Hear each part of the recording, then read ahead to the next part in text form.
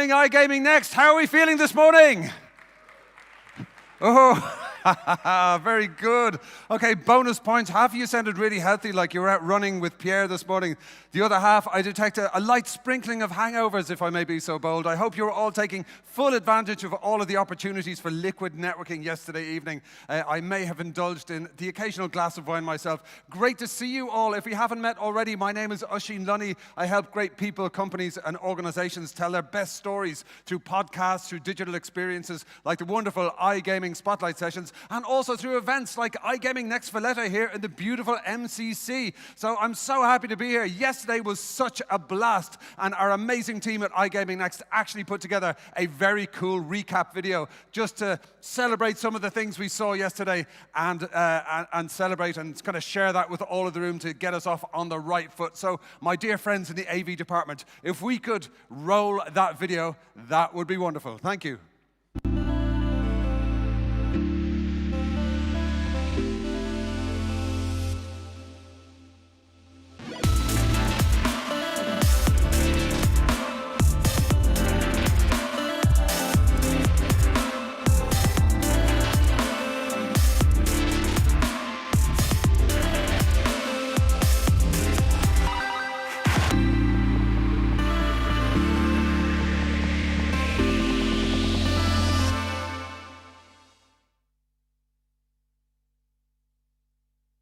Oh my goodness, yes, and we're going to do it all again today, including the rooftop networking. You know, it's thirsty work doing all this conference stuff, so I do invite you all to join us for drinks on the roof of the MCC this evening as well. I have some other announcements for you. Who wants to be a millionaire? I'm seeing some hands in the audience. Who Wants to Be a Millionaire is also the name of a very popular game. I'm sure you all know it. And the wonderful friends at playtech.com are actually giving everybody the chance to experience their Who Wants to Be a Millionaire game today, right here. We're going to be starting at 4 p.m. sharp. We're going to put a big QR code on the screen just a few minutes beforehand so you can get on the right page on your phone, on your tablet, on your laptop, whatever, and you can join in the fun. And the good news is, for every one of you that logs into the game, scans the code, and joins us at 4 p.m. for Who Wants to Be a Millionaire, every one of you who plays, Playtech will give €5 to an amazing charity, to like a very, very high and generous limit. It really is huge. So please come down here. We're going to raise a lot of money for charity, and you get to experience this wonderful Who Wants to Be a Millionaire game as well. I hope to see you there. I will be here on the stage guiding you through it. Another thing I'd like to mention is please share the love. We're obviously having a great time here in beautiful Valletta. All of the networking, all of the fun, all of the experts on stage, and there's a ton of people. I'm getting messages from all over the place on LinkedIn. My dear friend David Sargent sent me a note last night saying, hey man, I loved the live stream. So a big shout to you if you're joining us on the live stream. And for the folks that are here, we do need to build this global community. That rising tide lifts all of the boats. So share the love and use the hashtag NextValletta. And do make sure you tag our incredible speakers and also myself if I happen to be on the photograph. But more filters para mí, por favor. All of the filters would be very much appreciated. Thank you. Okay, so share the love on social media. Join us at 4 p.m. here for Who Wants to Be a Millionaire. And now we are going to kick off today's proceedings. Now, I think it is a great reflection of every event, the caliber of people that come to the event, that come and give their time, give their energy on stage. And of course, we have the who's who from the iGaming world. We have the CEOs of the most important, innovative, impactful, scalable companies. But we also have some VIPs from the broader world of economics, of finance, of politics. And we are very honored to welcome our first guest to the stage this morning to kick things off. Now, a lot of you will know him from previous events. I'm sure his work is very familiar to many, many of you watching on the live stream and many of you in the room. It is a real honor to introduce him once again. He is the Minister of the Economy, EU Funds and Lands at the Ministry for the Economy for Malta. Please join me in giving a very warm first big round of applause. Welcome to Silvio Schembri. Thank you. Welcome, Silvio. Great to see you. Thank you. Same here. Same here. Thank you, Ocean, and good morning to you. I was told, and I heard actually that you're going to have some more drinks tonight, and I was told that a lot of you are still suffering a hangover from yesterday night's event. But I mean, that's all good, and it's an honor for me to be here with you and inviting me to speak at iGaming Next, a premier thought leadership event that inspires and enriches the iGaming community. And it's an honor for me to stand before you here today as Minister for the Economy of Malta, representing the government's unwavering commitment to the flourishing iGaming industry. Since its inception, the Maltese government has been a strong supporter and nurturer of the iGaming sector.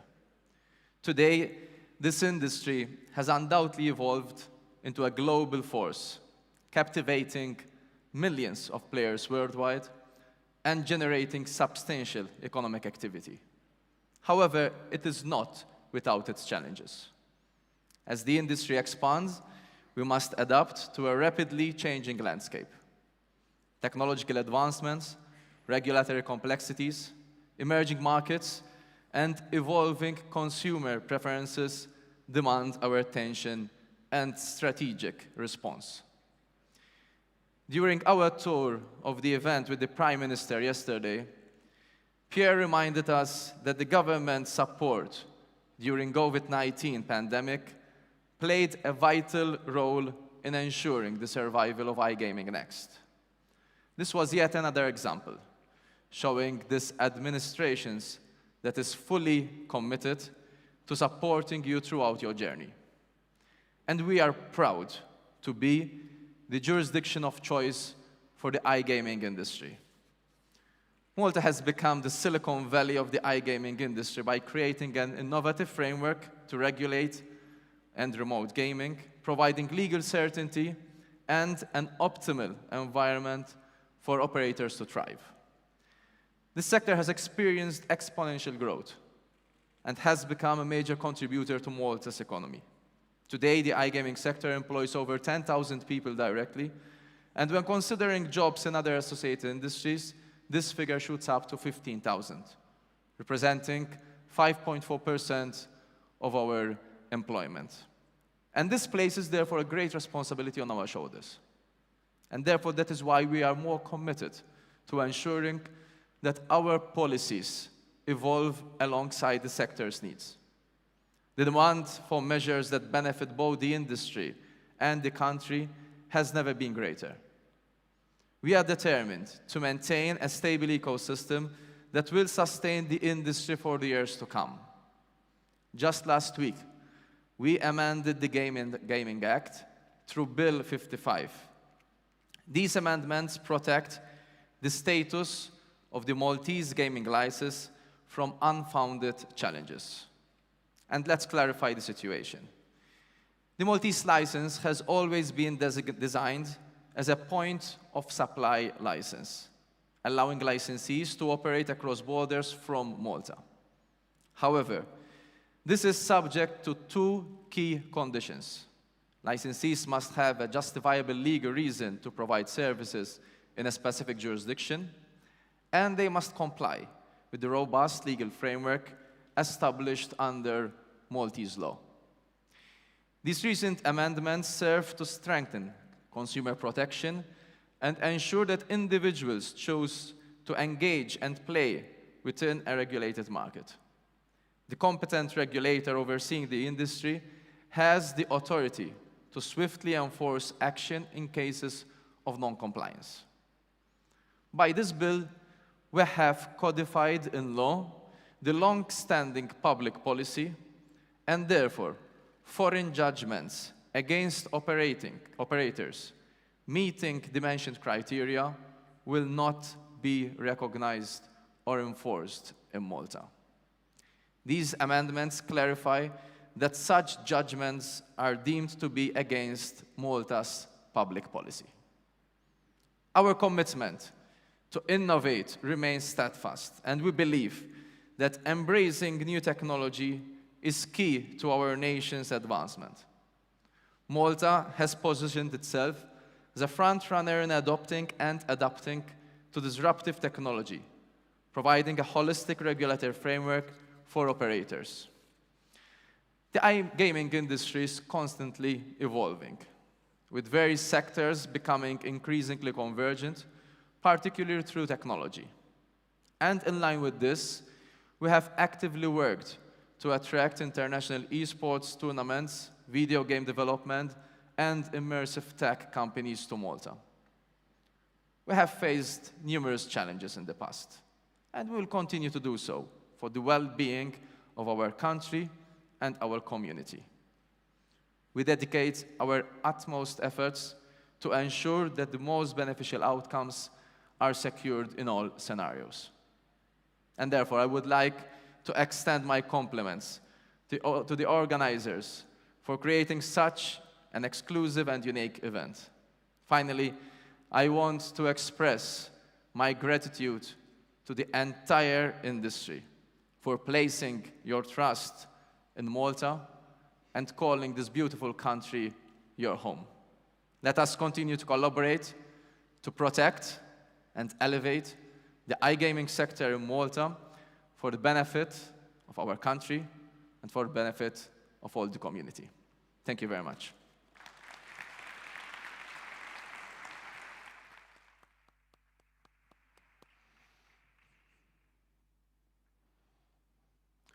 Some music.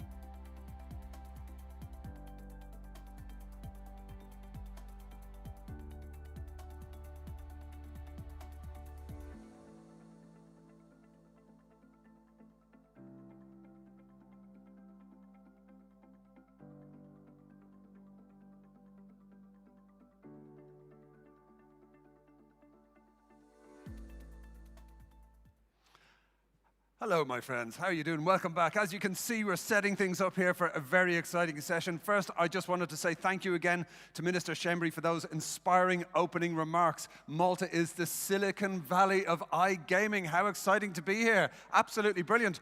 Okay, we're now going to move on with a phenomenal session. We had so much fun with this yesterday. It is the CEO Hot Seat, a high-stakes session where the CEOs of the biggest brands in the industry will face tough, anonymous questions submitted by experts from the global iGaming community.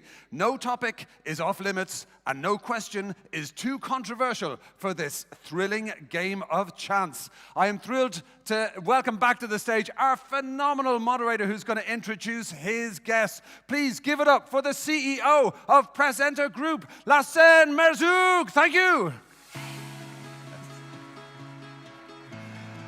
Awesome. Thank you very much. Good to see you, Lassen. Hi, everyone, and welcome to the CEO Hot Seat, the panel where we put influential leaders from our industry under the spotlight and ask them questions that they normally don't get. My name is Lassen Merzoug, and I'll be moderating this session. But before I go into the details of how the hot seat works, I would like to introduce our panelists on stage. So please help me welcome Alexander Tomic, founder and CEO, Alea.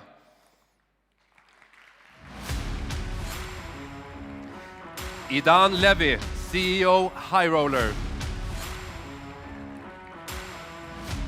Paris Smith, gaming and sports betting advisor, Pinnacle. Jenny Strandberg, CEO, Weekend. And Pontus Lindvall, CEO, Betsson Public.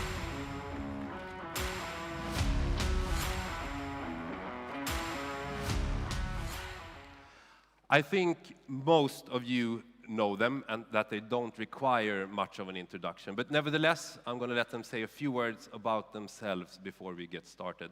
Alex, why don't you start? Hi, everyone. It's nice to be here today. My name is Alexander Tomic. I'm the founder and CEO of Alea. We've been a B2C operation for years, and now we are a game aggregator. Thank you. Idan. Yeah. Good morning. My name is Idan. I'm a father of 3, husband of 1, 14 years experience in the industry, and the proud CEO of High Roller. Thank you. And I'm Paris Smith. Sorry, can we get the mic for Paris working? I'm Paris Smith, and I've recently stepped down as CEO, but they still allowed me to come. And I'm going to be advising the industry as well as Pinnacle. Pinnacle has B2B and B2C, and we're going to be celebrating 25 years this year. Thank you. Jenny. Good morning, everyone. I'm Jenny. I'm a CEO for Weekend. We're a B2B business who provide managed services and front end to operator partners to help run successful gaming casino brands. Thank you, Jenny. I'm Pontus Lindvall. I'm the father of 6, and I'm probably the oldest person in the iGaming industry. I'm the founder of NetEnt and Betsson, and I'm CEO of Betsson. So very happy to be here.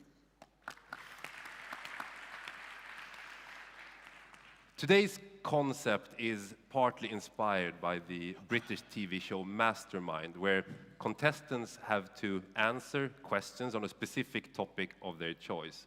But here we have 5 CEOs who have agreed to answer questions on any topic related to their businesses, our industry, or themselves. The rules are simple. One by one, each CEO will sit in the hot seat and be questioned by me for 5 minutes. A big timer will be shown on the screen to see how much time we have left. The questions I'll be asking today will be hard sometimes, and they're a mix of my own topics sent in from the other CEOs in the panel, industry journalists, and colleagues. Those of you who have seen my other panels know that I always try to deliver something that you haven't seen or heard before. This way we get away from all the standard PR answers. And this panel is no exception. I promise you that you will learn something new about these CEOs and their businesses today. At some point during each hot seat, I will stop the timer and allow one of the other CEOs to ask a guest question. This will add some spice to the mix and perhaps create some interesting dynamics between the panelists. And one more thing, any questions that I have started asking before the timer reaches 0 will require them to answer. And before we get started, it's important to point out that all CEOs willingly signed up for this different line of questions. They're not here to be grilled or humiliated, but to be challenged and stimulated. The CEOs can choose to pass on any question, but of course we prefer if they answer them all. So are you ready for the hot seat? Let's give a big round of applause to our brave panelists.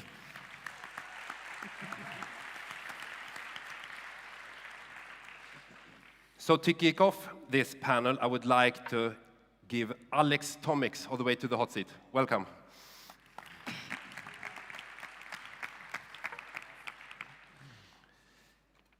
Could we please go ahead and start the timer?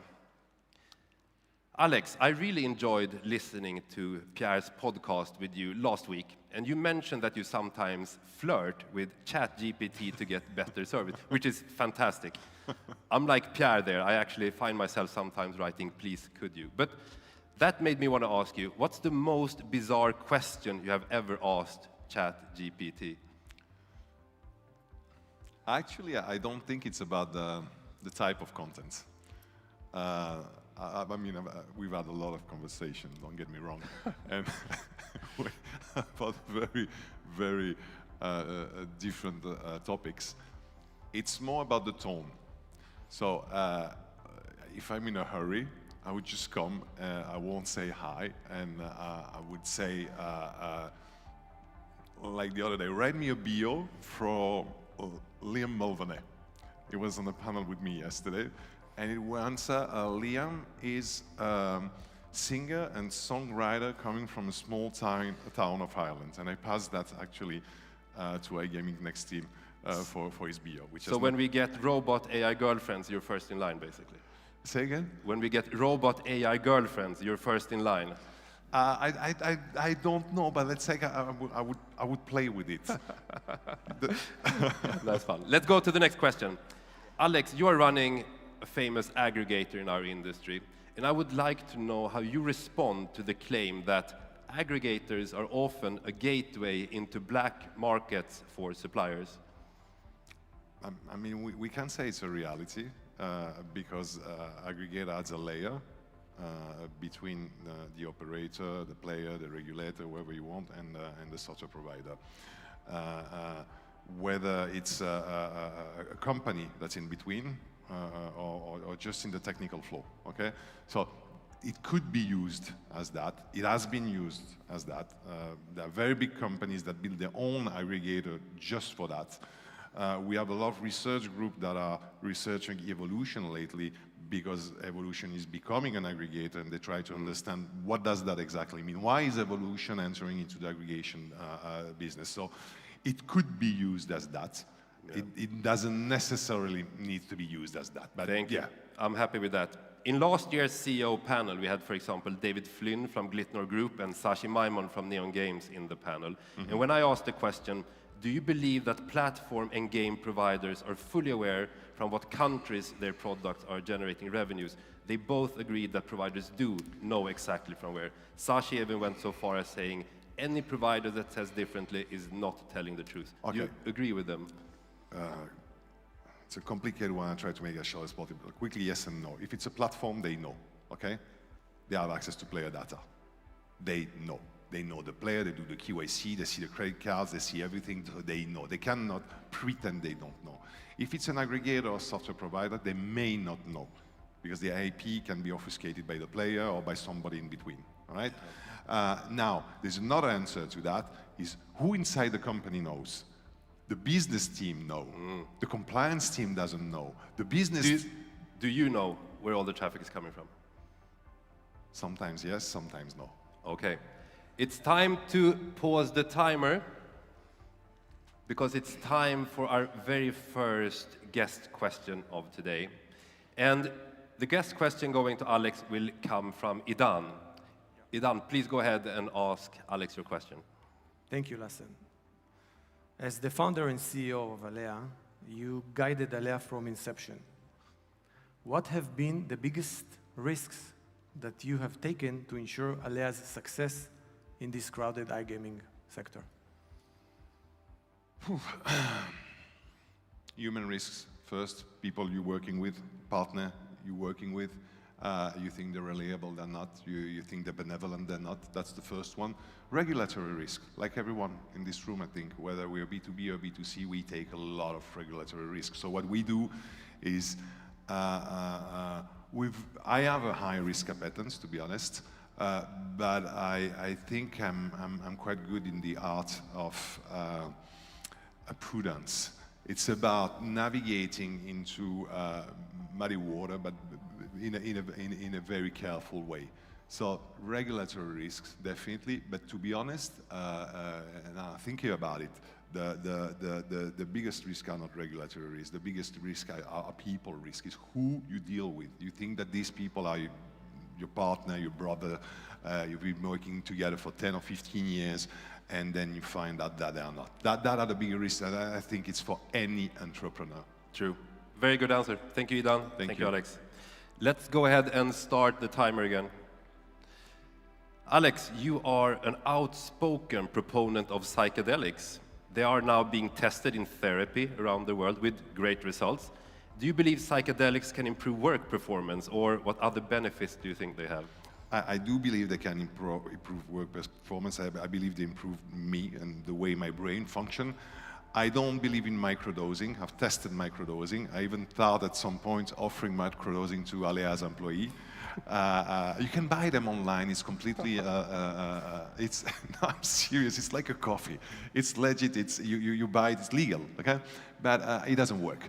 I only believe in the heroic dose, and providing a heroic dose to your employees is just something that's not possible. I mean, you need a setup. But yes, to answer your question, I believe that they really can improve cognitive functions of someone if taken maybe 1 to 4 times per year during a strong heroic experience. That is going to be very challenging, and you need a very safe setup. That's the sign that I need to ask my final question. I see you as a very humble but still confident person, Alex. But could you mention your 2 biggest insecurities in life? Am I doing the right thing? Am I bringing value to society, doing gambling, for example? Shouldn't I do something else that brings more value? I like gambling, I like the industry, I like the people, I like the money. But at some point, shouldn't I do something else? And am I trying hard enough? Yeah. And maybe that last one is the most important one. We read a lot, we understand a lot about what we should do, etc. And do we do it? In the morning, do I do the cold shower? Do I go train? Do I do my diet? Do I fast as much as I want to fast? Do I sleep well? Yeah, I know how to do all these things, but do I do them for real? Couldn't I push more? I think just by asking the questions, you're halfway there. Thank you very much, Alex. Thank you.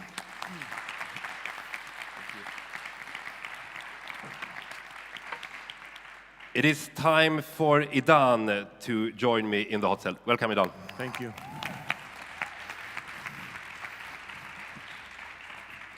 Please go ahead and start the timer. Thank you. Idan, do you believe that the average CEO has a bigger than normal ego? Well, first let's acknowledge that normal by itself is a challenge to define. I do believe that the CEO should have a certain confidence to make some tough decisions and lead his company. So some might call it a healthy ego. Yeah. A normal ego for me is a healthy sense of, you know, what allows a person to interact in a balanced way. But higher than normal ego, on the other hand, you know, it can lead to perhaps feeling superior to others. Do you think CEOs feel superior in average? I think there should be a balance between self-belief and humility and openness to learn. I will explain. Self-belief allows you and gives you the courage to make those decisions and lead the company. But humility ensures that you remain open to new perspectives and you really listen and you can grow from that. Yep. So at the end of the day, Lassen, it's not about an ego. It's about having two big ears and using them to really listen to your team, to your clients, and to the industry. So CEOs have a bigger self-belief than average then, perhaps? They should have a balance, yeah. Thank you. Prior to joining High Roller, you were COO of Genesis Global. We all read about Genesis Global's bankruptcy in our industry media, and you worked there for 5.5 years and left 6 months before it happened. What was your reaction to how the things ended at Genesis Global? Genesis was a good company to work for. I joined Genesis at its early stage. In fact, I was the first one coming to Malta with the mandate to open the operations team. The company grew from 20 to 300 employees who created a really good culture and a successful company. Like any company, it had ups and downs, but nothing alarming while I was there. So you didn't have a hunch of what was about to happen, and it didn't affect that you in fact left before it happened? As you mentioned, I left much earlier than it happened, 6 months before, and it was for a career progression. I resigned from Playtech 7 years ago to go to Genesis. I resigned from Genesis to go on this amazing journey as the CEO of High Roller. So it's all about career progression. True. What ended with Genesis is very fortunate, especially for the employees that were there at the time. One can only sympathize with that. Thank you very much. Let's go ahead and pause the timer, please, because it's time for our second guest question of today. And the guest question to Idan will come from Jenny. Jenny, please go ahead. So, Idan, today a lot of the tier 1 operators are moving away from VIP programs due to the responsible gambling risks. And you are CEO of a company called High Roller. So what's your take on this? And is your strategy involving picking up these players that other operators are turning away?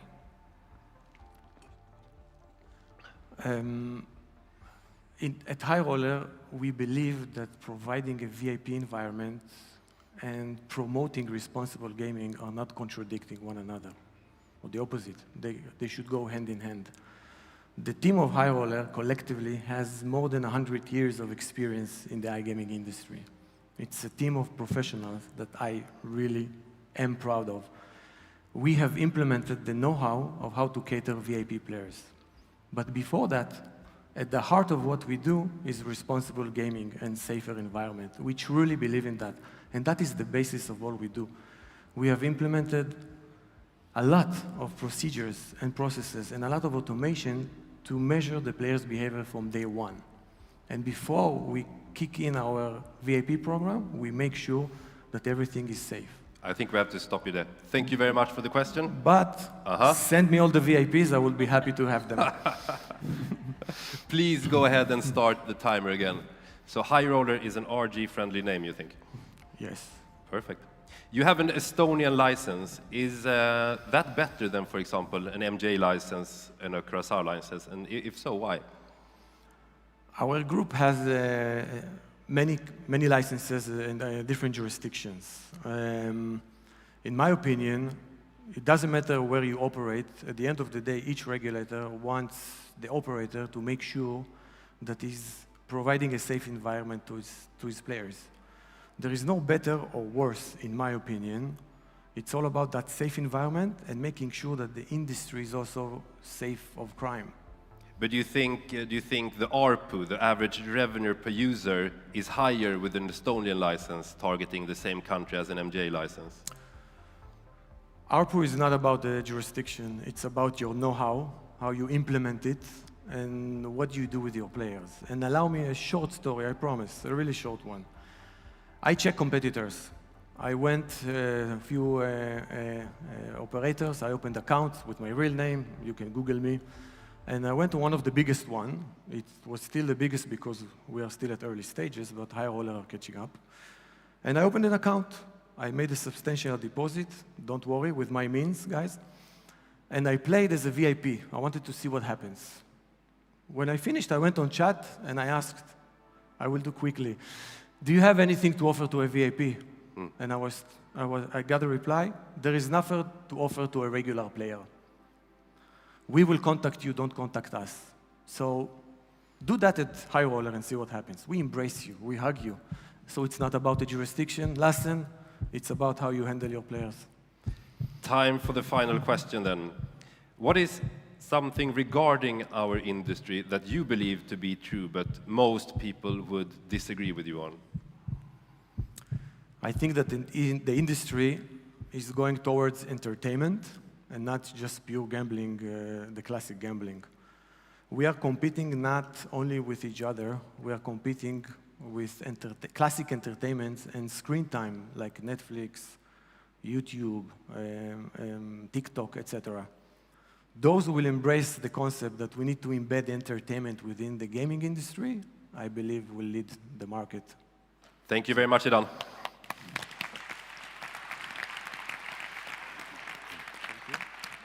It's time for Paris to join me in the hot seat.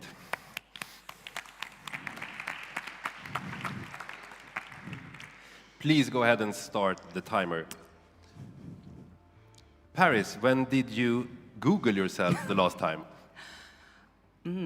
It's always complicated, Googling myself, but I did do it right before the Ontario interview that I had for the gaming license. And did you find any surprises? No, No. just reminders. That's good.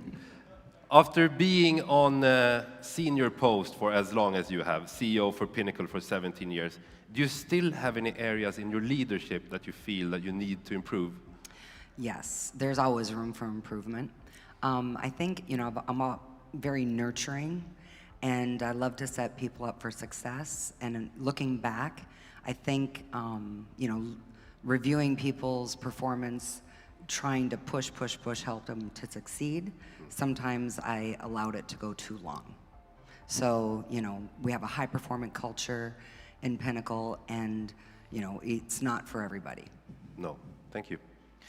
Pinnacle are known as esports expert. I just have to ask you, how much Counter-Strike have you played the last few years? If we could rephrase that to how much Counter-Strike have I watched, because I've played 0. I have watched over 20 hours because I went to a 2-day event with PaySafe and literally sat there for 8.5 hours a day. And then I've also been to the internationals with Grid and sat, I mean, you know, it's a long game watching that. It's a long game, a lot of fun. Thank you. You just recently left your post as CEO for Pinnacle after 17 years. What actually happened? I think there were so many, you know, there's so many changes in the industry. I started 28 years ago. So in that time, the internet wasn't even a thing. There was no option of casino betting. And it's evolved so much. It's not the same. And I really felt like fresh eyes would be a good opportunity for the organization. And also, you know, when Pinnacle pulled out of the US market, bringing it from a hero, it went down to 0 and more successful than it is today, than it was yesterday or back in 2006. You know, it's time for the next step for me. In a nutshell, what are you most and least proud over at Pinnacle, with short answers? The culture and the people is what I'm most proud of. And the least proud would be, I think for 12 years I've spoken about the user experience on Pinnacle, and it hasn't changed as much as I've wanted it to. Very honest reply, thank you. Please go ahead and pause the timer, because it's time for Paris's guest question, and the guest question will come from Pontus. Please go ahead and ask the question, Pontus. Yes, I will. So, Paris, you're a female in a male-dominated industry. Have you had any obstacle because of this throughout your career?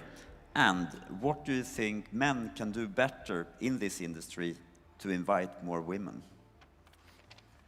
So, being in the industry, I was really oblivious to the challenges that I was having. And even within the last month, stepping back, I can see that I did have to work harder. I had to explain more. I had to be more diplomatic because I have people have told me I have a bit of a strong personality. So I'd have to oversell what I knew was obvious and to get the buy-in for everybody. So that was one of the biggest challenges. And then what could men do differently to invite more women into the industry? I think there is a subconscious bias that people are unaware of. We've actually put up, there's a tool you can use to look at your job descriptions that you put out. And there were certain managers that it would predominantly be male, 90%. And then, so we taught everybody how to be more open to that and change that. And when we changed it, then you get more females that apply for the jobs.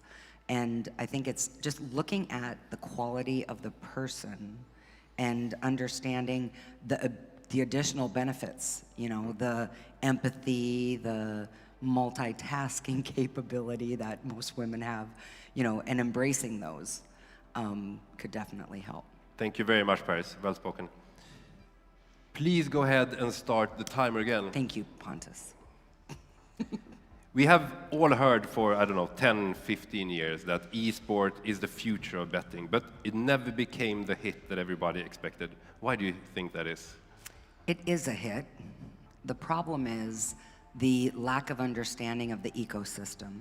So it starts with the data, and then there's the actual betting product, and then it's the marketing to get the players. So, the complication comes when the data providers charge more than what somebody could actually make. Yep. And the companies don't understand how to do risk management, and that's the biggest issue. And then, there's B2B companies, obviously Pinnacle Solutions one, Odin's one, that if you market and if you actually commit to saying, these people are going to market esports, yeah, you will have a higher success. What's the next big thing within sports betting then? Within esports, there's mobile esports that's coming on extremely strong. All the different esports providers are aware of it, and it touches a very different and more vast group of people. And sports betting in general, what do you think? And sports betting in general, there's not a lot of new things coming. I think it's just better live experience is probably going to be on the forefront. We're running out of time, so I'm going to ask you a final question.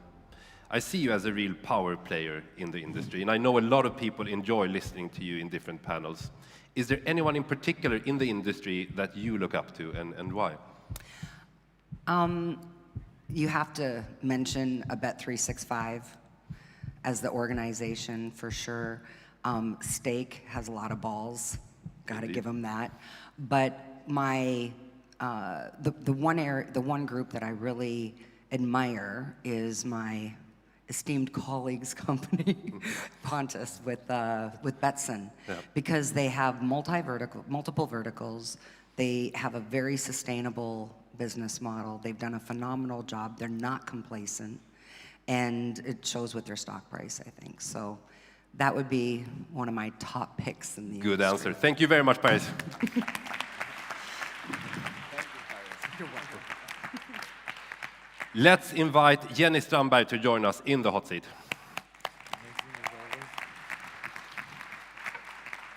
Please go ahead and start the timer. Jenny, if you could have a 2-minute call with anyone, living or dead, who would it be and what would you ask them? Oh, that's easy. Britney Spears. Oh. Is she really still with us, or? She's with us, I think. Or is all of her social media presence deepfake? Is her public appearances, body doubles. I think anyone who's been down that rabbit hole with me agrees that we deserve some answers. Good answer. Survival rates for casino startups are alarmingly low, with just 2 out of 10 making it beyond the crucial 6-month mark. You and your company, you specialize in helping operators. What's your 2 best advice for startups and struggling casinos? I think my first answer will lie in the question, and that is to realize just that only 2 out of 10 will actually succeed. So when you do embark on creating your company, be realistic about the funding that you have and be realistic about the financial planning that you're doing so that you can have a runway that will see you through something that won't be an immediate success. And then when you have all of that, you add another contingency sum on top for anything that might happen along the way. And we can help you with those plans as well. The second one, don't show off too much too early. You're competing with literally 1,000 other operators, and if you are trying to just please the masses and you provide a generic quantity experience to the few, to the many really, why would they see you and why would they stay with you? Rather focus on quality for the fewer while you're building up your bankroll. Is the only viable option for these smaller operators or startups then to target dark gray or even black markets? No, I wouldn't say so at all. I think it's a option, but let's be real as well. It's not a surefire, quick win thing to enter a black market either.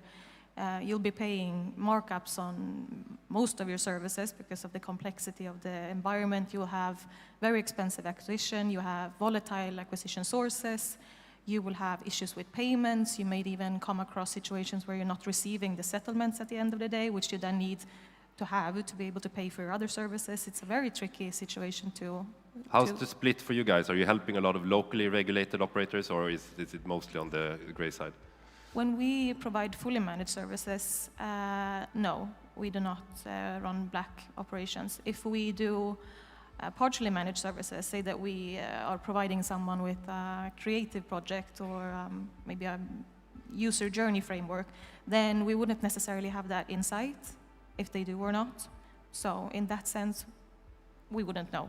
We could, but when we're running the operations, we don't. So it's back to what I asked Alex in the beginning. So you don't have a full insight in where the revenue streams are coming from the customers you're helping, for example. We do when we run the fully managed services for them. Then we have full insight. But if we are just delivering a piece of a project to someone who run their operations separately, then there's no way for us to have that insight. Thank you. Let's pause the timer. It is time for Jenny's guest question, and the guest question will be asked by Paris. Paris, please go ahead. Jenny, your website says that you help clients with, for example, creative marketing, UX, player communities, and loyalty programs. So if AI can do most of this for free, why would clients come to you instead of using AI? That's a good question, and especially considering how many talks we've heard and how many news flashes we have about using AI to propel your business. I would still, as I would not advise anyone to rewire your own electricity, advise anyone to attempt to create a full-scale business using only a click of a button and AI. I would say that you still need a team of experts who knows to connect the dots, and you can rather use AI to increase the efficiency of your operations. So that's something that we do as well. As an example, we've gone from having what was usually needed 2 developers in building codes. You have one building and then you have one doing code reviews, to now instead have an AI co-pilot that will finalize codes and do the code reviews. So we are able to create brands and help our clients with more of an economical efficiency, but we still maintain that we need the highly skilled human people that we have in the business to orchestrate. Thank you very much, Paris. Thank you. Let's go ahead and start the timer again. What do you believe to be the biggest open secret in the industry? Oh, there's so many. Let's try to be politically correct about them as well.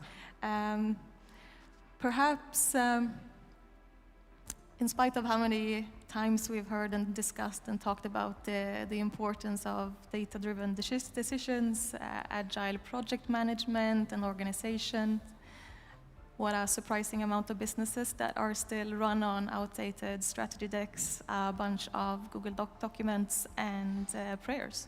And Excel, yes.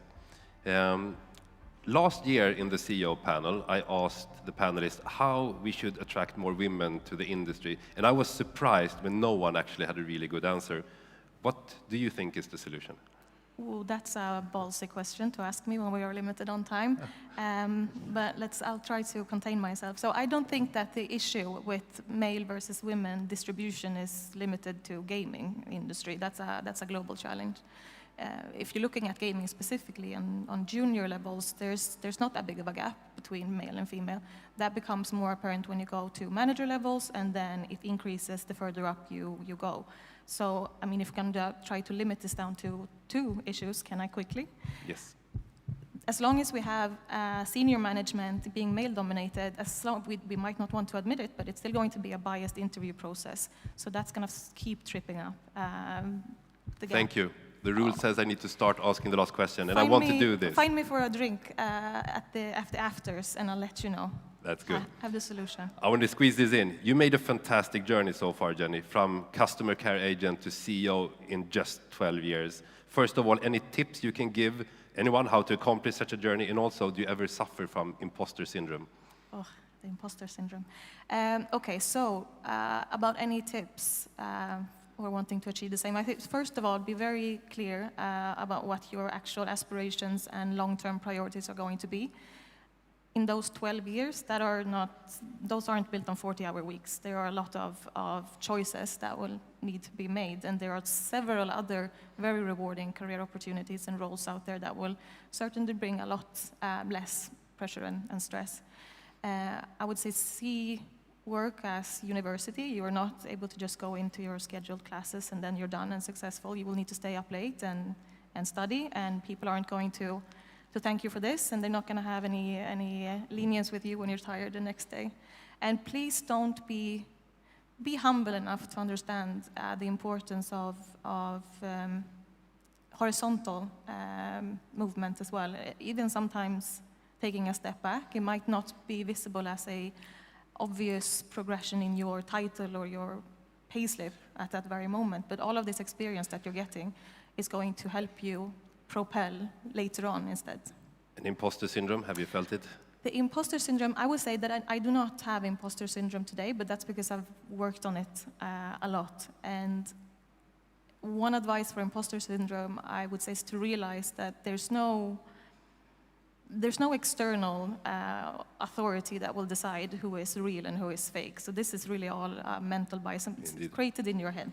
And if you are going to rely on creating these false perceptions of reality and live by them, you're really just setting yourself back. Very good answer. I have to cut you short there. Thank you very much, Jenny. Thank you. It is time for our final panelist. Pontus, please have a seat. Thank you. Thank you. Let's go ahead and start the timer. There is a theory that we live in a simulation, as Elon Musk and others have argued. The mathematical argument is that if humanity ever creates a life-like simulation, which in the tempo of tech evolution right now is pretty much non-avoidable, it will eventually spawn another simulation, and so on, creating an infinite amount of realities. And the chances of us being just another layer are then greater than us actually living in the base reality. Pontus, do we live in a simulation? No.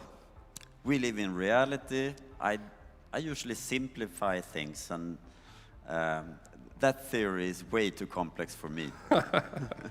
Okay, so what's more likely to be true then, the simulation theory or Adam and Eve? If that's the choice, then I go for Adam and Eve. You got me? Thank you. Next question. Betsson is often compared to Kindred, perhaps due to its origin and previous core markets. In short, why do you think Kindred outgrew Betsson in the 2010s? I think they were ahead of us on the product at that time, and we could see that, and we addressed it, and I think that was the main reason. We went for the more or less the same markets, but they were ahead of us. So will you then outgrow Kindred in the coming, say, 5 or 10 years?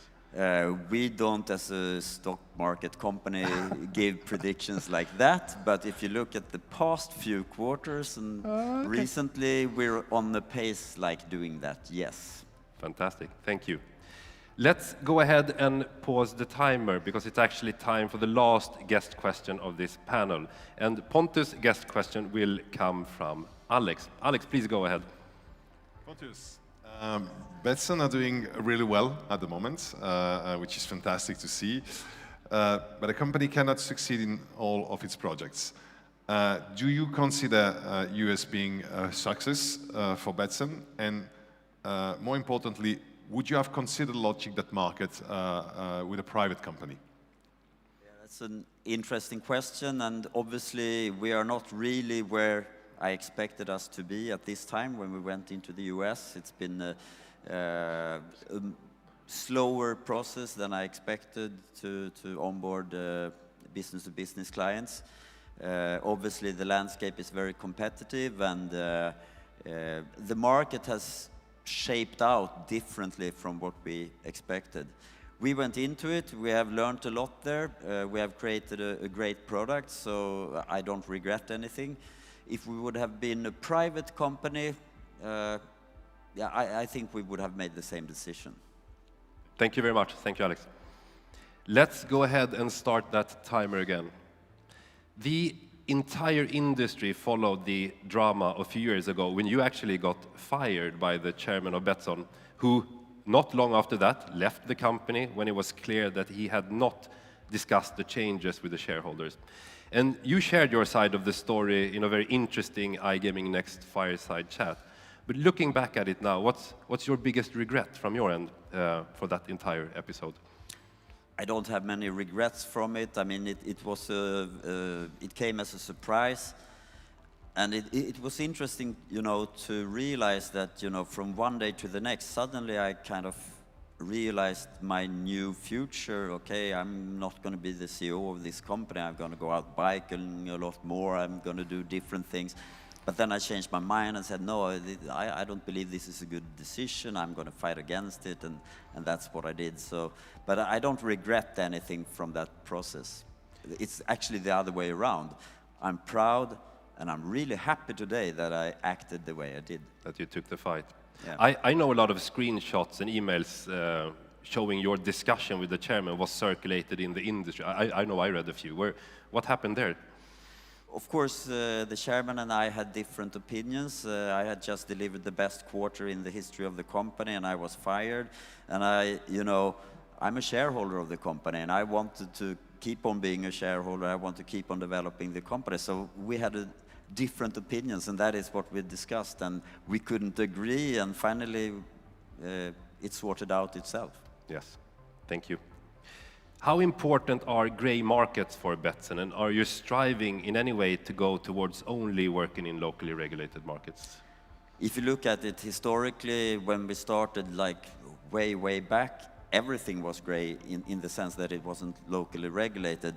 But our vision was that any country should regulate at some point of time, so it's a transition. And that's how we see it still. It's not that we aim for unregulated markets, but in some times it's good to be in a market that is about to regulate. So that's why we enter both regulated and yet to be regulated markets. How do you judge if a market is off limits? What's the difference between Finland, Turkey, Norway, and so on? Obviously, some markets, they express their ambition to regulate, and they're on the way. That's very clear that that's a market where we go into.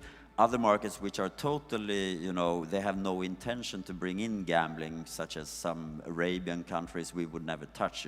There's a totally different So if they have the ambition to regulate at some point. Yeah. That's the market. We're closing in on the last question for Pontus, but also the last question of this panel. And to ask this question, I would like to put up a picture on the big screen, please. See if I can get help with that. See if we can remove that part. I love this picture.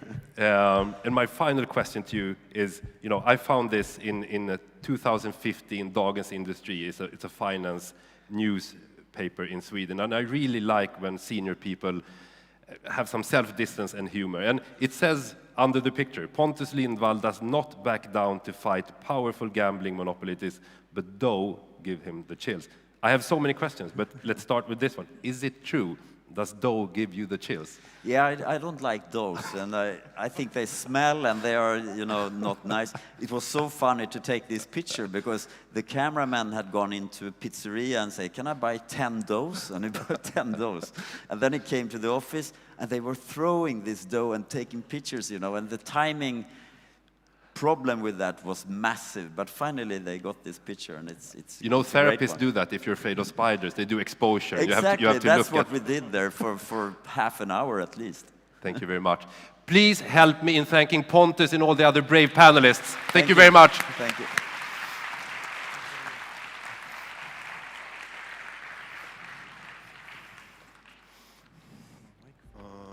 Wherever.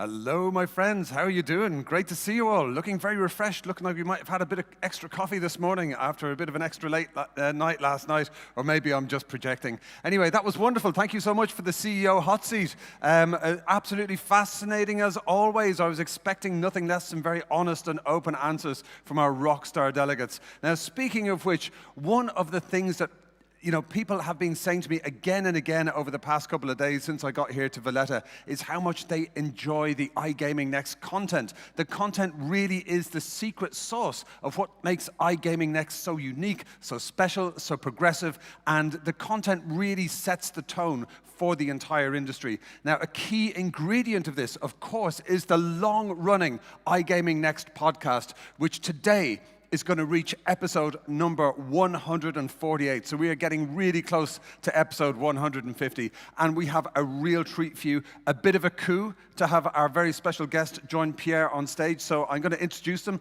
and I would love for you to give them a very warm welcome. So for the iGaming Next podcast live, please welcome to the stage the co-founder and managing director of iGaming Next, Pierre Lint, and his very special guest, the director of Willow Park Capital, Gavin Hamilton. Please welcome them on. Thank you.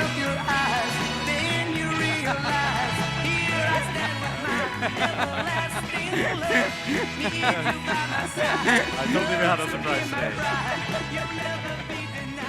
Feel free to have a seat, Gavin. I told you we had a surprise for you here today. How come, what's the love for this song come from? I had so many comments before in the preparation for this session that you have played this song on repeat at a previous conference. What's the background It's here? kind of a long story. I don't know if anyone's ever seen Belfast. Anyway, there's a part where Jamie Dornan sings this, and Jamie Dornan's just gorgeous, a gorgeous Irish man like myself. So, Fantastic. So, Gavin Hamilton, I'm very excited to have you here today, of course. You are the former CEO of Red Tiger, former COO of NetEnt, commercial director of Evolution, and now, of course, you started Willow Park Capital to start some interesting projects here. But I also know that you're a bit of a mystic in the industry. You're one of the guys that are really good at making predictions in the industry, and we like that here at iGaming Next, of course. And so, in the preparation for this podcast, you talked about the 5 predictions about the industry that you laid out in 2015 in a board meeting with your former company here. Can you first of all talk about what those 5 predictions were back in 2015? yeah, sure. So I was telling Pierre that when Paddy Power Betfair merged, Breen asked us to present to the board about what the future of gambling would look like in 2020. And actually, on the board at the time was Peter Jackson, who's the now CEO. So I'm sure he still has the notes from the session. But I won't go into all 5. But two of the big ones that stuck out for me at the time were at the time, live casino was about 9-10% of Paddy Power's revenue, and it was only about 20% mobile at the time. And it seemed at the time that it was just inevitable that the live casino space would continue to grow. And as we sit here now and look back at it, it seems fairly self-evident. But at the time, there's this common consensus that it would never work on mobile. Nobody would ever sit there on a mobile device and play on a live dealer studio. And I think what was obvious at the time is mobile phone screens were getting larger, batteries were getting longer or faster to charge. You had better storage on devices, so large apps it wasn't just going to block up your whole storage on your device, and it just seemed inevitable that the whole live casino space was just going to explode. And I think the Evolution share price since then was a big thing. Yeah. The growth of that kind of seems obvious now, but at the time you'd be surprised at how many people back then thought that live casino could never work on mobile, and it was only going to be desktop only. I don't even think Playtech offered mobile back then, or maybe just through iOS. The other thing that was really interesting back then was in 2013, Counter-Strike started their skin store, and that started this kind of cottage industry of skins betting, where people started betting for skins online,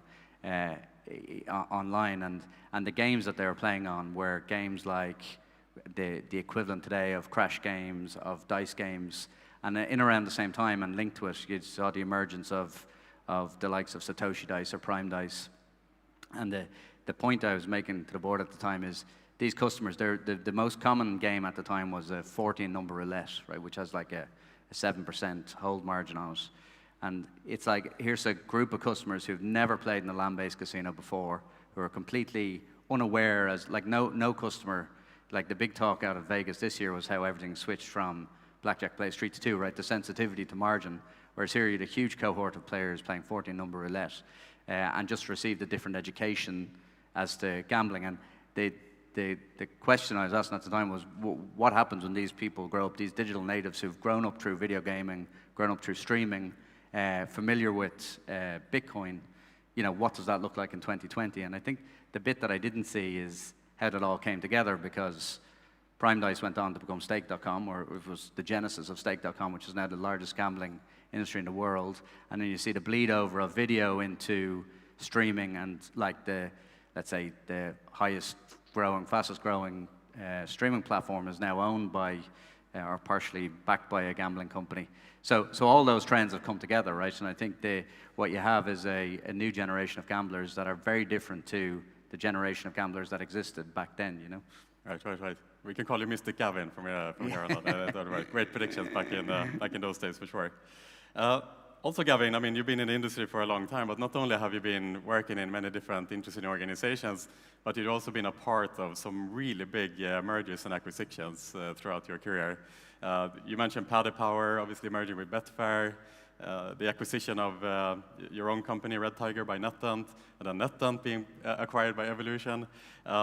Some of these mergers and acquisitions have been more turbulent than others, let's say, but what have you learned through going through these massive mergers and acquisitions in your career? What have I learned? It's an interesting thing. I think the challenging part, if I take the Paddy Power and Betfair and Evolution and NetEnt, when two public companies merge, is that period of uncertainty between the deal announcement and the closing, because I think everyone sits there and tries to opine what they're going to do, rumors start to spread, uncertainty, you can't make any decisions, right? Like, actually, funnily enough, today in 2020 was when the Evolution deal was announced, and I remember it because it was my birthday. I remember, Happy birthday. Yeah, thanks. And I remember sitting there. Actually, I wasn't involved in the deal, so I only became aware of it on the day before it was announced. And I was sitting on the phone. I got a phone call from Therese Hillman, and she goes, "I have some news for you." And I was like, "Okay." And she goes, "NetEnt are being acquired by Evolution." And next of all, about 20 people came around the corner. "Happy birthday!" with a big cake. And I remember looking at Nick Butcher and the guys just going,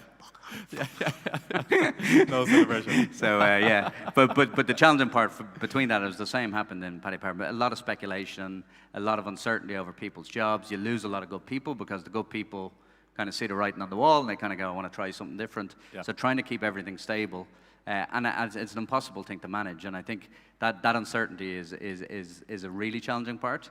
And then trying to manage the period post acquisition when the plans are put into place.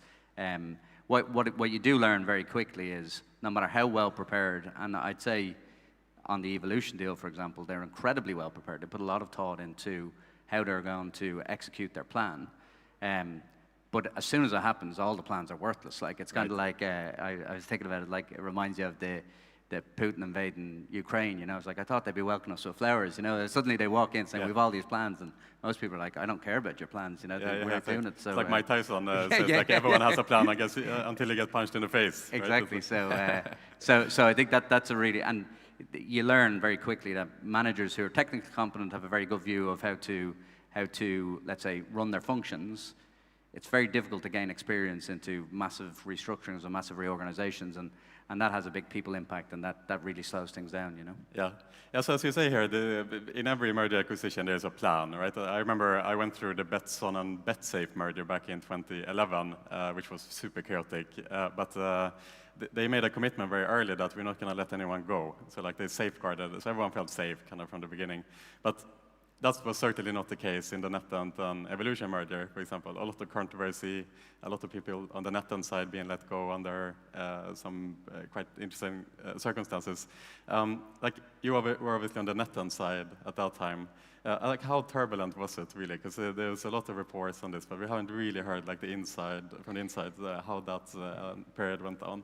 Yeah, it was certainly a stressful week, as you can imagine, right before Christmas as well. So it was absolutely chaotic. But if I stand back from it now and I kind of reflect on it, there's not a lot of decision. There's no right way to do that. Like, so obviously Evolution couldn't control the timetable, right? They didn't say it would be great if you could complete just before Christmas, so we could really ruin it for people. You know, it's like it was COVID, it was Christmas.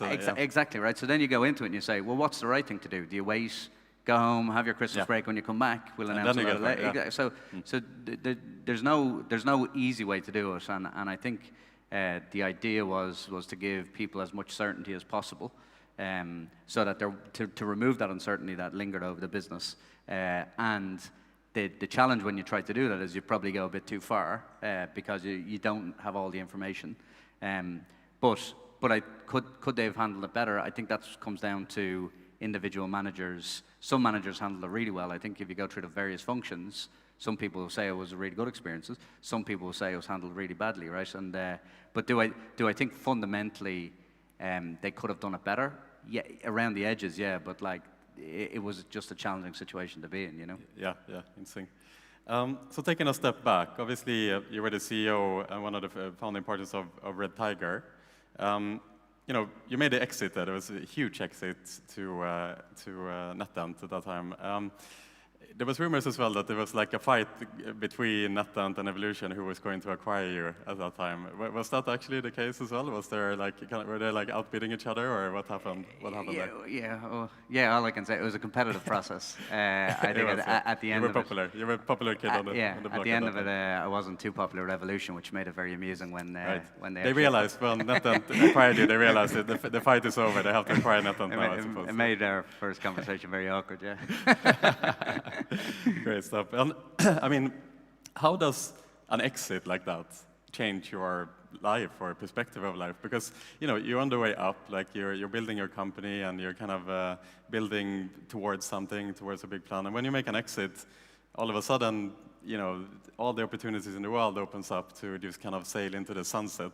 Is it possible after making an exit to keep the same drive and motivation, do you think? Because we see this often, that like there's acquisitions and then kind of like product gets a little bit not... Yeah, I tell you what will remotivate you, sitting in an Evolution management meeting with the likes of Sebastian, and you kind of haven't made it yet.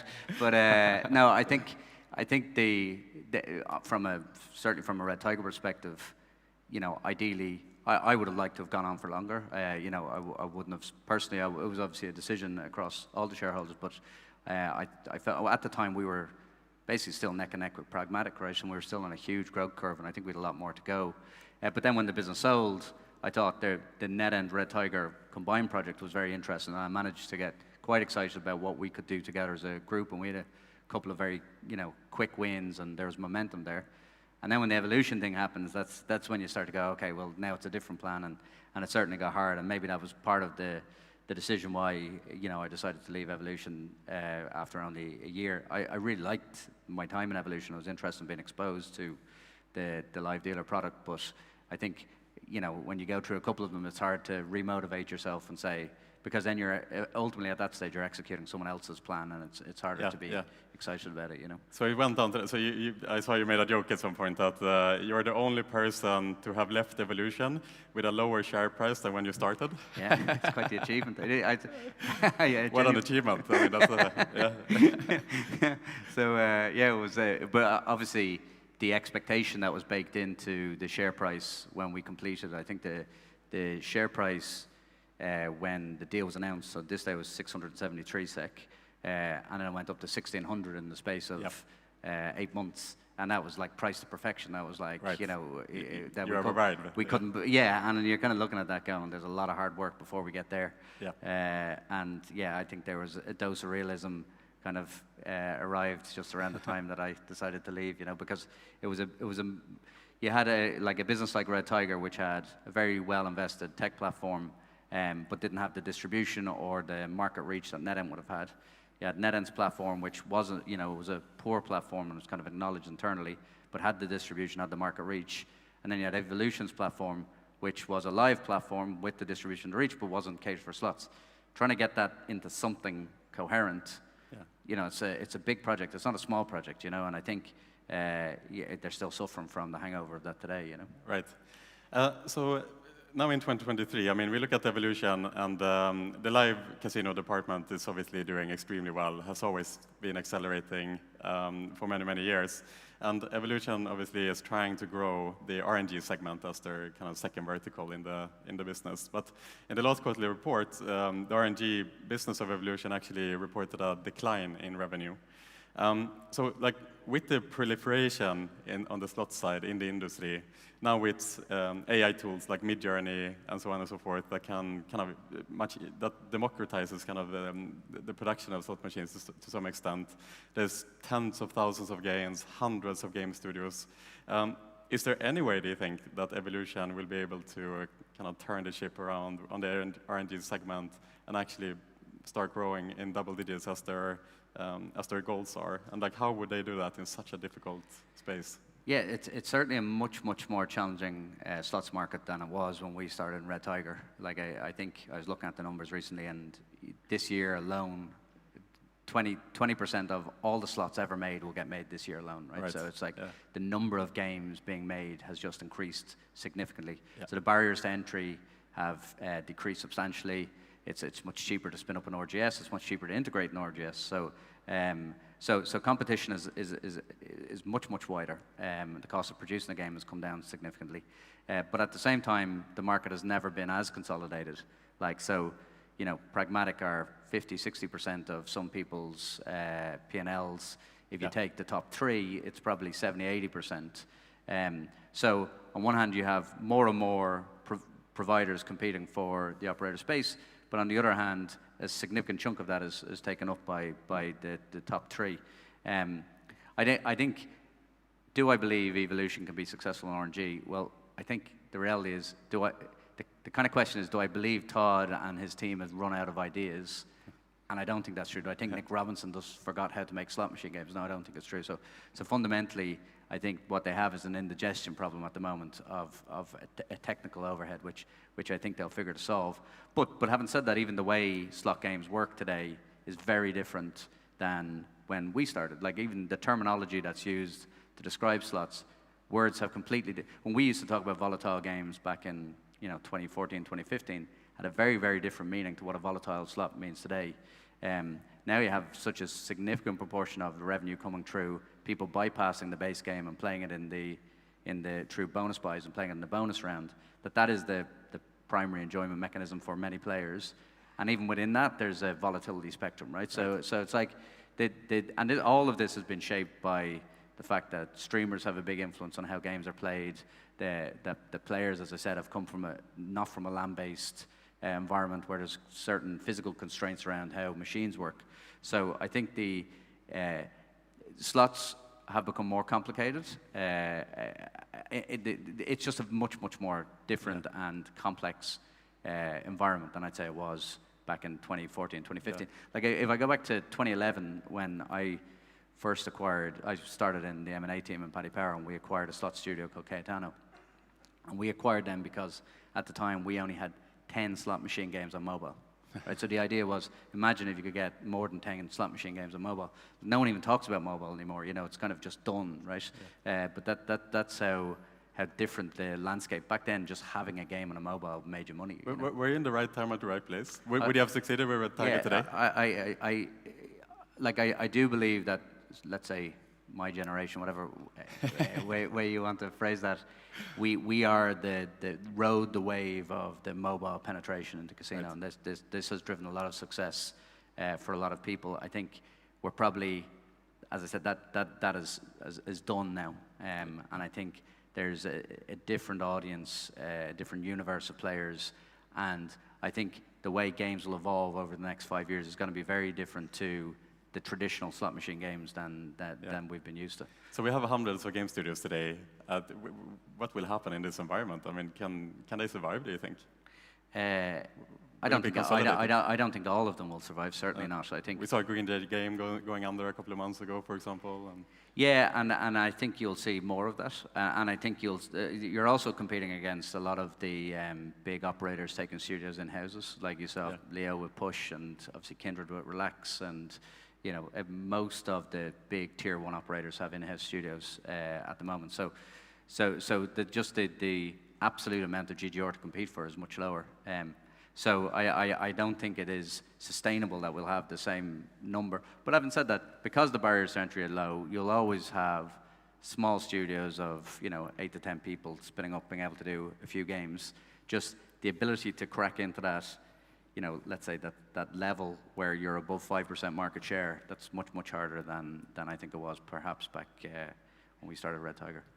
So looking forward now, Gavin, you started Willow Park Capital, investment firm, and you invested in a number of companies. And what I find interesting when I speak to a lot of the employees within these companies is that it's like the Gavin Hamilton have shined like the Batman symbol in the sky and called back the old guard to come back and kind of start the next generation companies here. You have like an incredible loyal base of employees that when you pick up the phone, they answer, kind of thing. Is that a conscious strategy to kind of poach back a lot of the old guard? I'm sure their version is very different. I think it's me following them around, can I give you money? Exactly. So I think it kind of happened more organically than that, insofar as a lot of people went through a similar journey, and then because of the changes, and this will happen now as we see more consolidation, just that the nature of these things is people get freed up from roles, really good people, and they're left standing there and they have ideas. And so I think I was lucky in my own timing insofar that there was a lot of good people that had, let's say, come unstuck from roles who were looking to do things that I'd managed to back a couple of them who are doing quite well. So I think it's like with all these things, with a lot of the businesses that you get involved in, so much of it is backing the team, and when you've worked with them, it's very easy to assess, how their strengths and their weaknesses and where you'll be able to help. So I think it's as much that when you've worked together, it's much easier to de-risk an investment. Going, I know exactly how this person will work, and I know how I can help. Right.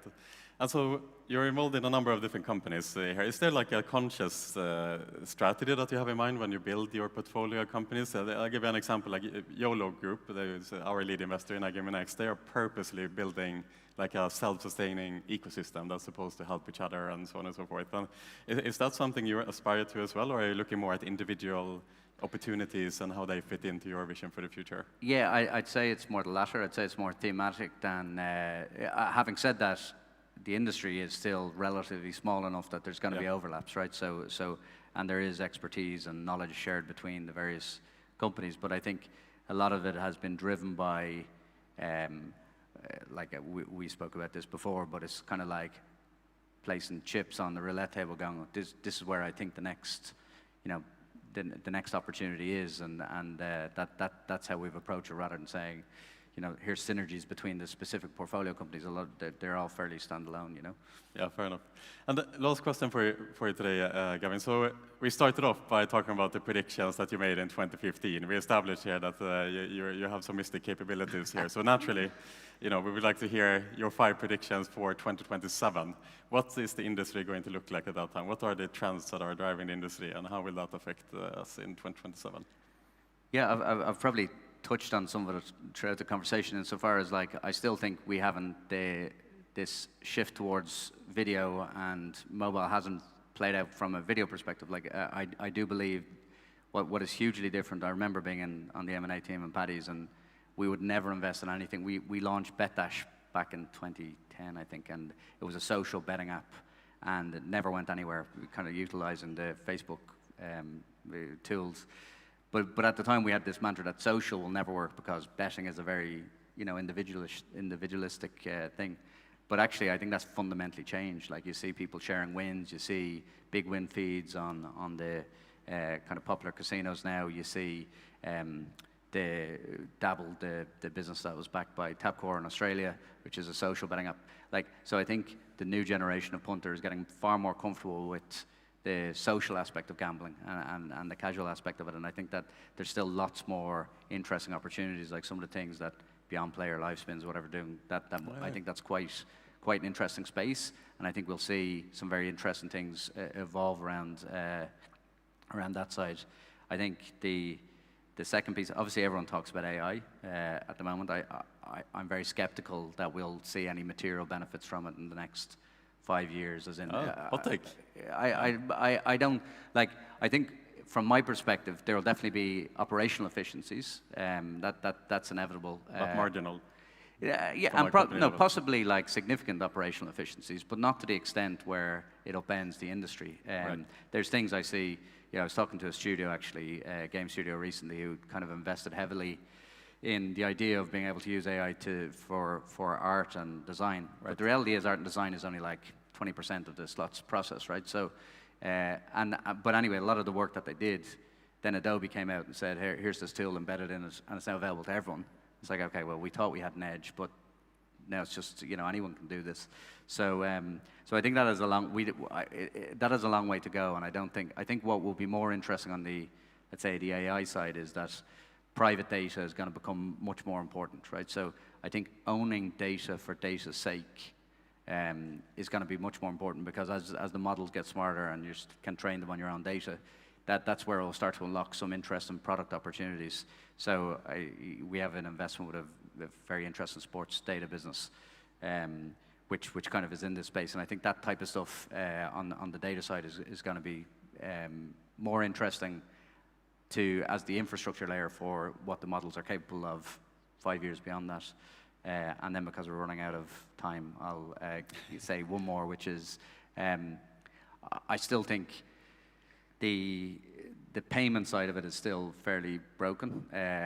For casino, both regulated and non-regulated, it's still just generally payments is a pain point. And I do think that we will start to see spillover benefits of some of the innovation on the kind of crypto casino side around payments.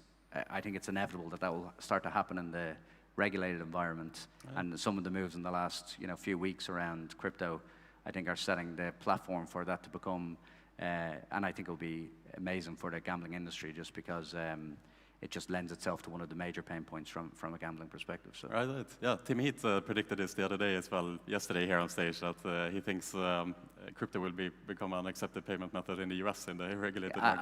I think it will. I think we're on that path. Wow. It's inevitable, and I think it will be very good for the industry when we get there. Brilliant.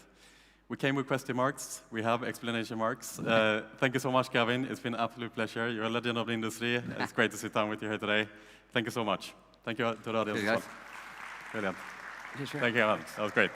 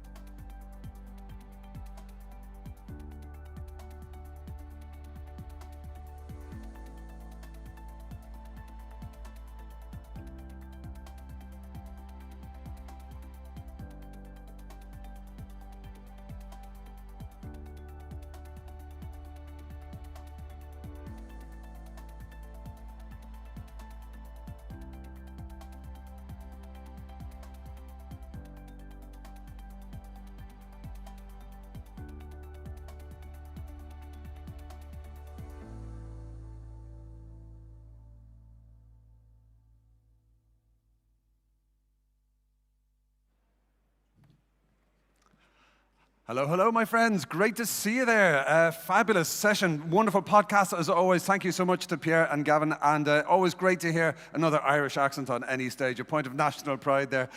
So a brilliant backstory, some brilliant people. We are going to continue on that theme, and we're going to take a deep dive into the customer conundrum and ask the $1 million question: is retention over acquisition a sure bet? Let's find out from a power trio of iGaming experts. Please join me in welcoming to the stage, we've got the Chief Commercial Officer at Play and Go. Please welcome Magnus Olsson. Jättebra. Hey, welcome Magnus. Tack så mycket. Okay, and he's going to be joined by the Chief Executive Officer at Crucial Compliance, Paul Foster. Thank you so much, Paul. Great to see you again. Welcome, welcome. Always a pleasure, my sir. And rounding up our power trio, we're delighted to have the Managing Director for Aspire Global at the mighty Neo Games. Please welcome Antoine Bonello. Welcome, Antoine. Great to see you, Antoine. Welcome. Make yourself comfortable there. Okay, in time-honored tradition, I'm going to invite my esteemed panelists to introduce themselves to our wonderful rockstar delegates in the room, and we'll start with your good self, Magnus. All right. My name is Magnus Olsson. I'm the Chief Commercial Officer at Play and Go, where I've been for 5-6 years now in a couple of various positions.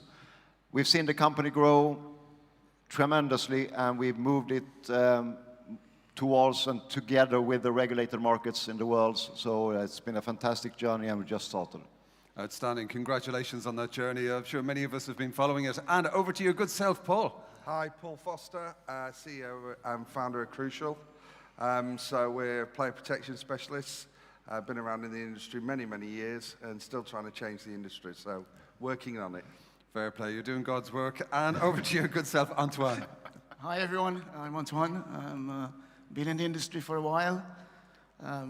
Worked for various companies, Betfair, Mr. Green, William Hill, and now I'm the Managing Director of Aspire Global.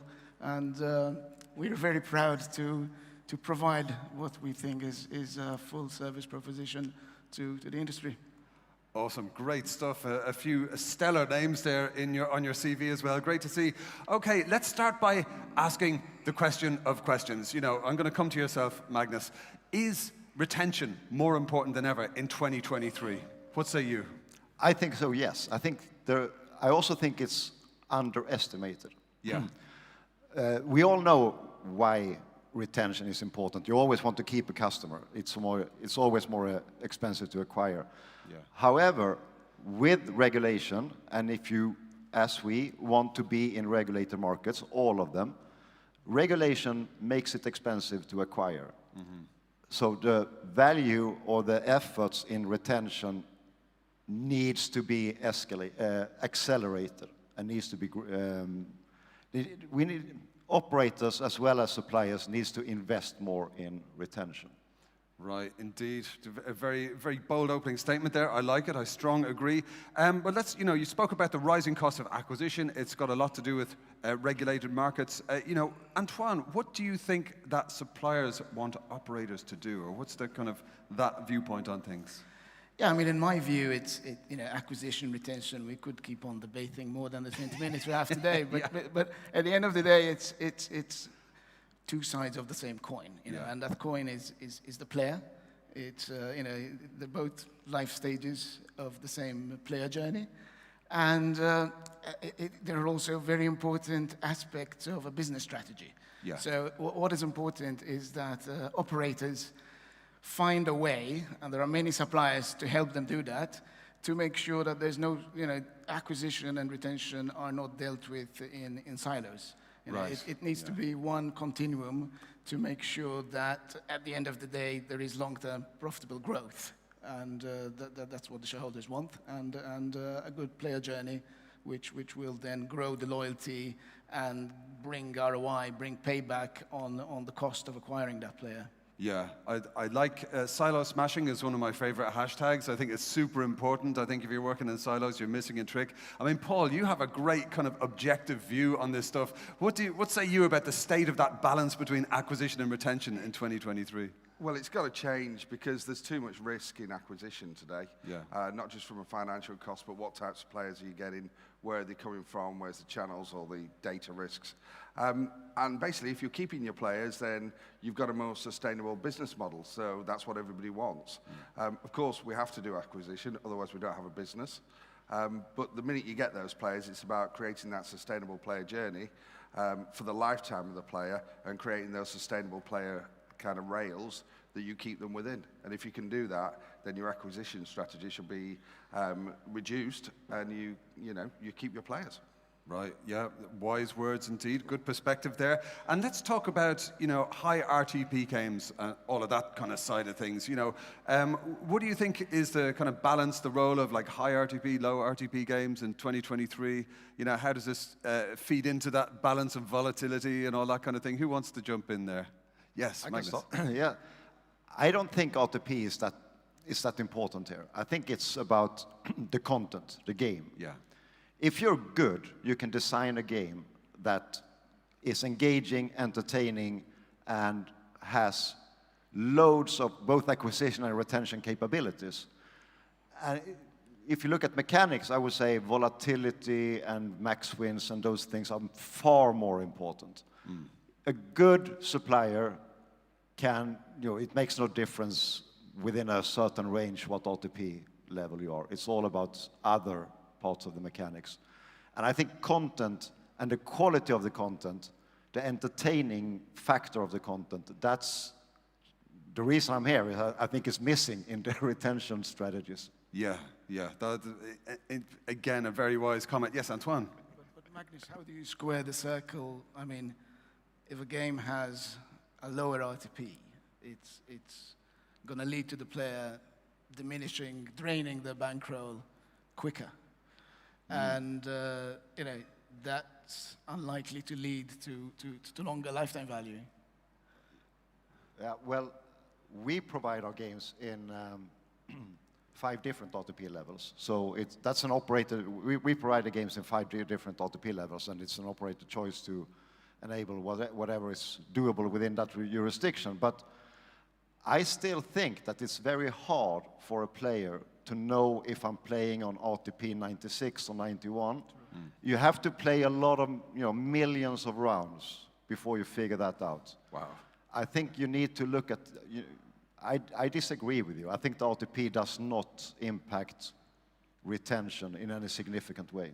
I like the suppliers who provide the kind of configurability of the RTP within the remit of the regulation, because, my theory is there's a new player, you've just paid to acquire that player, they're going to try your site.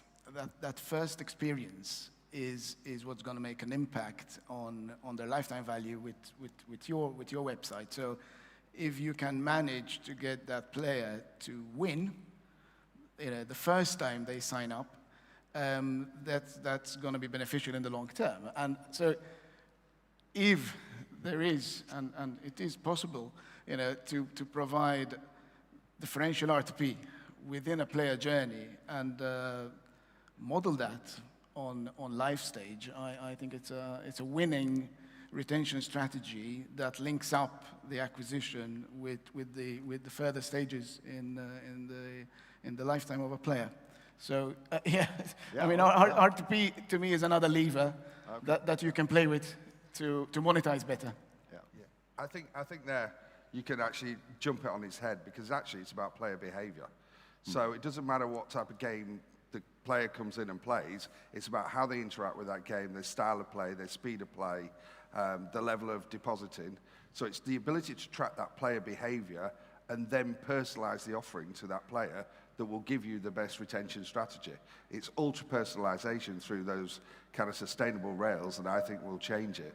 And the focus on the RTP is traditionally been done with profitability, right? Because we look at profitability of the player, profitability of the company, profitability of the games. So by taking that out of the equation, I think, and focusing on that player behavior, that is the way that we're going to get the long-term benefits. But I think it does matter what game they land on. If your first experience on an online casino is playing a game where the base game is just going on and on and on, and basically the game is designed for functionalities like bonus buy, etc., you end up with a very, very bad customer experience. That person will probably not return to slots no matter what. Or, well, they might return, but it's not a good start. It has to be a high-quality game. It has to be a game that captures the player. I don't think that winning is necessary if they experience the entertainment and the excitement of a high-quality game. And I think there's other things you can do to keep them on your site than playing around with that OTP. But I think it's no surprise that game sessions, active player days, all activity metrics are higher for Live Casino because they are, higher RTP games. So the bankroll just keeps the player, the player has the bankroll for longer, which keeps on going for longer. I think we should also not forget the impact of what I call the hygiene factors on retention. Good customer service, a good product proposition, fast cash outs, just a seamless experience in the transactional interactions on the website. The value of what is sometimes taken for granted, I think, goes a long way towards the retention of a player, and it's very, very important that these are not an afterthought, but actually these need to be key success factors and considered as such, together with all the compliance and KYC aspects and the frictionless elements of doing those as much as possible. Yeah, absolutely. This is all making crystal clear sense. It makes a lot of sense here. But talk to us about the impact of different markets, because I believe, Magnus, you obviously kind of travel around a lot. You see different games in different markets. And in our prep call, you mentioned a game called Lady of Fortune being hugely popular. And we're like, whoa, this is interesting. What do you think this tells us about the different markets? Simple. I mean, we're so proud of our portfolio going back to 2014 and maybe even earlier, but 2014, 15 and onwards, we got like 250 games, and many of those older games have certain qualities that works in certain markets. Yeah.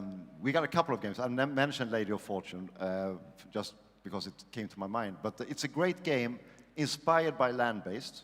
Yeah. So we go to a market where there's a huge land-based player base, like the US. Also other countries, of course, where land-based is a thing in the culture. You see these games coming to life again, as is. Very, medium volatility. I think 500x max win on Lady of Fortune, which is nothing today. Right. But it's a great game. It's a great entertainment game, and it still works. And it's good to be able to pick up games like that in certain markets. And again, it goes back to my theory here about retention, using content for retention. Yeah. So you go to someone like us, or we got colleagues in the industry who has great content quality as well. So, but you look at the portfolio, and you can use games in that portfolio for different scenarios, to different demographies, different geographies, and you don't have to just focus on the release. Like, we released a game this morning. It's a great game, but we got 250 other games as well. Yeah.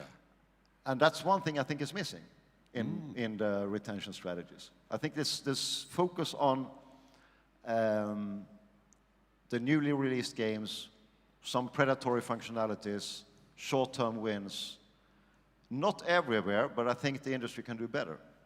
Indeed. I mean, you're really focusing, you're describing customer-focused design there, where you look at the customer experience design things, that marketing segment of one you kind of mentioned there, Paul. Antoine, talk to us a bit about your take on, the aspect of using different games for different territories, because I know you've got a great view on things as well. No, I think the regulatory landscape in a specific market, in a way, defines what proposition each operator needs to go with to maximize the player value. Yeah. I mean, talking about volatility and whether an operator should push those games or not, and then putting that into the context of the UK market. Yeah.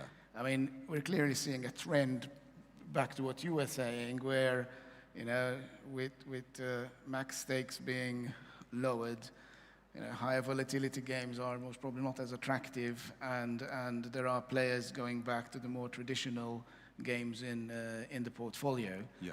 In unregulated markets, you find more, you know, the bonus buy approach, the high volatility aspects, and you know, streamers promoting all of that. That's most probably still, you know, still growing. You look at the US market, very much influenced from the land-based legacy games that are adapted from land-based, have an affinity with the players now going online. Also not too sophisticated when it comes to features and mechanics. So the market has a big influence on how an operator needs to play with all these parameters to retain. Yeah. Definitely. Yeah, Paul, what say you? I just think one of the crucial things that's often missed is the maturity of the market. Yeah. Maturity of the market, maturity of the players. Because, you know, you can go, especially in the Africa region, you go to a lot of the countries and they're not very mature, especially on mobile, but the actual land-based games that they've got in the little huts are the most basic games in the world, but they absolutely love them and spend a fortune. So you've got to look at the maturity of the market, you've got to look at the maturity of the players, and then you've got to build the offering around them, like you said, because otherwise you can overcomplicate it, especially in new markets. We've got a lot of learnings from the mature markets that we've been in for 20 years. Yeah. Sometimes you don't have to actually apply all those, and we overthink it. Brilliant. Yeah, very good observation there. And we're down to like 1 minute and 20 seconds. So last question really is, what does this all mean for the world of VIPs? Because VIPs have been a big factor in many, you know, jurisdictions in the industry. You know, where are we now with that aspect of things? I think it's a moving target. Yeah. But definitely in regulated markets, depending on the regulation, but it's the 80-20 rule that we used to have, like 80% of the revenue from 20% of the players, that's gone definitely in Germany, definitely in UK, probably in most other regulated markets as well in Europe. Yeah. US, the euro is out on that, I don't know yet. But looking at Europe, so it's not 80-20 anymore, it's something else. And that's fine. Yeah. I think that's probably what the regulators wanted. Yeah. So what with very little time left, what I would like to see is marketing that adjusts for this new reality and don't market against VIP like you used to, market towards social players, common, mass market. Yeah. Absolutely, great. I think that's okay, final question. Will you all be at the drinks later so people can talk to you more? Yes, we will. Fantastic. Sure. Yes. That was the right answer. My dear friends, please join me in thanking Antoine, Paul, and Magnus. That was wonderful. Okay, thank you. Great stuff. Thank you so much. Thank you, thank you. Thanks. Great, thank you. Okay, we will be back very shortly with another fabulous presentation.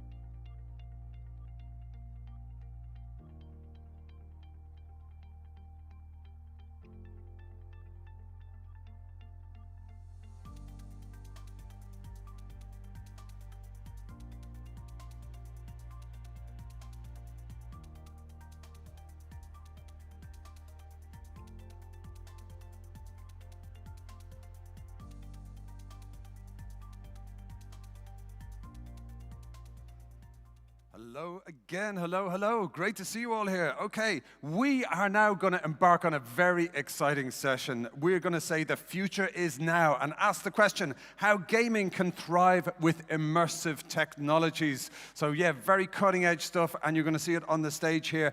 I'm delighted to welcome to the stage two speakers. It's going to be Ivan Folletti, the Chief Executive Officer from Gaming Malta, and he's going to be joined by the Draw and Code Malta Head of R&D, Giuseppe Scava. Now, one thing I should mention is that Ivan is the best voice in iGaming, bar down. I think he's been on the stage as a professional singer, and he's an absolutely wonderful person, a dear friend of iGaming. Please join me in welcoming to the stage Ivan Folletti. Thank you. Big round of applause for Ivan. Good afternoon. Good afternoon. I know it's the lunchtime slot, so it's always difficult, but maybe... It's a tough one, my friend. Way-oh! Way-oh! Way-oh! Well, I thought it was going to be a difficult one. But anyway, thank you. Bravissimo, brilliant. So, we all know, so recently we've seen this, and I had the opportunity to present this at iGaming Next in New York. And the title was, very simple, How We Build the World's iGaming Silicon Valley in Malta. And I always love, that message, especially when we are in New York. Because it really stands up, to the real facts. Yesterday, we had the opportunity to do a tour of the expo and the thought leadership sessions together with the Prime Minister of Malta. And he immediately told me, there's so much activity going on here, so much, so many people being, positive about the industry and the innovation, that when you see it all, it really boils down to this message of how we've built the world's iGaming Silicon Valley in Malta. But really today, we're going to talk about how the industry is young, diverse, international, and inclusive. Yesterday, I also had the opportunity to also present during HR Connect. So we have this HR forum, and it was a packed house, standing room only, where we went into all these subjects of equality and diversity, and I believe there's another session today also. And these are things which us, as an industry, we should be extremely proud of. But also, we should be extremely proud of that it is an entertainment industry driven by tech. And there's so many changes going on. And maybe allow me a cliche, the only constant in life is change. And this is really happening as we speak, especially when it comes to technology. So we talk about Malta being, the iGaming Silicon Valley. But our small size means nothing in the metaverse, right? So it has given us a new approach to also how we look at ourselves and also at the industry. But we are embracing this innovation. So Malta, as a jurisdiction, is embracing this innovation. We're doing it also because we are perfectly positioned, to do this. We are building on an ecosystem which is very strong, very robust, which we have already. We are seeing, and this is becoming more and more apparent, we are seeing a cross-fertilization between industries, between the video game development industry, the esports industry, and also bridging towards the iGaming industry. We're also seeing the immersive technologies coming up. And later on, with me on stage, we'll have Giuseppe Scavo from Draw and Code, and he will give an insight of how the industry can embrace this. Interestingly enough, we run also an incubator space, right, for high potential ventures within the immersive tech space, video game development, etc., and the gaming space. Within that space, we're going to have an immersive tech lab, right, with all the latest gizmos when it comes to immersive technologies. And the idea is to get the industry to use this stuff, and thus being, taught leadership for this. So basically, from my end, before I introduce Giuseppe, we are a strategic place within the EU. Malta has unrivaled expertise in gaming and virtual industry. So our experience, our ecosystem, our talent at good governance, we will continue to support these global businesses and startups. And ultimately, we share a common language, and the common language is gaming, and the fact that we understand gaming very well, apart, from the sun and the sea, as you could see today. But before I introduce my co-presenter, Giuseppe, the company is called Draw and Code, originally from Liverpool. They have come to Malta and they've opened an R&D facility on the island. The story is fascinating in their own right, is that during COVID, Entain, one of the largest iGaming groups, or rather gaming groups in the world, needed to organize their global board meeting. And obviously, because of COVID, everybody was stuck at home in different parts of the world, etc.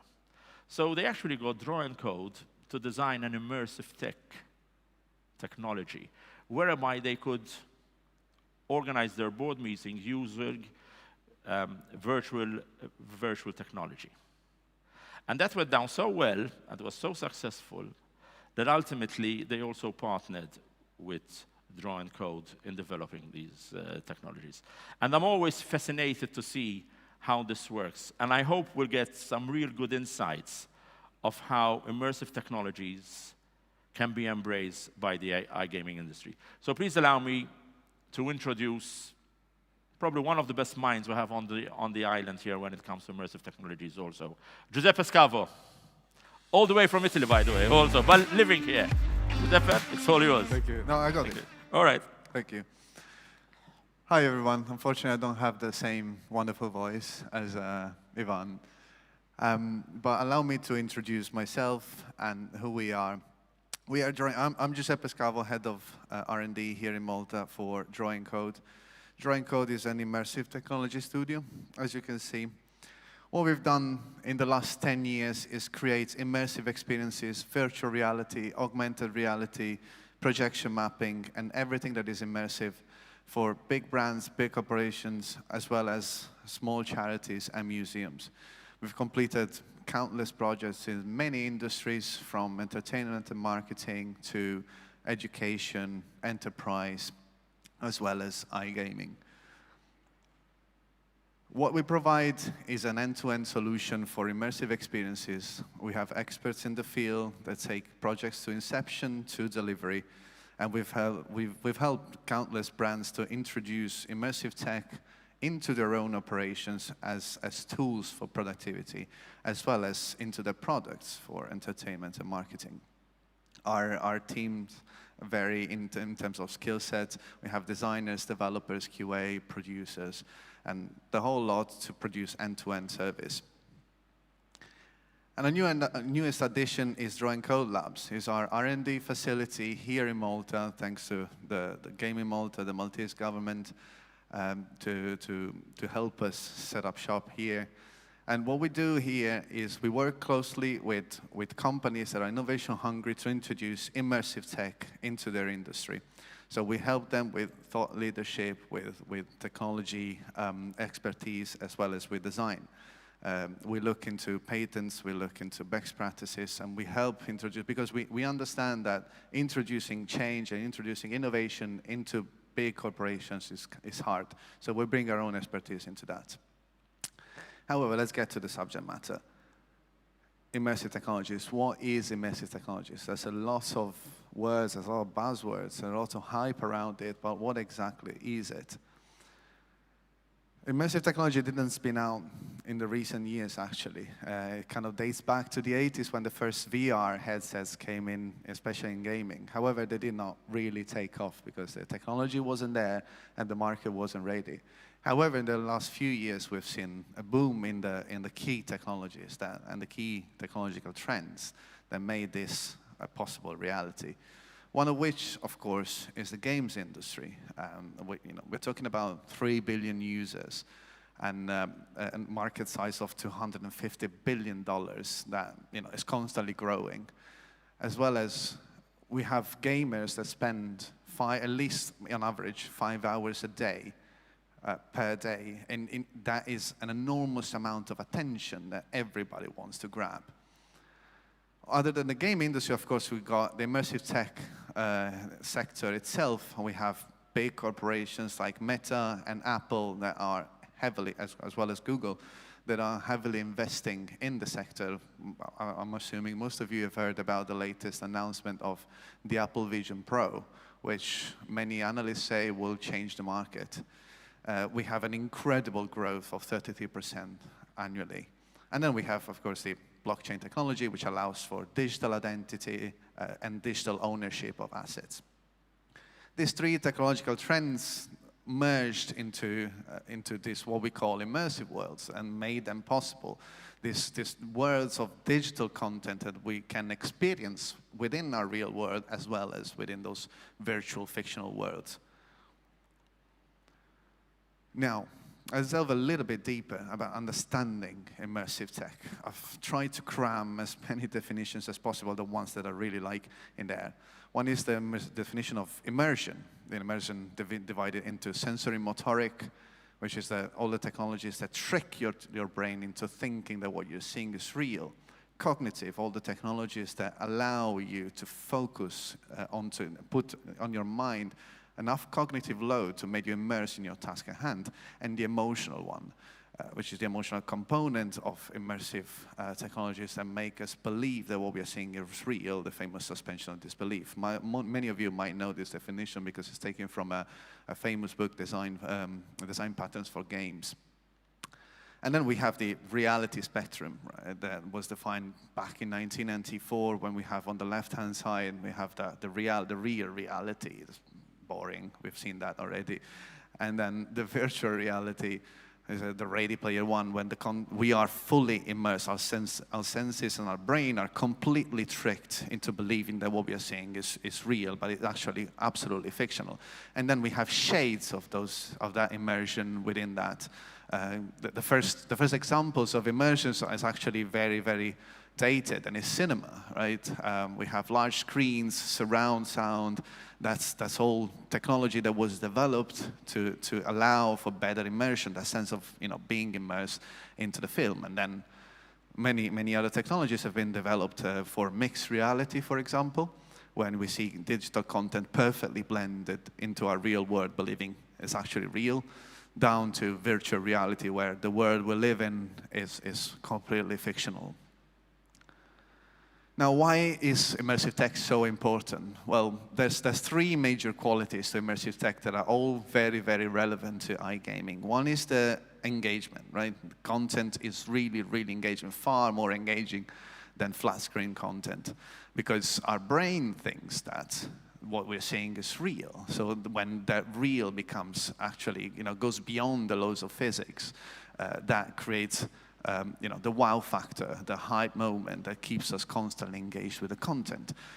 The immersive technology, immersive content is memorable. Research has shown that content that is shown through immersive tech is far more memorable than content shows through flat screens, and that is because immersive content, immersive technology acts on a limbic system, the system that in our brain that connects memory to emotion and senses. And then natural. Well, as a species, we've been used for thousands and thousands of years to interact with our content with our hands, with our eyes, with our senses. And then flat screens came, and we have that indirect, move the mouse, you have the pointer on the screen. Then part of our brain has to function just to decrypt that interaction, which we think is natural nowadays. However, it's not. So there's way less part of our brain that is left to process the actual content. Now, what can immersive tech do for the iGaming industry? Well, quite a lot. A lot of companies are starting to realize that and are starting to investigate immersive content for iGaming. Of course, new ways to engage with content. I've seen a lot of talks today talk about, how we can create. We know that there's so many ways to create new types of slot machines. However, when you talk about mixed reality and virtual reality, then you unlock a whole new way of possibilities to create new type of content and new type of games. Double down on entertainment. You probably know better than me that users get close to the space of iGaming, of gaming in general, because it's exciting and fun, not necessarily for the betting or the gambling itself to earn money. Double down on that. Make it social.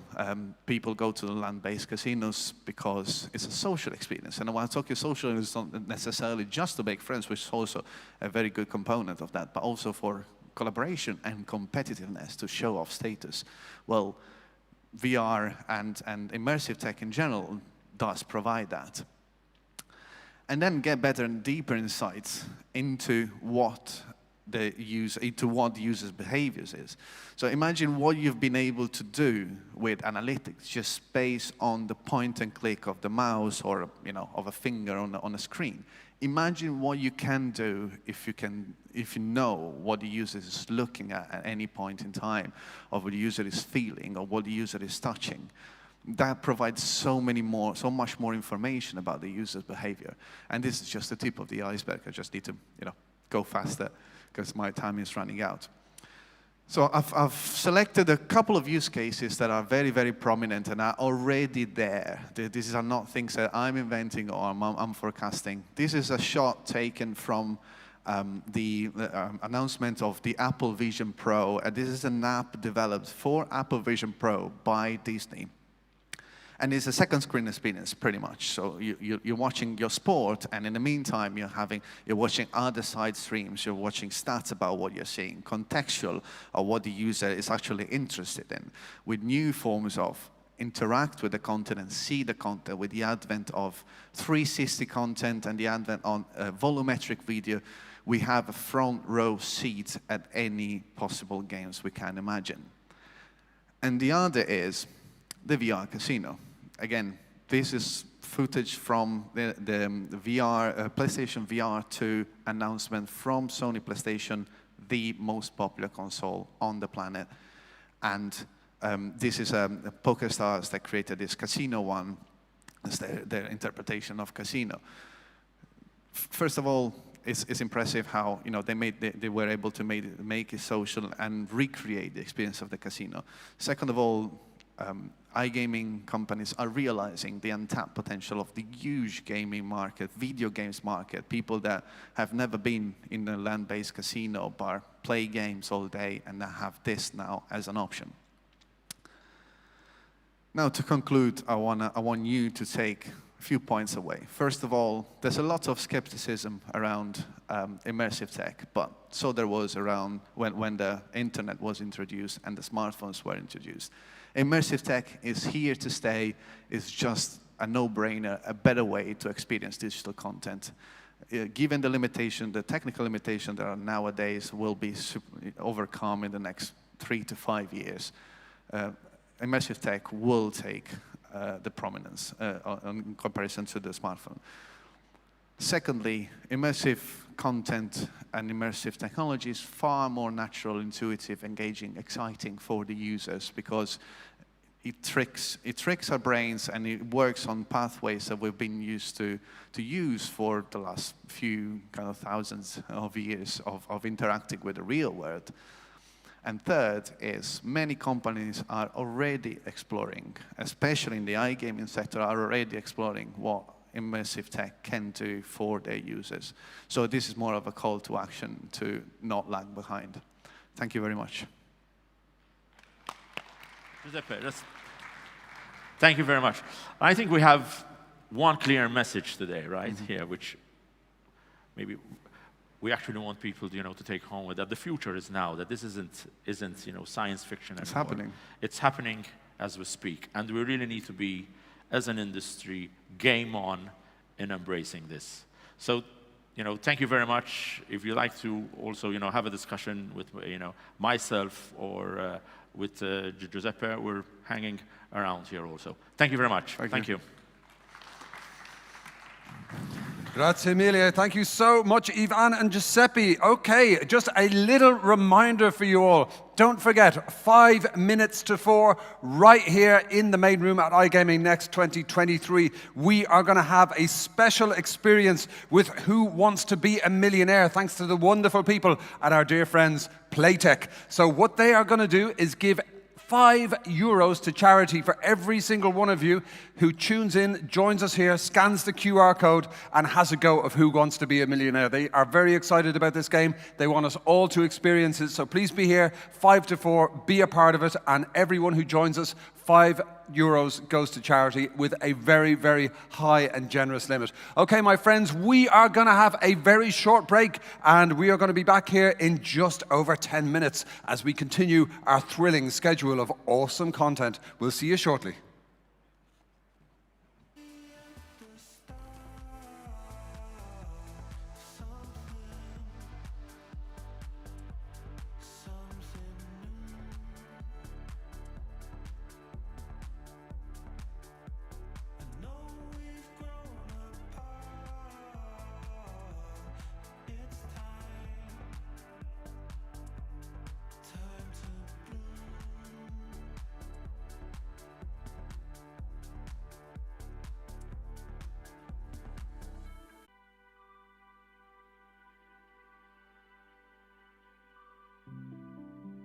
Don't say it's all over. I'm rushing away through the chaos for love.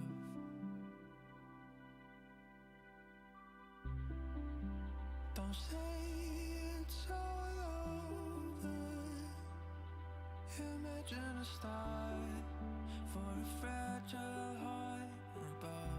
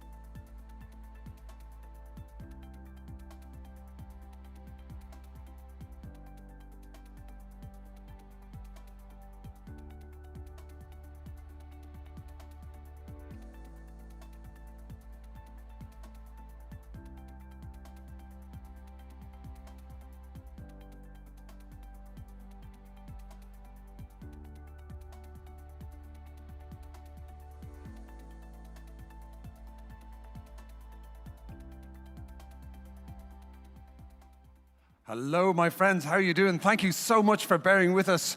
We have a very complicated, exciting technical setup because we have a very exciting session coming up for you right now. As you may guess from these fine gentlemen on the stage, we are about to unleash the Slot Streamer Showdown for you. And please join me in welcoming to the front of the stage our very wonderful host for this session. He is the brand manager at CasinoGrounds.com. Please give it up for Daniel Jufra. Thank you.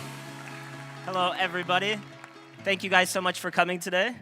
Today is our second annual Slot Streamer Showdown, a collaboration between iGaming Next and Casino Grounds that pits two streamers live on stage for you guys to experience the magic of streaming together live. Now, this year, we have a bit of a spin because we're streaming live on spins. So take your phones out, scan this QR code, and if you already have an account, you will go straight to the spins chat. If you don't, it takes less than a minute, and you can, through the spins chat, send questions to our streamers.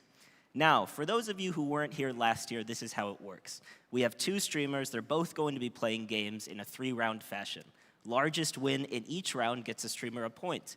2 or more points, and they take home the title of Slot Streamer Showdown King.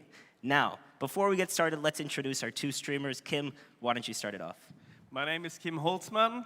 I'm the co-founder of Casino Grounds, and I'm a co-streamer together with Hampus on Let's Give It a Spin.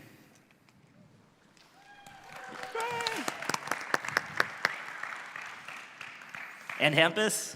Well, my name is Hampus. Stream on Let's Give It a Spin together with Kim, friends for many years, and we finally found our way together in Malta to stream together.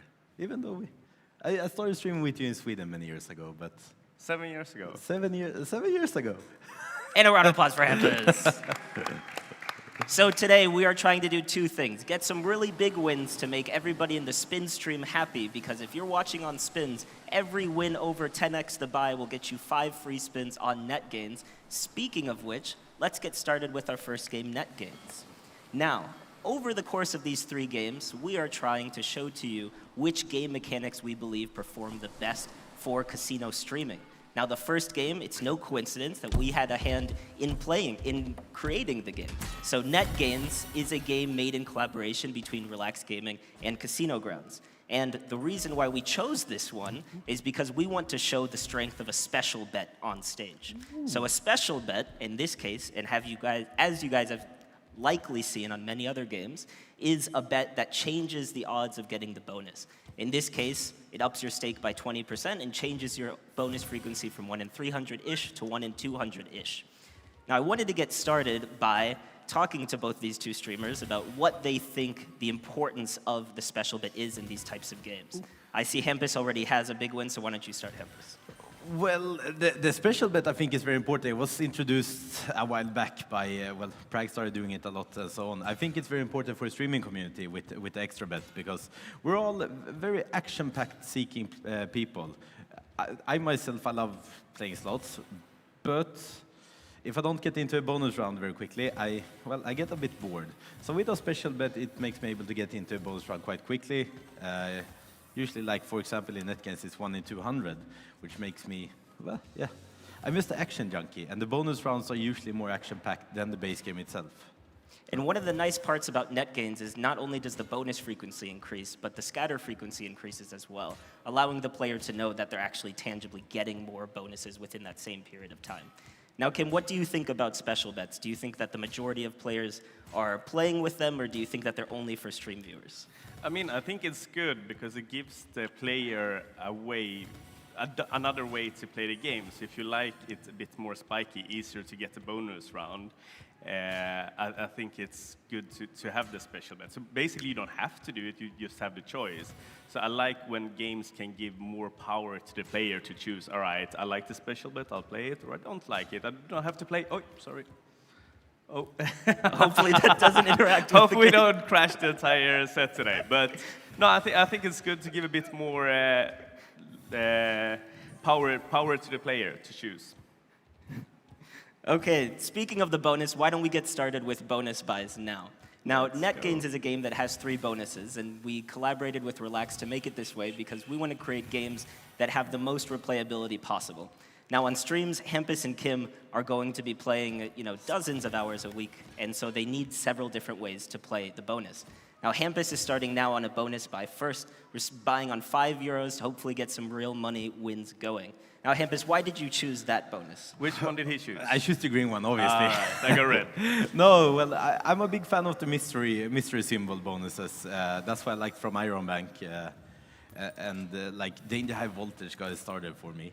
It's just the mystery bonuses. When you have X amount of spaces which can turn into any kind of symbol, it builds every time it opens up. It builds just another level of hype. So for me, it's the most exciting one.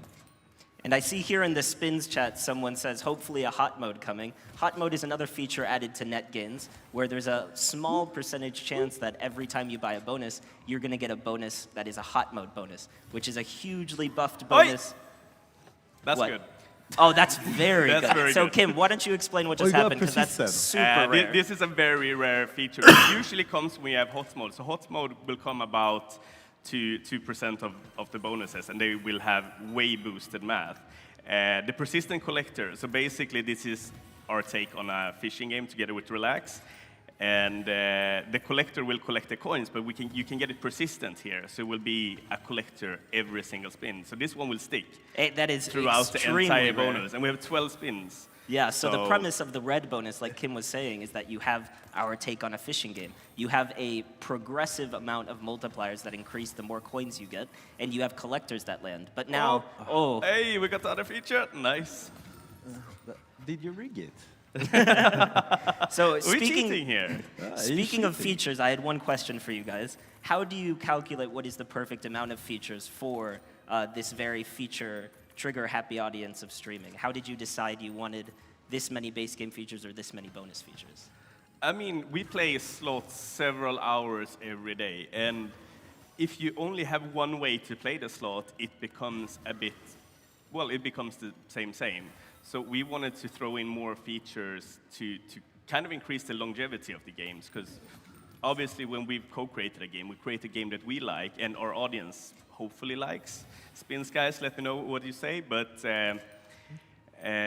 so basically I think many bonuses increases the longevity of the game, and as a streamer I like that, because sometimes you're lucky on the red one, sometimes you're lucky on the green or the blue one, and I have a favorite, it's the red one, but everyone will have a different favorite, and I like to see that. And this is a really, really good win so far. Yeah, this has the potential to really go off, which is exciting to be able to get it on stage. Just as a reference, persistent collector, you're not going to get one even within dozens of bonuses, so hopefully we see... That is very uncommon. Yeah, so hopefully we see quite a big win here. We're €1,000, 200 times the money with 10 spins to go, with 10 and level spins 4. left, already 200 times the money. So Kim is definitely taking the first place for now, but we'll see if Hampus is going to be able to fight back. Once again, guys, make sure you're on spins in the chat. You can scan the QR code here. That way you can send questions in chat if you have any questions for the streamers. That's going to be the way to do it. I, however, do have a handful of questions I've set aside here, so let's run through them. So we're on, ooh, that was actually a pretty good one, Hampus.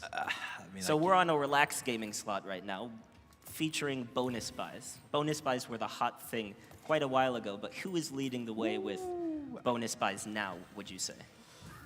For me, I have to say Push Gaming is one of my favorites by far. I just think their math in their bonus buys is perfect, and I think they do very good with the...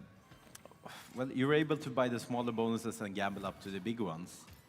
And so you can buy random, and then if you get a bad one, you can gamble it up. Nice. So, I mean, I'm a big fan of volatility, and all gambles have a volatility. I also like cherry pop, hip hop, and so on with the gambles. So yeah, but I'd have to say Push Gaming. What are you up to now, Kim? Sorry to interrupt you, Hampus. We are, right, so we're on max level. Usually the level is tied to the amount of collectors you get, but here it's tied to the amount of coins. So we're at the max level with 9 spins, which means our coins are max. Nine spins to go max level. This happens very infrequently. But yeah, the coins are maxed out. So all the gold coins are 100 to 2,500, and even the bronze coins, which are usually lower value, goes 10 to 40x on every single coin. So you're already at 600x, correct? Yeah. And you get, what is it, 5 free spins on Yeah, net games? 5 free spins on net games for everyone in the chat. That's for sure. If we hit 1,000x or more, and this is already 600x, so it looks good. It's looking good so far to This is everyone. very uncommon. Yeah, and make sure if you're in the spins chat to click the Claim Now button once you enter so you can get the free spins at the end of the event.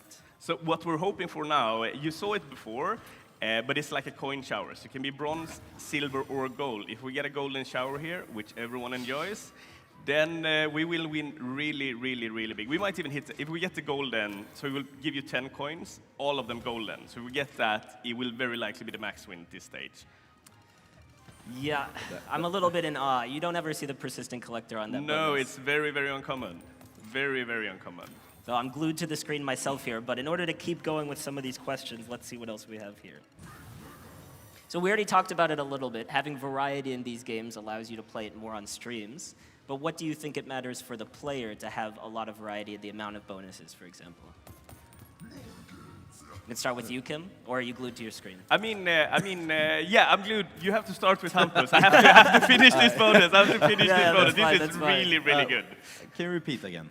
So we were talking about the importance of replayability for streamers. How does that translate into replayability for players? So how much do you think it matters to have 3 bonus games versus just releasing 3 games, for example? Well, for a player to get stick to a game, I think it's super important to have a bit of variety, to have different kind of action things like features, different bonuses, because everyone have different preferences, and it's very hard to hit the nail in the wood, so to say, or I don't know if that's a saying, but it is now. I think we're all glued to Kim's stream at this point because he just passed 1,000x on his first bonus Get buy. in. So everyone that's watching on spins will get free spins. Yeah, Hampus, you have a long hill to free climb spins now. for everyone. I don't know if you're going to be able to climb it with the coins bonus, but you can definitely try. I think I've lost the first round by a landslide. We can pick it up on the second round, but what Never a give what up. a big win. What can you get on your last spin now, Kims? Get the fudge in there. Yeah, good shit. That's a ding ding. That's a really good. That was really, really lucky. That's a very good first bonus. Yeah, that's a very lucky first bonus. I Very, think, though, very, very lucky. I think right after this bonus, we'll be moving on to Chili Bandits. So, Kim, if you want to try out one of the other bonuses, and then we can move on to our second game. I don't think Hampus has a chance here. No, I'm ripping like a maniac. Yeah. I'm down to 8. I started with 10. Team is winning. Team is all right, someone from the audience, say green, blue, green or blue? Green. Green. Very go good choice. Green, go mean. Not unbiased at all. So in this bonus, you have similar to in Beast Mode and Iron Bank, you have mystery boxes that reveal a feature, a symbol every spin. It's a very fast bonus and it can be brutal though, so we'll see how it goes for Kim. Yeah, the thing is with this bonus, we've done in many of our collaborations together with Relax, we've done mystery symbols. But what we've done here that's different is that if it's bad, it's going to be really bad. Yeah. It's going to be really bad. But if it's good, it's going to, because every time you get 3 consecutive wins, you'll get another spin and a mystery symbol. So if you just keep on hitting 3 of a kind, it's very valuable, while usually it wouldn't be. Oh, that's a good one. Quite a good That's one as very well. good. And now we want to hit the queen or ace. Yeah, Or the Hampus, I king think you're works. better moving off to our next game. I think I have time to buy one more. Okay. Yeah, I think so. This is going to take a while, Hampus. I think Hampus is trying to claw back into Yeah. possible victory here. Just to remind you guys, Hampus Ace. won last year, and I know there are some side bets going on, so there's more than pride on the line here. Yes. I'm not losing this. So now we would normally be out, but as we hit 3 consecutive wins, or 3 wins in whichever free spin, we get 1 more spin and 1 more mystery box. We hope for the mystery box to land on reel 2, because that's the only one. Then we only need to connect with reel 1. So before we move on to our next game, however, I'm interested, Kim, when you worked on releasing this game, what were some lessons learned? What did you learn about this game that prepares you for your next game release? I mean, it's always difficult, because we want to make very high volatile games, but then obviously a big portion of the players is casual players. So it's kind of to keep the mix between extreme volatility and actually making the game playable for a certain amount of time. Okay, so now we'll move on to Chili Bandits. Hampus is finishing off his last game. Kim, you can get a Yes, head start. sir. I'll allow it. So Chili Bandits, in Chili Bandits, we're going to be featuring a burgeoning new field within the bonus buy capacity, which is feature buys. Now, buys, as you guys likely already know, are smaller X buys than bonus buys, but allow for players to get directly into the action. Now, we're featuring Slot Mill in their fast track feature. We'll be playing the Chili Wild Spins for 100 euros per feature buy. And now we're in round 2. So whenever Hampus finishes up, he'll catch up to Kim. No, I'm building here. I'm building. Do you think you're going to take away the win now? I think So you're gonna get over 1,000x? I don't think so. I don't think there's a chance. So I Kim, don't why don't you think talk so. a little bit about Chili Bandits and what you're looking for here? So Chili Bandits, so basically to explain the game very fast, you're either looking for a bonus or a triple chili. What they have with the fast track option is you can buy 1+ chilies. You will always get a chili, and with the buy we're doing now, you look to get 3 chilies. If you get 3 chilies, it will pay very, very, very good. Even 2 can pay good, but 3 chilies is kind of the end goal in this game. You can buy the free spins as well, which we'll do later, but I think the highlight for me here is the Chili Wild. Kim is very patiently waiting for Hampus. It's all rigged. I've given up. It's So a setup. It's a setup. Yeah. So this game is more your speed, though, Hampus. Feature buys tend to be one of your favorite things to do on stream. Yeah, I love these. Why do feature buys perform so well on stream? I mean, it's the constant, it's the dopamine. It's coming in all the time. I mean, here, obviously, when you do base game spins, there's usually not a lot happening. You can have features in base games, but it's very hard to make it super interesting all the time, because if you made it super interesting all the time, there would just be no RTP for anything else. But here, when you do feature buys, it's just all the time, because every spin can pay like huge. So you're always sitting, you're watching, and you're hoping for 3 chilies all the time. And it's not impossible to get. I mean, it's like 1%, 0.8% or something per spin, which it's not that impossible. One of the very nice things about feature spins that we tend to talk about with game development is, the 50 spin rule, the 100 spin rule. How many spins on average are people going to play when they play a new game, and how can you show the player where the potential is within those first few spins? And feature buys get you right in the action, like Hampus said, so it's no wonder we're starting to see most providers pick up on this.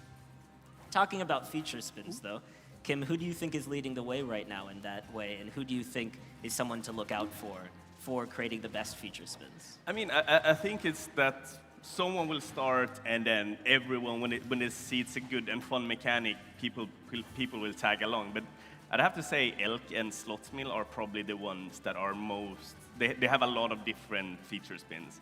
And what I really like with Chili Bandits is that it's a clear end goal. On this one, it's a clear end goal. You want 3 chilies. It's, like Hampus said, 0.8% to get it, so it's difficult, but when you get it, you will win massive. So it's a very, very clear end goal. And it will be rewarded with a green! Oh!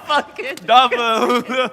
Wow! All right, so now we hope they split them, turn them to maracas here, or kings or tens. Yeah, let's go. Yeah, let's okay. go. That's a good one. That's okay, Hampus. You have a. I mean, it's all rigged against me there. What can I do? It's a ding ding. So all of the chilies are wild in the center, so this is going to be quite the large win. Let's see, how much do you think it is, Kim? I think this 4.2. is 4.2. 4.2 is the one guess. 4,200. Yeah, no, 3.3. He's 3.9. throwing numbers around. I think it's 1,000. I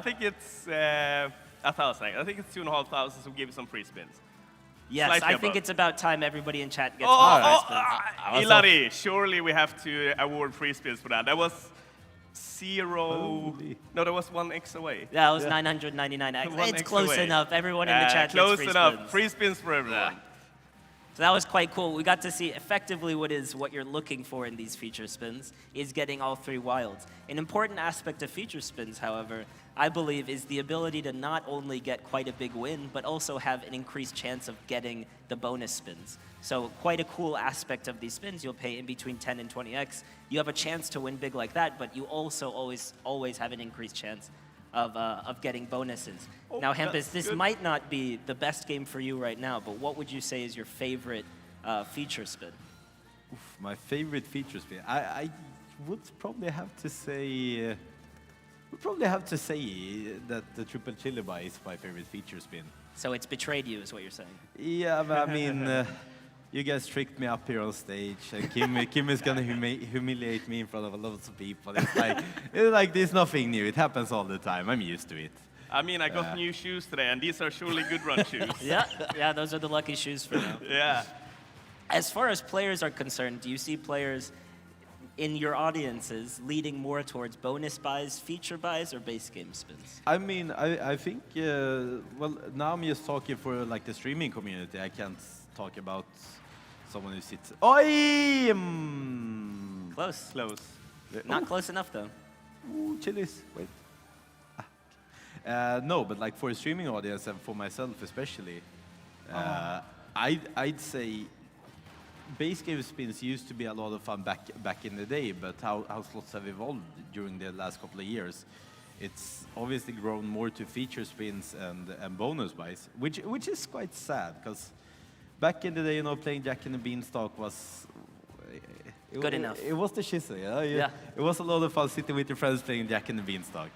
But nowadays, it's just not possible. I think it has something to do with, obviously, the attention span. I mean, I myself, I lay in bed and I watch TikTok for hours, and I just keep scrolling every 2 seconds because I get bored.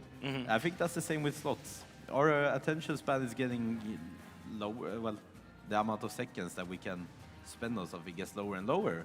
I think that has to do with slots as well. We want action all the time. We want that dopamine to flow like 24/7 pretty much if we play slots. It has to be there all the time. I think feature spins and bonus buys is... Was it close? It was another close again. Close. So we have a questions from the spins chat saying, do slots need to be fast-paced in order to succeed today? Or is it still okay to have no animation skipping, no bonus buys? No, not. I mean, they don't have to. They probably. I can't come up with a good slot that is slow and still I know performs for a fact. But I just think it's to give the player more opportunity to choose how they want to play a game. And I mean, feature buys allows you to see. Here we're guaranteed at least one chili at 40x the stake. I just think it helps showcase the game's potential way better. So now we've done quite a few of the chili spins. Do you guys maybe want to try? Do you guys maybe want to try the gamble feature before we move on to our last game? All right, let's go. I'm ripping like a maniac over here, so... Let's go. So Kim, do you want to explain what's going on in this one now? Yeah, so this is something that's been... I mean, it's back and forth, whether it's getting more or less popular. But basically, you buy the free spins, but you don't get the free spins unless you choose to start. You can also gamble for better free spins.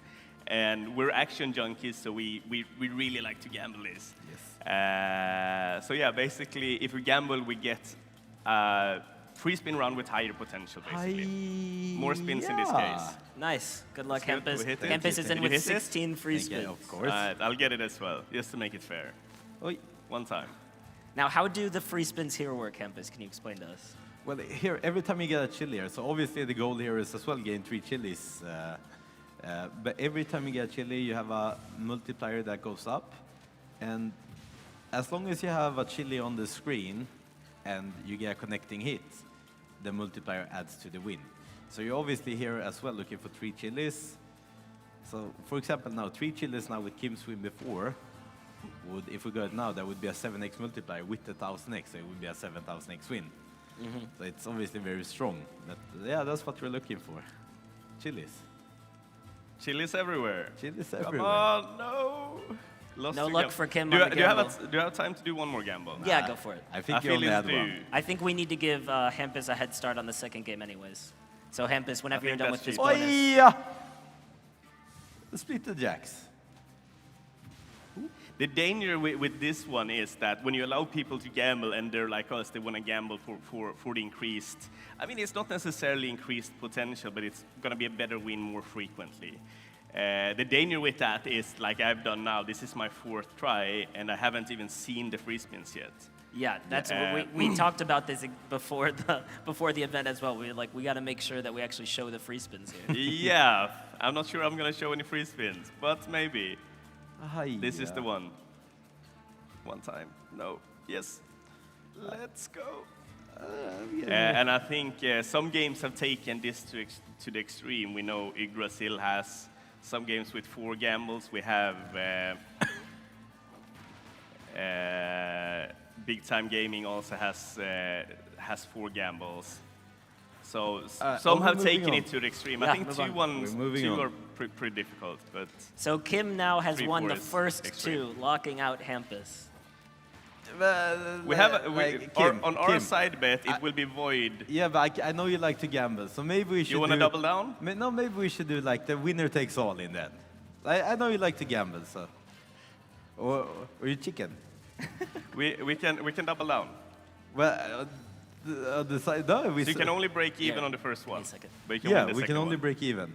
gotta But like for the trophy and the glory, I think we say that winner winner takes all game. in the end. I have new shoes, I'm not worried. Okay, winner takes all. Big Bamboo is the last game from Push Gaming, who I heard in the crowd already today. And what we would like to talk about during Big Bamboo is the prevalence of large format bonus buys. By that I mean any bonus buy that's larger than 80 or 100x. Surely you guys have heard of Big Bamboo's large 620 euro bonus buy. Right now Hampus is going to show the mystery buy. Which I get gold straight away. Which you get in for... Do I get extra points? I don't think so.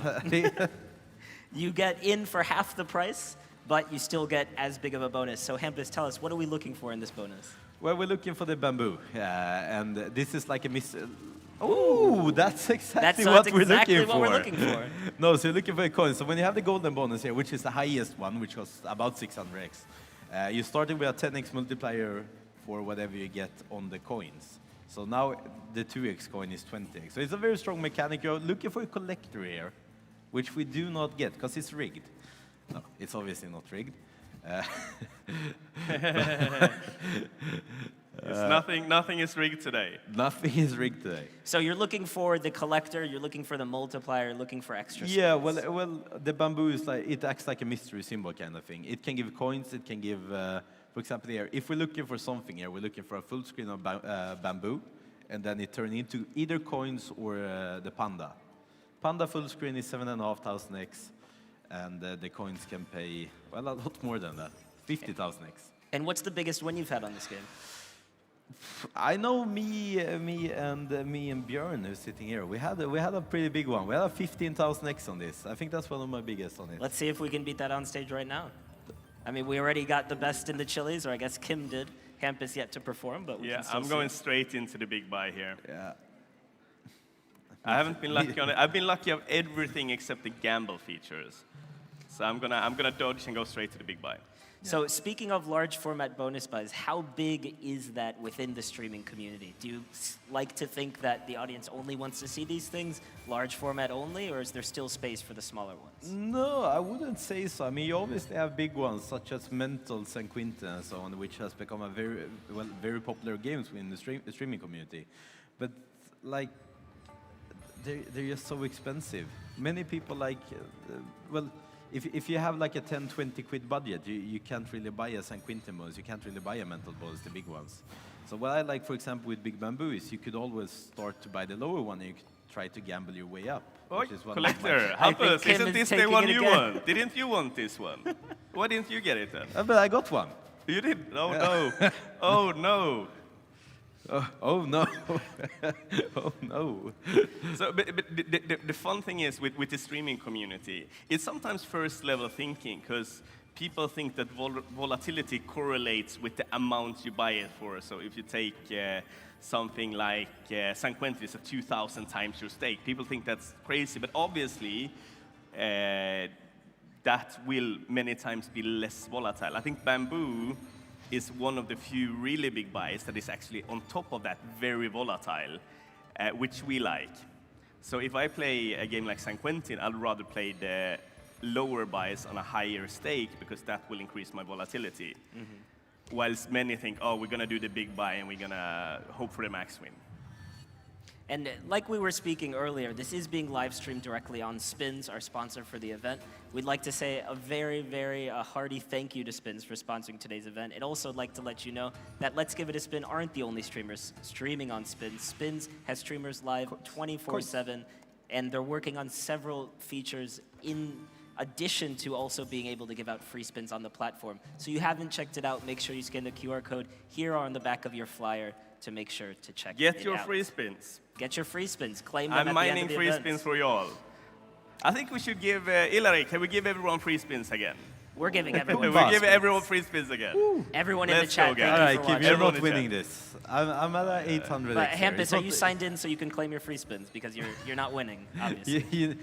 Oh yeah! Coins. Coins. What time? Smack. Well, that's rock and roll now. That's 1000x. So Hampus was talking about this a little bit, but Kim, do you tend to prefer higher cost bonus buys or lower cost? I mean, it depends. So I try to chase more volatility, so more swings in the balance is what I'm looking for. So here you almost always want coins or pandas. But it depends. If it's a smaller buy and a less volatile big buy, and you can gamble up to it, I tend to do the smaller buy and gamble it because that adds a layer of volatility. So we have Hampus with a 934x leading the way right now. Coins. And what I really like, I have to It was give like 5,000x if we had it on the first reel as well. I am not sad. we're gonna beat it now. So we've got about 2 bonuses each before today's session will conclude. We'll see who's going to be able to take it home. Hampus in the lead, Kim giving away the title due to kindness. due to my pure heart. Yeah, due to some kindness, he's giving away the title. We and what I have to say about spins, I really like spins and all the Roots brands because they're very fast moving. So when they saw streaming became a big thing, they instantly thought, all right, we should make a brand like Spins focused around streaming. And they both have external streamers like me and Hampus who plays with not in-house, and then they also have hosts 24/7 in the stream. So if you go to Spins, you can always see someone streaming. Oh, people in the chat. Thank you, Kim, for the spins, Wow. but I'm the only one giving away spins. Every Sunday I'm live on spins, and then they get rewards from They me. get all the I mean, rewards. you come here one day, Kim, and they all adore you.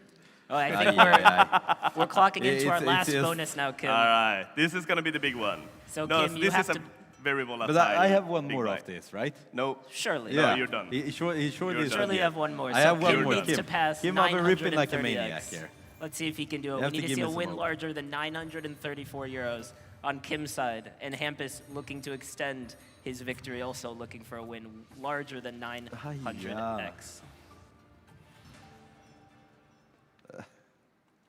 Come on, one time. So we were speaking a little bit earlier about No Limit City and their large format bonus buys. Yeah. Are there any other games from Push Gaming's library that you guys enjoy the large format bonus buys on? Ooh, 10 spins. Well, I kind of like when they brought out Dino PD, for example. It's a very simple game, very easy to understand. You have pretty much the same mechanic. You can get coins and they're multiplied by 10 and so on. Which is very easy for a normal player to understand. You see what you want, you see the potential, you see where it lay at. And you know what you're chasing. Big coins with a big multiplier on the golden bonus. Do you have time for one more? No, you're done. fired. Do they have time for one more, the audience? One last. Yes. One last.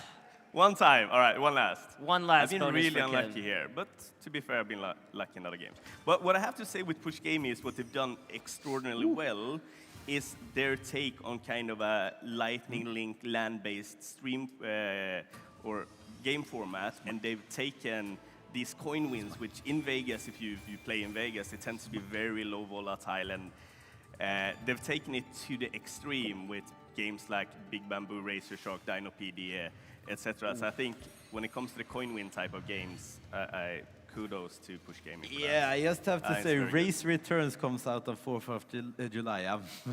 I'm very Freedom stoked Day. about that.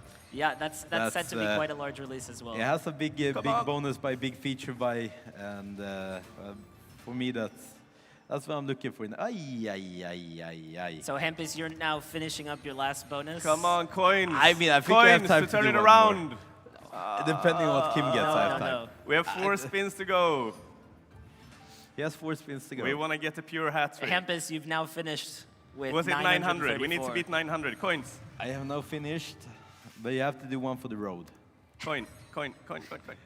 A wise man. Hampus is officially disqualified now. That's off. A wise man taught me I have to get one for the road. Yeah.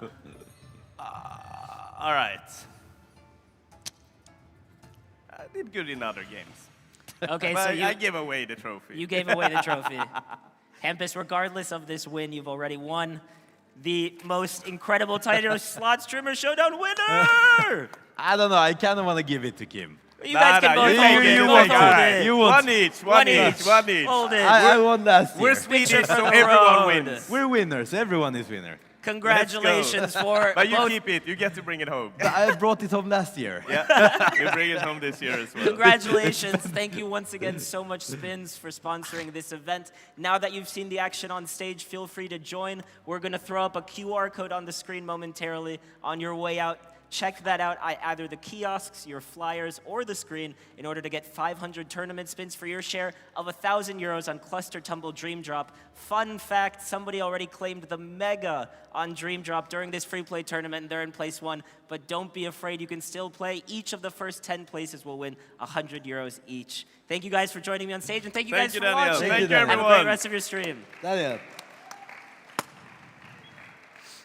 Danny, you forgot me.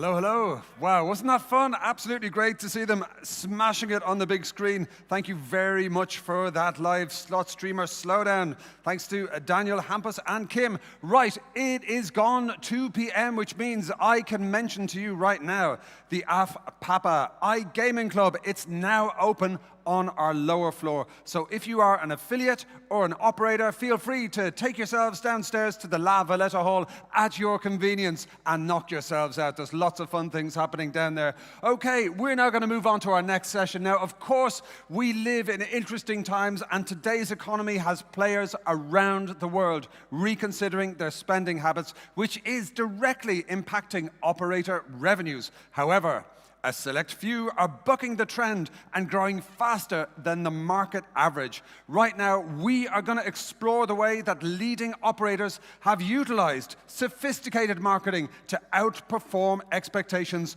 grow faster, and maximize player lifetime value. And when we're talking about how much faster, the statistic is 50% faster. That is a very bold and ambitious claim. That's a very impressive statistic, and we have a very impressive individual who's going to join us on the stage right now to take us through how he is making this happen. My dear friends, please join me in welcoming to the stage the Director of Client Management at the mighty Optimove. It's Jeff Clemenson. Thank you.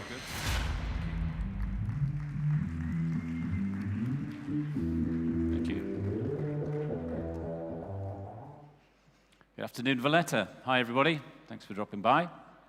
So, my name's Jeff Clemenson. I work for Optimove, and I'm here to talk about why sophisticated CRM marketing helps gaming brands grow 50% more quickly than the market, which is a very long title, and my first challenge was to get through that without tripping over it, so I've done that, so great.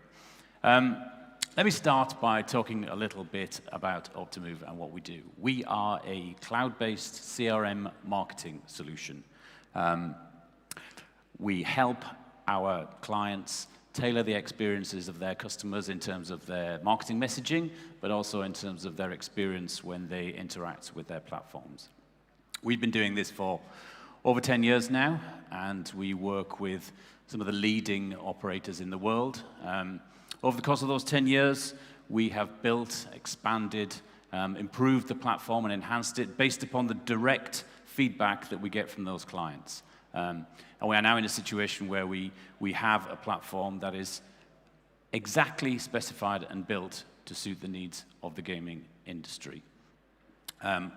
We are very proud of the clients that we work with. I want to call out a few of them here. So if I look at that client list there, what I'm particularly proud of is the way that we can work across our clients' enterprises. So you take a client like Kaizen Gaming, through their Bitano and Sticky Man brands, they're active in over a dozen territories, and they use us in every single one of those territories.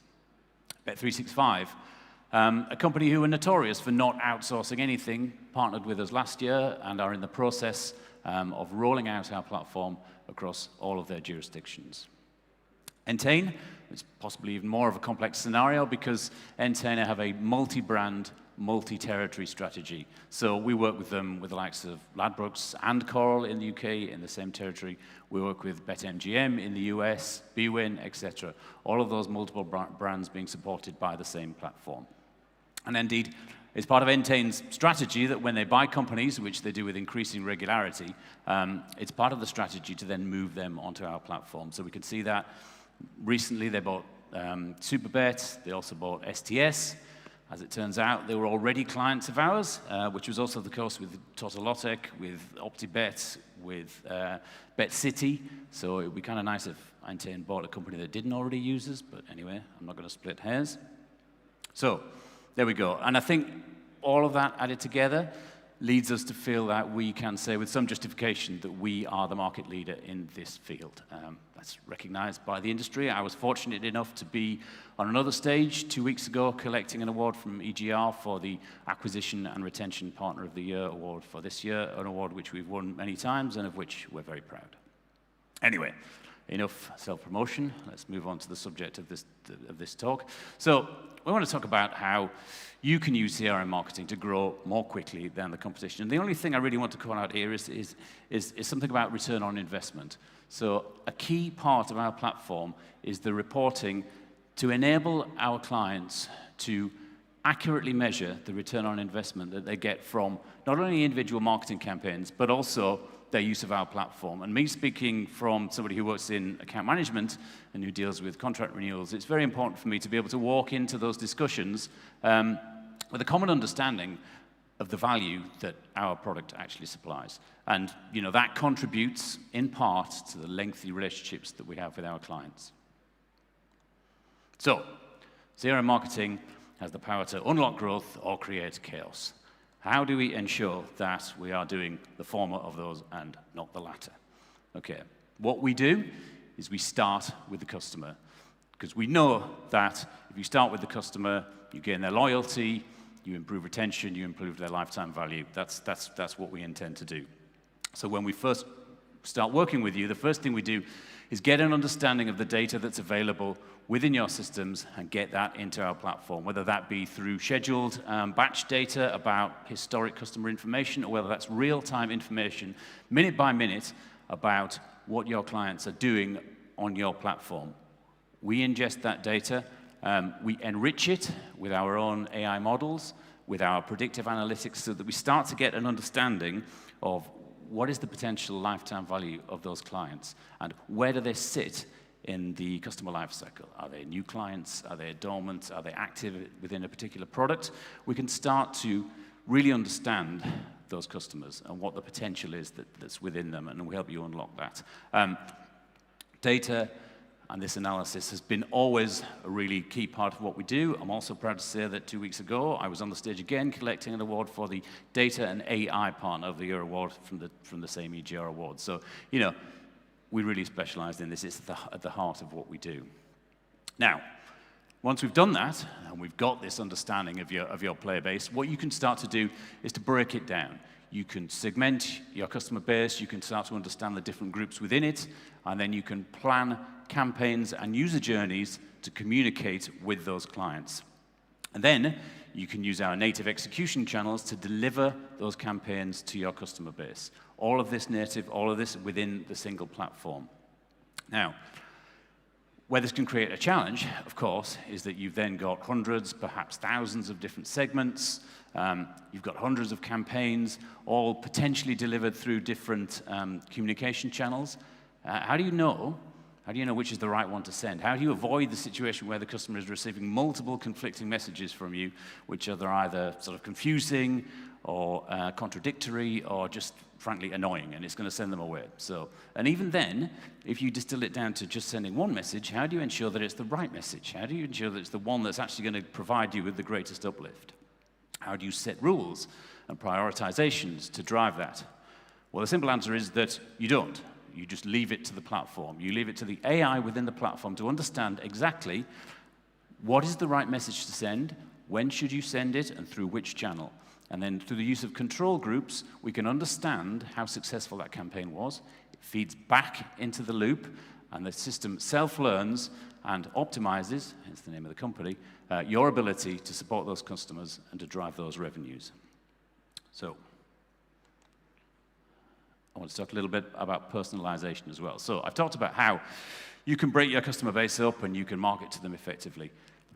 Now, within those individual communications, we also provide the ability to personalize at a one-to-one level what you're proposing to those clients. So the gaming industry, like it or not, I think, is quite commoditized, right? So you look at a particular territory, the operators within that territory are largely offering very similar products. Same betting opportunities, same sporting events, same casino products. How do you differentiate yourself in such a crowded and commoditized marketplace? Well, you can do it with branding and positioning and above-the-line marketing. But I think the key thing is how you interact with your customers, how you build that relationship.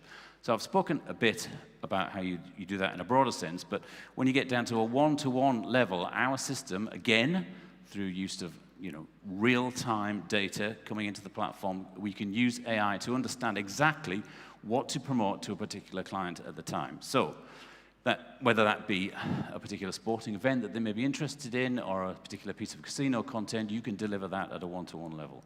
And that can be within a scheduled campaign, which might be based upon some kind of upcoming tournament or a slot release, or it can be done in real time. So it could be the result of, say, a bad customer experience, a losing bet or a losing spin, etc., or anything that happens that you might want to respond to. And again, you can respond to that immediately through push notifications, through whatever channel that you want to do. Now, the really cool thing is that as well as tailoring that at a one-to-one level, you can actually extend that and tailor the customer experience. So because of the huge inventory of betting opportunities, casino products, it can be quite bewildering for customers. And if you sent them a specifically tailored message, then you don't necessarily want them to then visit the website or the app and just be presented with the same as everybody else. What we can do is to present what we refer to as symmetric messaging. So the personalized content that you push to them through your marketing communication can be reflected on the website or in the app, so they get a much more relevant, streamlined, unified customer experience. Okay, and that can be done at a small scale through a carousel of casino content, or we can take over the entire screen and we can deliver Netflix-style personalization and recommendations to your client base. So, in summary, through AI-led CRM journeys, through one-to-one personalization at scale, we can deliver 50% quicker growth than the rest of the market. And we can see this through the data that sits in the platform. Now, if you're an operator, when you think that sounds interesting, or if you are a platform provider who thinks, maybe you can bolster your platform with market-leading technology, or if you are a consultant whose clients ask you about CRM or personalization, then I think you ought to at very least have a conversation with us. So with that, and if you want to do that, you can do it quickly. You could see me on the stand outside, but I do have a plane to catch. Alternatively, you can use any of the usual channels to find us, and it'd be great to talk to you. So I've got 1 minute 20 left, so I'm bang on schedule. So with that, I'm going to thank you all for your time and wish you a great rest of the show. Thanks very much.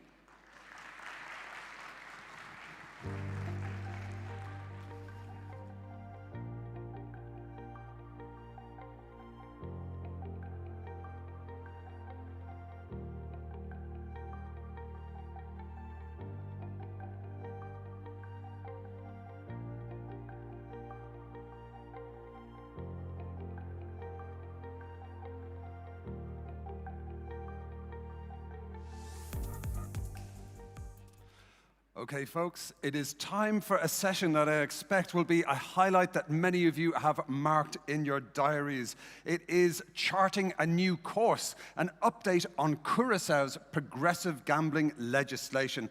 Now, I visited Curaçao many moons ago myself. It is such a beautiful place. I know it's got a very special place in the hearts of many people here and in this industry.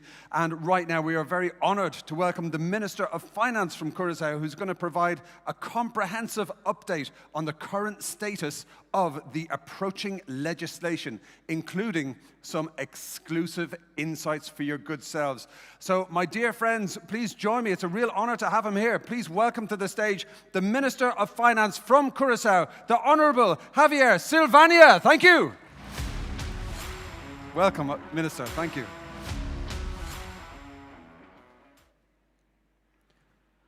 Good afternoon. My name is Javier Silvania, and I am the Minister of Finance of Curaçao. We are here at iGaming NEXT in Malta, a place of significance and prominence in the international community, to discuss an issue of great importance, the future of gambling legislation in Curaçao.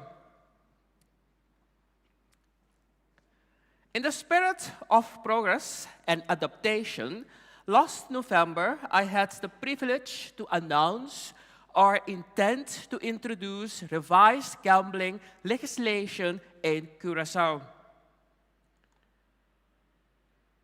We recognize that our existing law fell short, failing to address the ever-evolving technological advancements and operational complexities of today's gambling landscape.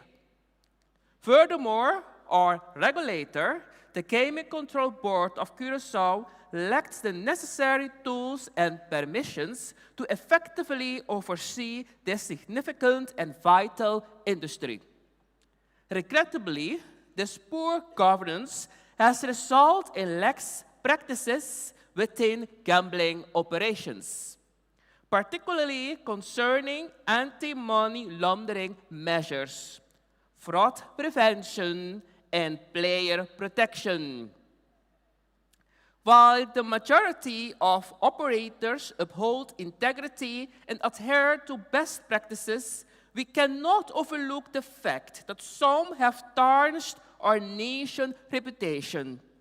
For far too long, the action of a few have cast a shadow upon the many, diminishing the value of a Curaçao gambling license.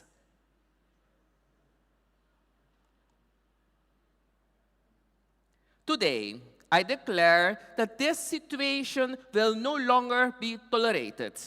Change is not an option, it is unavoidable. When I took office 2 years ago, my primary focus was to modernize our country gambling regulation. I proudly introduced the National Ordinance on Game of Chance, known as the LOC, which is currently progressing through the parliamentary process. After meticulous drafting and extensive consultation, the LOC was presented early this month, to the Country Council of Advice, a crucial and final step before presenting the law to the Parliament. While I express my satisfaction with the progress of this legislation and eagerly anticipate its enactment, I have become increasingly aware in the past month of troubling corporate behaviors. Even as the new legislation looms on the horizon, I shall not permit unsavory activities to persist. Immediate action is warranted. To that end, I have directed the Gaming Control Board to begin implementing and upholding the new standard prescribed by the forthcoming legislation. To achieve this, the Gaming Control Board will start issuing brand new licenses directly to gambling operators, effective upon the 1st of October 2023.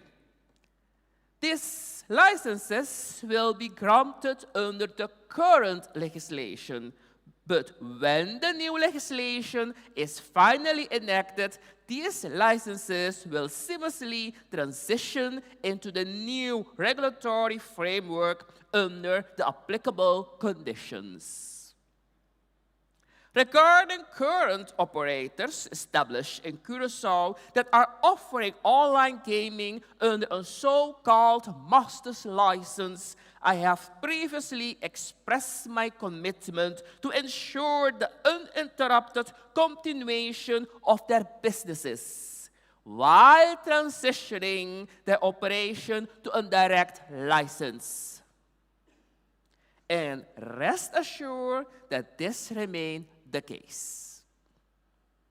It's pained me to hear that Curaçao licenses have been labeled as quick and easy to obtain, accompanied by lesser obligation and lax monitoring compared to other jurisdictions.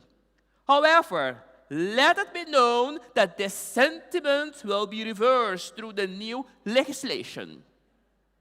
We want to know who own the businesses operating from within our borders by conducting appropriate and consistent level of due diligence.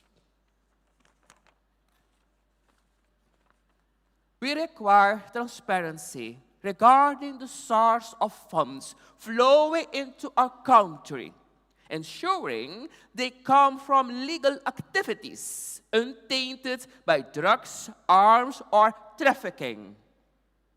We insist that operators adhere to legislation that align with reputable jurisdictions and at the very least meets the minimum requirement of international law and guidance on anti-money laundering. We demand robust player protection and data security. Curaçao shall no longer be known as the red-headed stepchild of the gambling industry. From now on, we will hold all operators accountable to internationally recognized standards within the gambling industry. The lock, which includes the establishment of a completely new regulatory body known as the Curaçao Gaming Authority, will not only prevent but also mitigate any unwelcome and unlawful activities. In an era defined by digital connectivity and borderless online gaming, it is imperative that we uphold consistent standards that transcend geographical boundaries. Curaçao recognizes the need to align its regulation with international standards, codes of conduct, and inter-industry best practices. And rest assured that that is precisely what we intend to do.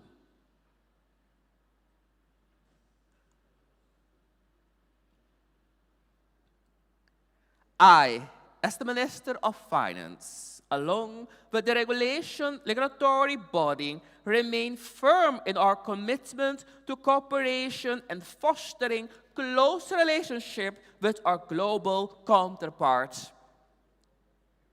Together, we aim to cultivate a cohesive and harmonized regulatory environment. By collaborating with and alongside other jurisdictions, we ensure a level playing field for operators and suppliers, all while safeguarding the interests of players and preserving the integrity of the gaming industry as a whole. The path I embarked upon from the very first draft of the lock is one that leads to a brighter future for Curaçao and for the gambling industry at large. It is a path paved with integrity, accountability, and transparency.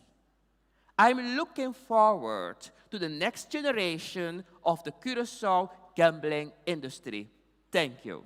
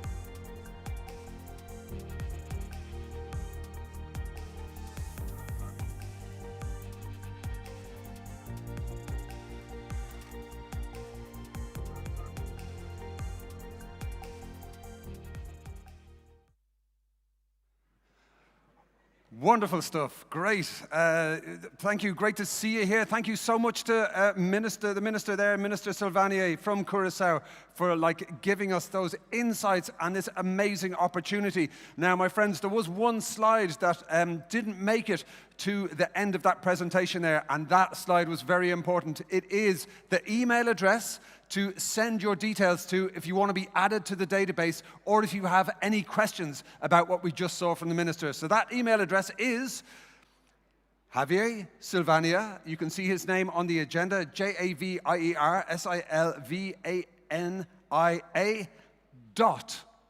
.onlinegaming, all one word, @gmail.com. If you want to be added to that database, if you have any questions, drop a line to javiersilvanier.onlinegaming@gmail.com. And if any of you missed that, just drop me a line. I'll send it to you. It's no problem. I'm easy to find on LinkedIn. I've got this crazy Irish name.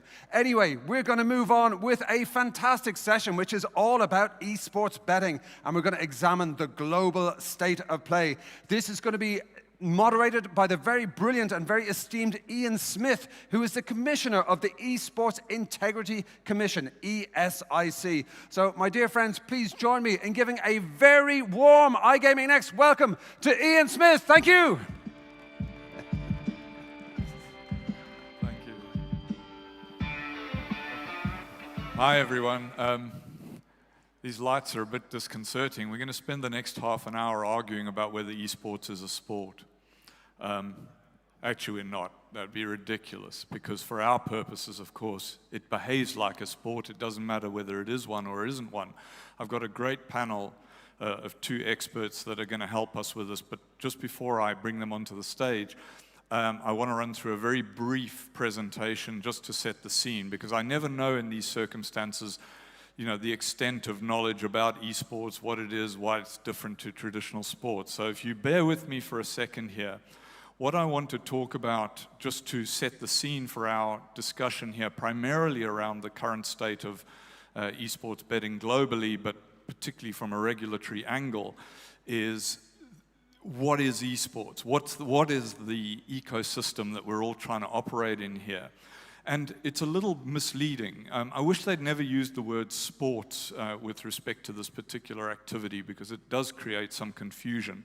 It's an umbrella term, a lot like saying the Olympics. It's not particularly meaningful, because of course esports is a series of games, video games, with individual communities, different owners, different cultures, different metas for the game, and different ways of behaving. And those each have to be treated separately, particularly as an operator. It is very different to looking at offering markets in, say, Counter-Strike Global Offensive as a first-person shooter, or League of Legends as an online battle arena game. And to reach the different audiences for the different games is also a challenge. But every game, and this is the big difference to traditional sports, is owned by a developer or a publisher, which means they can control it. So just as if any of us were to go outside and kick a ball to each other and call it football or call it soccer, FIFA can't do anything about that. They can't intervene. They can't stop us doing that.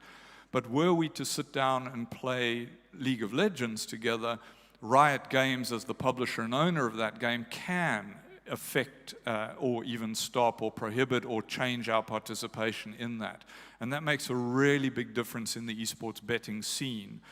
So we have this ecosystem, the guys that are relevant, and where the publisher developer is God because they own the game. And you have to understand this as an operator, because of course they can change elements of the game and how it plays at any time, which means not only do we have a very short data history, given that video games haven't been around that long relative to traditional sport, but those games can actually change. So at the professional level, and this hasn't happened for a few years, but it did happen, where Valve released a patch for Counter-Strike 2 weeks before a major tournament. Now that's a significant impact. That's like, World Rugby changing the size of the goalposts or the shape of the ball before a Rugby World Cup. It's significant. So the role of the publisher-developer has to be understood to understand the meta of our system. Then, of course, Some of those publishers run their own esports leagues, but many of them don't. They leave it to separate organizations like the ESL Faceit Group or Blast Premier or those sort of tournament organizers to run their esports events. And then, of course, you've got the betting-related world, you guys, which you're very familiar with, but it's actually very data-heavy because, of course, this is a digital product. So in our world, we're dealing with, obviously, operators, but also the data companies, the regulators, and the bet monitoring organizations like ULIS, IBIA, Sportradar, and various others. So it's a very interesting ecosystem. So what are the key issues for operators? The first is there is no coherent governing body. There is no overarching structure to esports. As I told you, each game is individually owned and behaves as the developer or publisher wishes it to. And because of that, there's no governing body that you can refer issues to or have action taken or standards created. We also have issues around data quality, reliability, and the integrity of data because it's coming from multiple sources and some of it is official, which of course we favor, but a lot of it is not, which creates problems down the line. And there is regulatory confusion and fear. Any of you who have operated or tried to operate, particularly in the United States recently, this confusion about whether to allow esports and if you allow it, what conditions you put on it, and all of these sort of things make it a difficult area to go into in the regulated markets. And of course, you've got young-ish or skew young participants where they have not come through the sort of system that traditional sports athletes come through, so that when they reach the professional level, they understand that there are rules that govern their behavior off the pitch, just as much as there are rules on the pitch. In esports, you can go from playing in your mother's basement and 6 months later be earning six-figure salaries playing in professional tournaments. And so all of that background, and in our context, particularly, let's say, anti-corruption or betting-related rules governing your behavior as an athlete are not known, not understood. So it's a pretty vulnerable activity relative to the more well-established traditional sports. The Esports Integrity Commission was founded 7 years ago, and for our purposes, what I really only want to describe is what's called the Suspicious Bet Alert Network, where we incorporate the combined intelligence of operators, regulators, law enforcement, data companies, data monitoring companies, bet monitoring, to try and determine what matches we ought to be looking at to address integrity issues, look at match fixing. And just to set the scene on what that means, and in particular the effect that the COVID pandemic had on us, is that relative to 2019, in 2020, we had a 275% increase in unusual and suspicious betting, primarily because, of course, for a good 8-9 month period, esports was the only show in town. And that brought all the new bettors, new games, new tournament organizers, and it was a bit chaotic.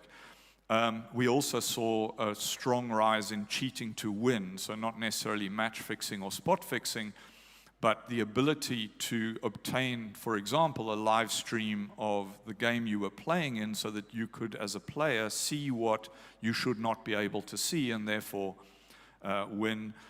And of course, those teams that were cheating in that way looked very good on paper playing in online tournaments, and then as soon as they got invited to in-person events or LAN events, they got slaughtered because they weren't as good as they looked, and so they were match fixing on the way down as well as cheating on the way up, and we're still trying to catch up and deal with that.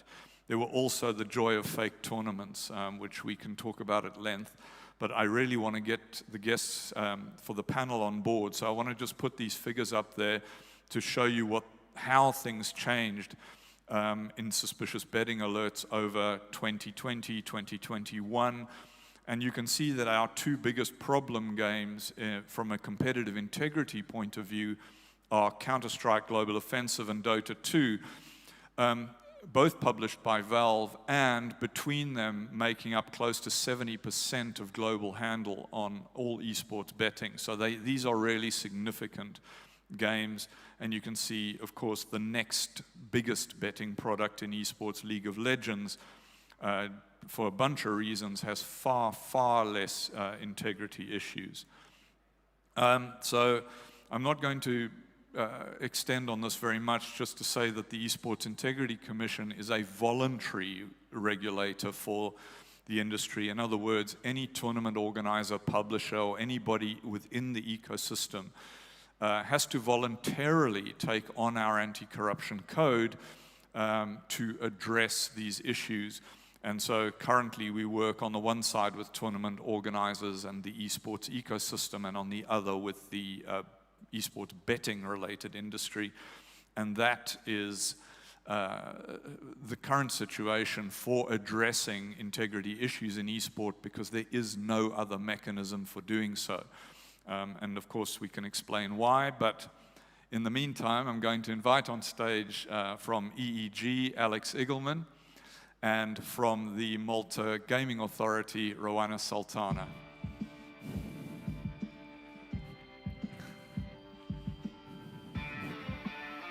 Thank you. You guys want to sit down on that side?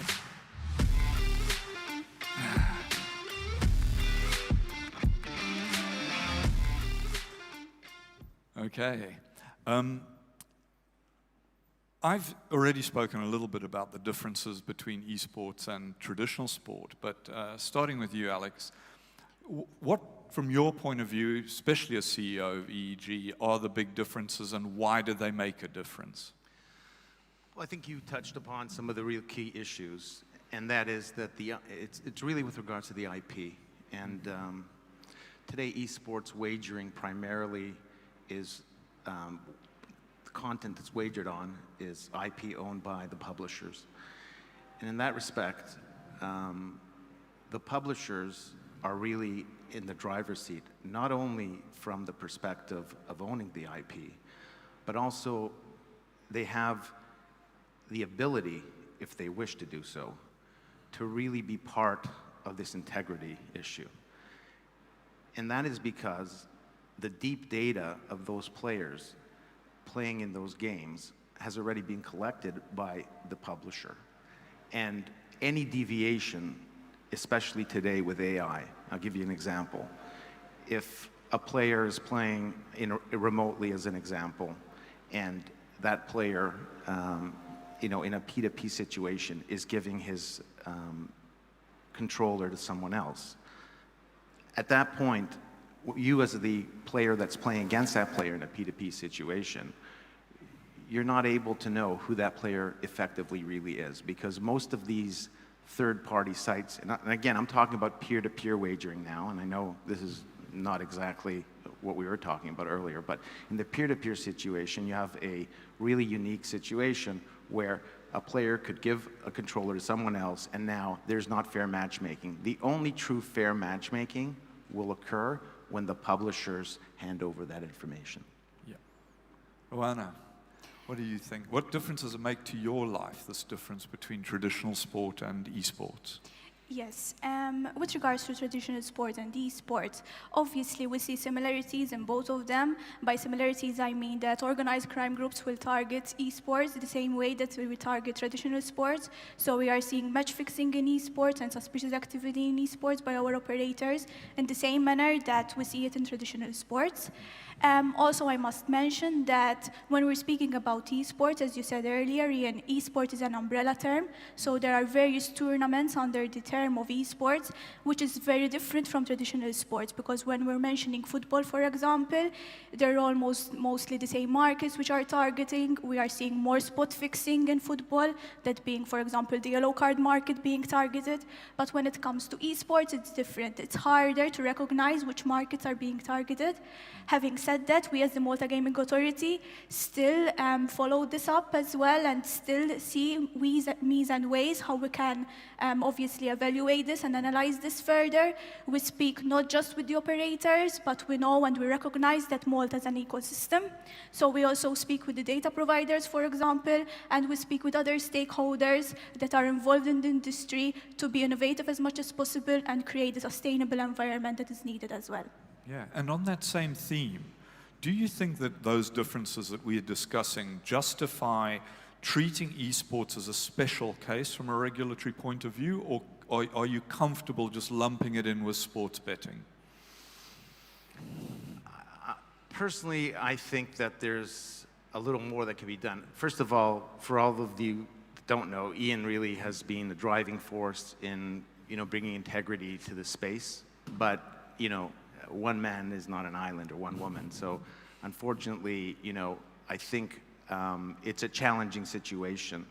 And having said that, to answer your question, I think it should be treated eventually as a regular sport, but unfortunately we're not at that point yet, because I don't think we have complete control of the integrity situation. I think it's a little bit challenging. I should add that my colleague here, Becky Harris, and I who was a former head of the Nevada Gaming Control Board, we've written audit standards for what we call for short-form interstitial content. So in other words, bespoke tournaments within a confined space. I consider that a petri dish for the bigger picture, which is eventually, what you really are overseeing, Ian, which is bigger tournaments. So if you can control that environment and use those standards to expand out, I think there'll come the day where we'll be in a great position. Yeah. Do you think I know that Malta doesn't, we'll get on to that, but what do you think personally in terms of that difference? Does it justify greater control by the regulator, or are you comfortable? Yes, with regards to controls and sanctionings of markets, the Malta Gaming Authority obviously does not sanction in a market, as other regulator does as well, for example, the UK agency. And the reason why is that we believe that we rather regulate rather than prohibit markets, because we know that if we prohibit markets, we'll be leading the bettors to use the black markets to place their bets, which is very, very riskier, and obviously there is no control in that, and what we aim to do is protect the players at all times. So that's why we prefer to regulate rather than to prohibit the markets. Having said that, us as a Malta Gaming Authority as well, under the definition of sports betting, we define sports betting as an event that bets can be placed on. So that means that esports is under the definition of sports betting as well. And why am I mentioning and why is this so important? This is crucial because each and every compliance obligation that operator has from a stance of a compliance sports betting regulations, it's the same with esports. So operators are obliged by law to follow the suspicious betting reporting requirements which we have in place, and that means that they need to report each and every suspicious event that they recognize in their systems, and that encompasses esports as well.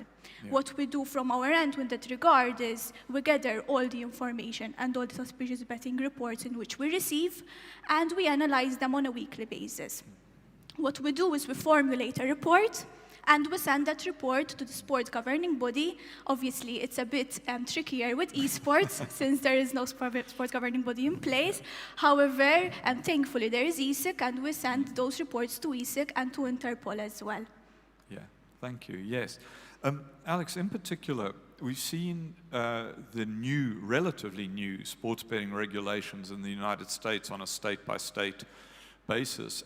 In every case, I think, treat esports where they allow it, which is not everywhere, as a separate case with significant restrictions, in my view, overly significant. How is that affecting commerciality for operators in North America? Because I'm going to include Canada now. Well, I mean, I think you can see it in the handle that's being generated in North America. It's abysmal, and that's because has not been truly embraced by the gambling community for a number of reasons. Obviously, if you're going to walk into, an old school casino with a sports book in Las Vegas, with a sports book manager and try to sell him, some content that, involves Dota 2 or, any game, League, he's gonna, or she's gonna say, what is that? However, I think, what SIS is doing and others in terms of this interstitial content, that is much easier to understand. So I think, in my opinion, the growth of esports will first come in North America through this bespoke content, as opposed to, in terms of adoption, as opposed to tournaments betting or peer-to-peer. We've already seen a very similar thing happening in sports. I don't want to mention any particular names. I know a few companies, and you may know, that are creating their own content in sport, whether it's 2v2 basketball or volleyball. And that is, content that's being consumed today.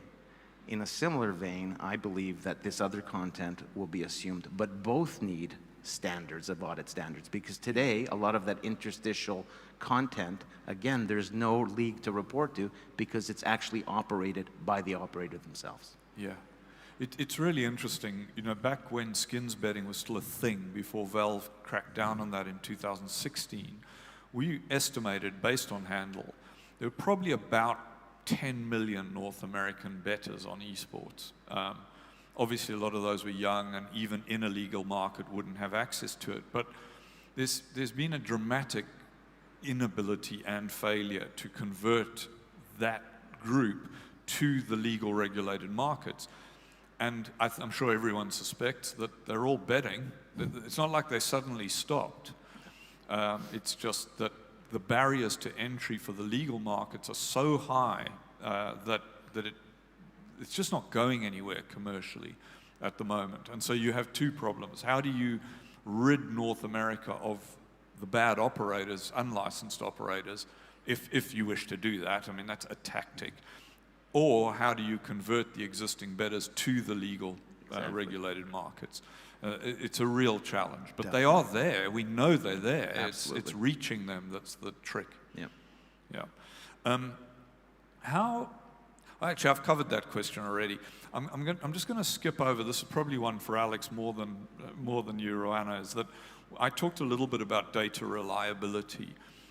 Is this something that affects you as an operator? Or do you have concerns about the sort of scattered nature of the data availability in esports? I think we're coming to the point now where the market has adopted a model. In the early days, the publishers were not that concerned about the content and the value of that data. Why? Because they saw it as a marketing tool, and really they didn't care as long as they had the viewership. What happened in the interim is that as the world is real, there was a lot of interest in wagering, and so that content, I think the publishers saw that the tournament organizers that they had handed this over to were making a lot of money reselling this. Those are being resold to data suppliers, or data distributors, I should say, and those are then being resold to bookmakers or odds providers. So there is a flow. However, just like what's causing the creation of these interstitial leagues that are not controlled by a formal league is the cost of content. So as we know, margins in sports betting are very low. If the cost of content is very high, your margins are going to be even lower. And so I think operators are looking for other forms of esport-related content, whether, it's live, and again, whether that's an esport, no, but it still needs audit standards, or 2 people playing against each other, or 5 people playing against each other in a tournament. This is what really is the important thing. So in terms of the data, I think that there are a number of providers today that are operating, within this scheme, but of course, you're still going to have those that scrape. There's still going to be commercial disputes as to who owns the rights. Do I have a right to sit in the international and have 4 guys marking things or watching it? questionable whether you can resell that. However, as a lawyer, I'm not going to get into these issues. What I can say now is that the IP issue has not reared its ugly head yet, and it could in the future. Yeah. Oh yeah, for sure. Have you noticed, Rowana, a difference in esports bettors versus traditional bettors? Do you get insight into that with the data that you're seeing from operators? Yes, when it comes to the data we collect, obviously when operators are reporting suspicious activity to us, we are also getting information with regards to the betting data of the account holders. And that is very important because we understand that operators and events which are being offered with regards to esports is different than traditional sports.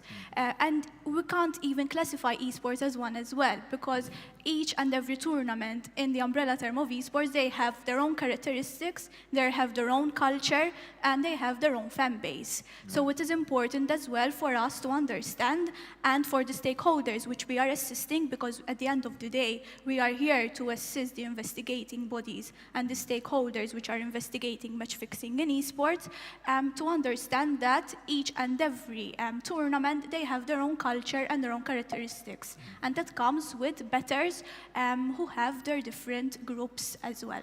Yeah, it's a fascinating world to see that if you're a casual viewer of esports, you could look at, say, Dota 2 and League of Legends and think that they're more or less the same, and yet both culturally and in terms of the rivalry between the groups, they hate each other. And would, say, how could you possibly say that Dota 2 is like League? It's like, well, it is. Yeah. I'm sorry. Yes. But you have to treat those potential bettors very differently. Yes. A League versus a Dota better. Yes. In fact, what we have recognized as well, when we see the most reported suspicious events, and we have, for example, football. Last year we had football and tennis in the top 2, and then followed by esports. And when we see esports, we have to even dive deeper into it, because we have, for example, CSGO in first place, we have Dota 2, and we have League of Legends as well. And when I'm mentioning these figures, last year, for example, we have sent 226 alerts to the industry, that is our operators, and 42 of those were regarding esports. So it is very interesting figures as well. Wow. Yeah, it's exactly. As I said on the figures there, we had 126 alerts in 2020. And those are meaningful alerts. Those weren't garbage. It was a bad time. Fortunately, that has declined. Finally, I know the answer, but perhaps others don't. Does Malta restrict what markets its licensees can offer at all? As a regulator, do you tell them what they can and can't offer? No, as I explained earlier, we do not restrict any market, we do not sanction any markets, and the reason why we do not is we would rather regulate than prohibit markets, so we can protect players better and not lead bettors to the black market as well. Having said that, we do monitor because we have overview of what is happening as well, and for example, during COVID times when we have seen that esports events were being offered more by our operators, because obviously other traditional sports stopped at the time, we also issued guidelines to our operators to make them aware of what they are offering with regards to esports also. So by that, we can monitor and help and support our operators while still creating a sustainable environment for the industry at large. Yeah. Alex, if you had a wish that would fulfill all the needs of the ecosystem, but particularly as an operator or somebody in that space, what would your message to regulators be? That this industry is here to stay, that it will not go away. I know we're short for time, I'll just be very quick. And Deloitte in 2021 did a survey of those under 25, and they consume video games more than in home entertainment, more than TV and movies. So if you think about it, slot manufacturers for years have been making machines based on movies, right? And it's like a big thing, IGT launches Addams Family or whatever it is, right? But here you have people consuming this 24/7, and yet You don't think they want to bet on it? Are they different than others? I mean, are they reptilians? They're not. They're human beings with an urge to gamble, and it's here to stay. So I would want them to be more open, more like the Malta regulators here, and follow, regulate instead of ban. Yeah. Well, I hope that was helpful for all of you, and we're all around for a little bit longer if anyone wants to ask us some questions, and thank you for your attention. Thank you.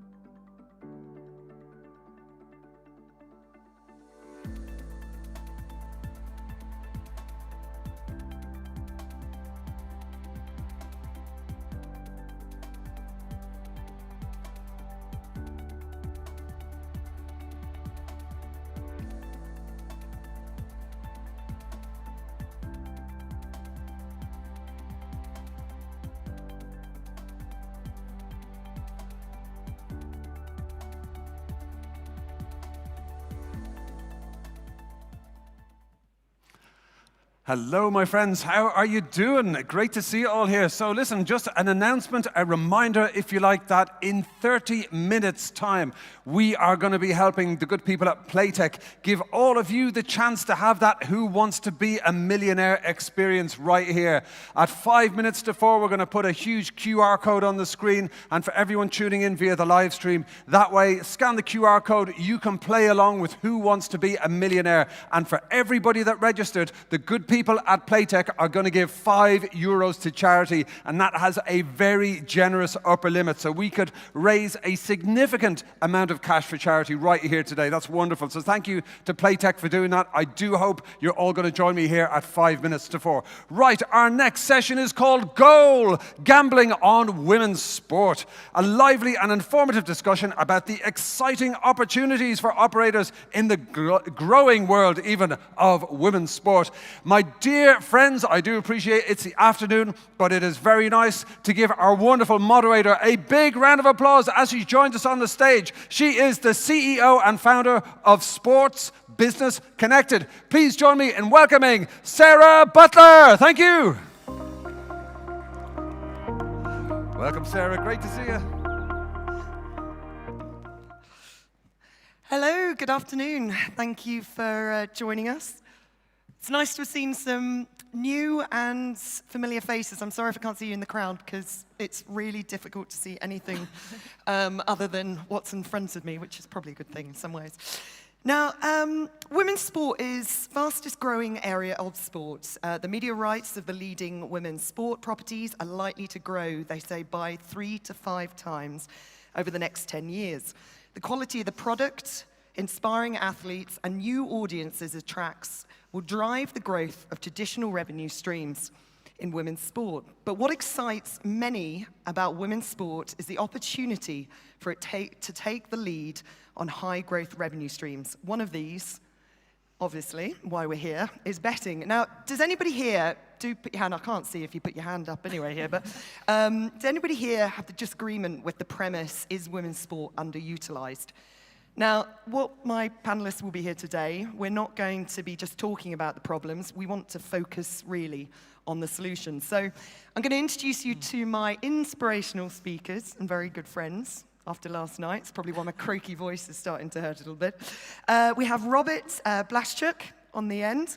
Now, Robert is the CEO of FeedConstruct, sports audience engagement company headquartered in Armenia.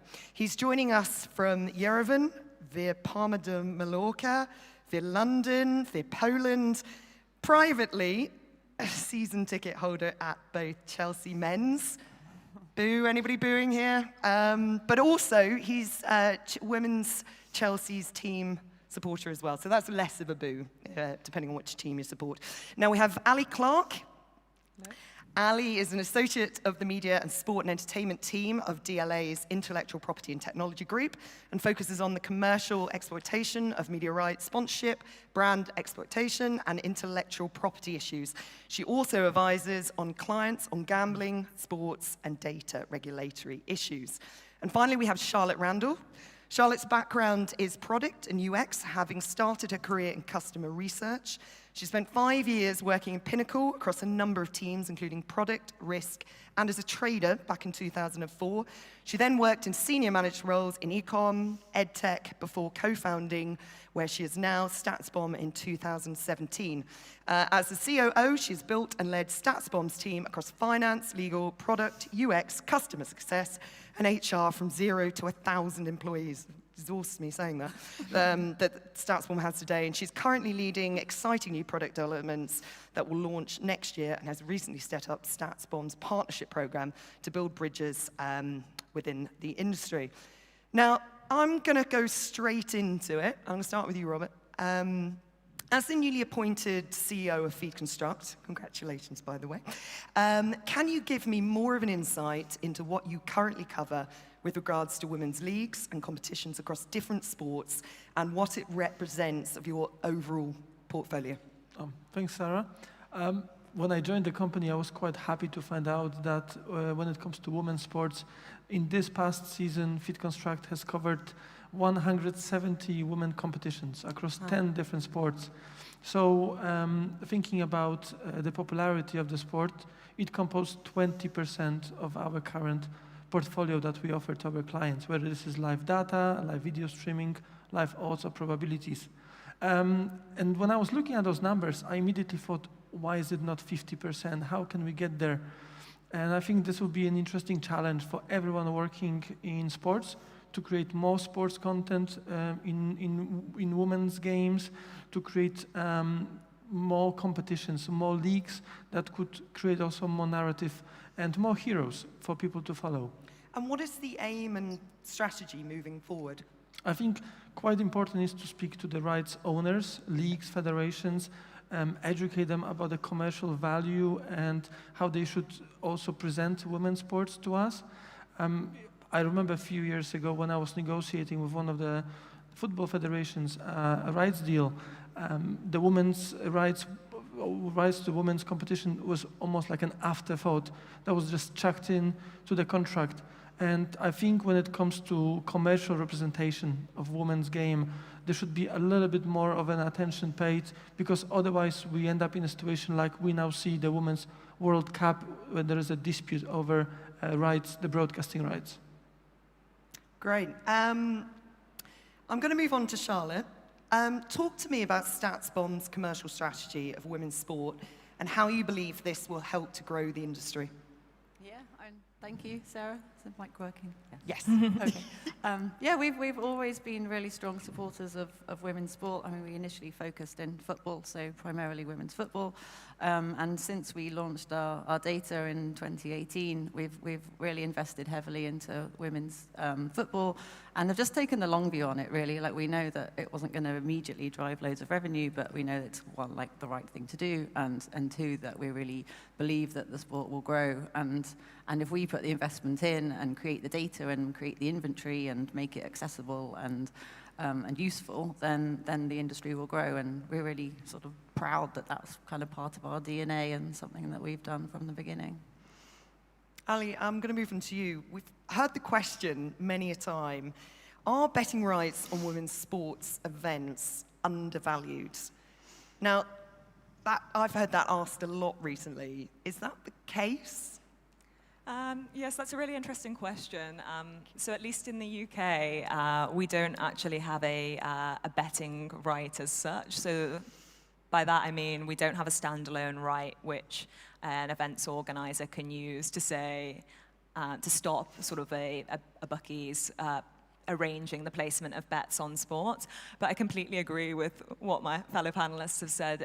Traditionally, there clearly is a value in that for bookmakers arranging the placements of bets on sports. But historically, I think there's just been a real lack of focus on both arranging bets on women's sports events, but also really engaging a female audience to place bets on both women's sports and sports generally. And I think if that market can be harnessed and Robert can build his 20% to 50%, then I think we're on to a real winner for everybody, as with the increased exposure through engaging with audience, be that betting or other media rights, then we're going to get greater investment into women's sport, and they'll all sort of feed in together through media rights deals, gambling, sponsorship deals, rights exploitation. I think the opportunities are endless for women's sport right now, and it's a really exciting time. Yeah, that's why we're here. Now, I'm going to move on to data. According to a UNESCO survey, women comprise 40% of all athletes, but only 4% of sports media coverage. Now, women's sports get less funding, less promotion, less broadcast time, and even get the short end of the stick on data and analytics. Now, in 2015, an analyst at 538 wrote a piece on how there's no rich data available on women's sports. Now, a lack of rich data leads to fewer prop bets on individual players and less interest in wagers across the board. Now, I'm going to throw this out, obviously. Charlotte, to start with, I hope you don't mind. As the co-founder of StatsBorn, which is one of the leading sports data providers, you mentioned starting out in football originally, where are we with women's sports data and what that means in relation to the new models that can be built and how this data can create more interesting product ideas to attract new audiences? Wow, there's a lot of questions. Sorry, that's quite one to throw at you to start with. So I agree with what you said. Yes. I think that there has been a lack of data historically, and of course it takes time to build up inventories of data. And so we're sort of in a position now where we've spent the last 5 years generating tons of specific women's football data, which now means that like betting operators and other like organizations can make models based purely on that data, and the better your data is, the more higher performing the models are, the more reliable they are, the more interesting opportunities come from product perspective. We've seen it in the sports betting space as people are preparing for World Cup. There's some interesting things going on, and a bit of a StatsBorn plug here, but our data includes lots of interesting points around like passing, which is like different in the women's game compared to the men's game, and you get different data points like pass height and pass footedness and intended recipient and a whole bunch of stuff around pressure, which just means that all of those things become available to put into sort of exciting different opportunities. We're always very conscious of having parity across data sets. So there's no data points that you get on the men's game that you don't get from the women's game, and that's been really important for us. And as I said, it is just a big investment that, now I think we're at a point where the inventory is big enough that people can start to capitalize on it. So yeah, it's exciting. Yeah. But you have to have the belief, that it's the right thing to do, and it does cost resource and time, and it has to be part of the strategy, and then not an afterthought, Actually, your point, Robert, about not just chucking it in with the men's stuff is really, really important. Something we've seen on the commercial side, and really spent some time to try and get it right to pitch the value. But so the value isn't necessarily the price, right, that people pay. But on your point, if I may very quickly, what I find interesting is when it comes to the sports betting world, sports betting in the Wagering Act is gender blind. So whereas there's investment for the performance level to build this deeper level of data, when it comes to betting itself, whether you bet on women's football or men's football, is it women's badminton or men's badminton, €1, $1, £1, or whatever currency you're using, would also give you the same return if the odds are right. So my point is that from my experience at FitConstruct, we see that the actual wagering element to it can already create revenues for women's sports right now, but the longer tail opportunity with performance can even increase and deepen those opportunities going forward. Sorry, I just made you... No, it's great. I'm sort of quite engaged. I'm forgetting I'm moderating this sometimes. Yes, carry on. Now, I mean, I was just going to throw out, what do you think, from your point of view, what more needs to be done to increase the understanding of how valuable quality women's data is? I mean, what it is to the industry and the growth revenue streams, really. I think it's valid across men's and women's sport, actually. Like, just generally understanding the importance of quality data. Like you said, it doesn't actually matter if it's men's or women's. It's about getting understanding of how quality data can create better products and more reliable pricing and odds and more different opportunities and props and such. So I think that that's a general challenge across the industry, not just for the women's football. I think the extra challenge for the women's sport is just that it's really quite new. Yeah. So you're starting from a more of a blank canvas, and so you need to kind of educate your players and bettors as well as the operators. So kind of everybody needs to learn together. Yep. Yeah, totally agree. Right, as we've got our lawyer on stage with us, and she hasn't sort of looked at us badly yet, so we seem to be on track and haven't said anything wrong yet, so this is good. Now, we're going to talk a bit more in sort of legal terms here. So, Ali, the groundbreaking agreement announced back in April, which most of us will be familiar with, back in April this year, under which the Premier League clubs have banned matchday front-of-shirt sponsorship deals with gambling companies from the summer of 2026, has provoked a number of mixed reactions, I'm sure. But from your point of view, how might we expect betting companies to be impacted by the Premier League's clampdown on kit sponsorship? Yeah, so pedaling back from that slightly, it's really interesting as it's the first time in a UK league where we've seen the league actually itself come out and sort of have a voluntary commitment to reduce the exposure of gambling ads within the sport. So I think that's a really interesting step, and at least in the UK, there were sort of murmurings, and we were expecting the review of the Gambling Act, which was enacted in 2005. There's a white paper looking at how that was currently working, and we were all expecting on 10 to Hux to be something in there about reducing gambling ads, but it was actually sort of this voluntary commitment by those 20 clubs of the Premier League. In terms of impact for the betting sponsorships, I think we need to look at scale. So last season, 40% of the Premier League's 20 teams were sponsored by betting operators. And if we look at that in relation to women's sports, if we look at the top league, the WSL, only 2 of 12 of theirs were. We had West Ham and Everton. So this commitment by the clubs is an interesting one when we're looking in the women's sports space, as most of the women's teams don't have separate front-of-shirt sponsorship deals at the moment. Okay. So if they have a men's team in the Premier League, the women's league may be impacted by that withdrawal by 2025, 2026. On the other hand, in 3 years' time, if those women's clubs don't have a Premier League team, then the floor would be open for sponsorship by gambling operators there. There's also a few nuances to the commitment which are quite interesting. It doesn't include shirt sleeve sponsorship. So what's traditionally been viewed as a secondary asset in terms of sponsorship deals is likely to increase in value. Last season, for example, it was estimated that it was around 300 million for the value of the front-of-shirt sponsorship, compared to the shirt sleeve at 90 million. So I think we can expect... sleeves to get bigger? Sleeves to get bigger. And the cost for sponsoring those sleeves is a little bit more expensive. But also, stadium hoardings, not much a day. I'm completely tickled by that and trying to contain you. Sorry. But yeah, so I think we can expect there to be other opportunities there, and there's no sign of slowing down at the moment.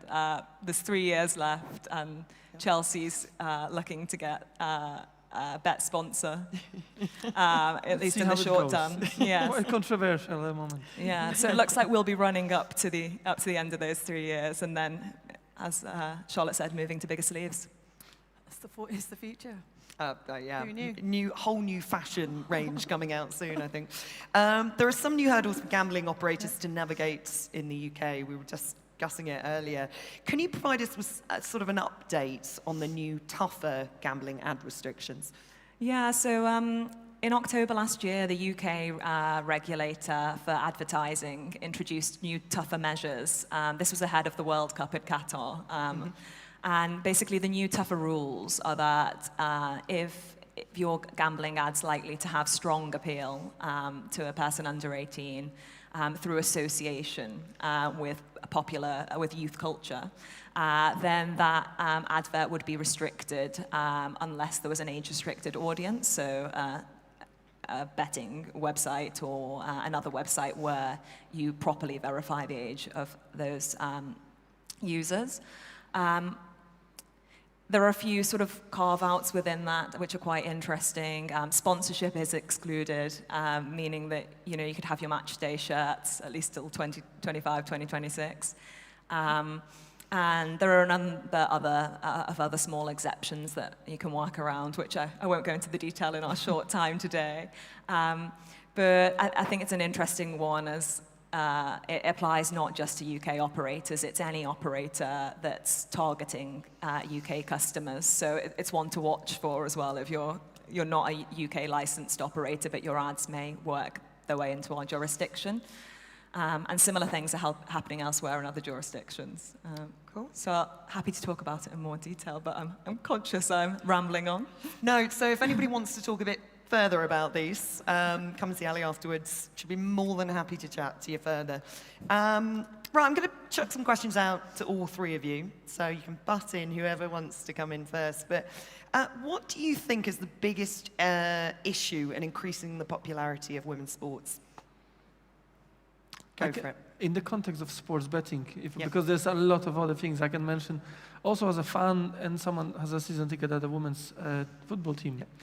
I think that the user experience of the sports books at the moment have been designed, 20 years ago. And there is still not enough innovation to customize that for female punters.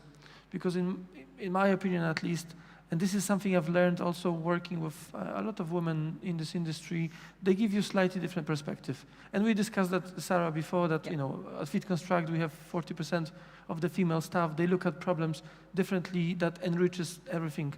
And when I look at the sports books, the websites, the user interface, it's very much so built for the previous male audience, male punters. And I would love to see more of an adjustment for that, especially in the context of the women's competition, so women can support women's sports also in the gaming space. And I think that's one of those sports that I still surprisingly haven't seen. We have football clubs run and owned by women. I mean, we talked previously about Angel City Football Club. I'm a big also fan of San Diego Surf. I love the branding around that. And I'm just surprised that with women competitions and clubs, we still don't have like a woman-led sports book where things are done the way how the female audience wants to have it served to them. Yeah, there's lots of opportunity, I think, for making things more about entertainment, and also, I think, just on the data side, like if we're talking about women betting as opposed to women's sport, then there's lots of research to suggest that women want to be very analytical in the bets that they place, and so therefore data needs to be available to them in the same way that it is on the men's game, and it just isn't right now. Like it's sort of reserved for the people who pay for it, and that's something that I think there's big opportunity there. It's a bit like going to watch a women's match, it's a completely different environment. And well, if you can, because often I see the games overlap, men's and women's games, and suddenly you have a competition. Like I would love to go to watch more women's games, but often the fixtures are even scheduled in a way that it doesn't even allow you to, Yeah. to begin with. Yeah, no, it's true. I think we were both at the FA Cup final, weren't we, Sarah? Yeah. And commenting on how lovely it is that all the fans are all jumbled up, and it's much more about entertainment and a different experience. You bring the family and all the rest of it, and that can flow through into the experience in betting. And apps are a little bit old-fashioned, right? And yeah, I think Totally Paris was different talking audience. earlier about the Pinnacle user experience, for example, and it's definitely opportunity there. Yeah. I think what came across to me was whether I think we've previously, in my view, sort of underestimated the female betting fan, and haven't targeted them with the right marketing campaigns and experiences, which is what you were saying. Maybe it's a form of lazy marketing that hasn't really been tapped into. So I think there are many opportunities that will be coming forward. Yeah, and back to what Charlotte was saying earlier, I think it's also not having the data there historically to realize that it was a market worth tapping into. Yeah.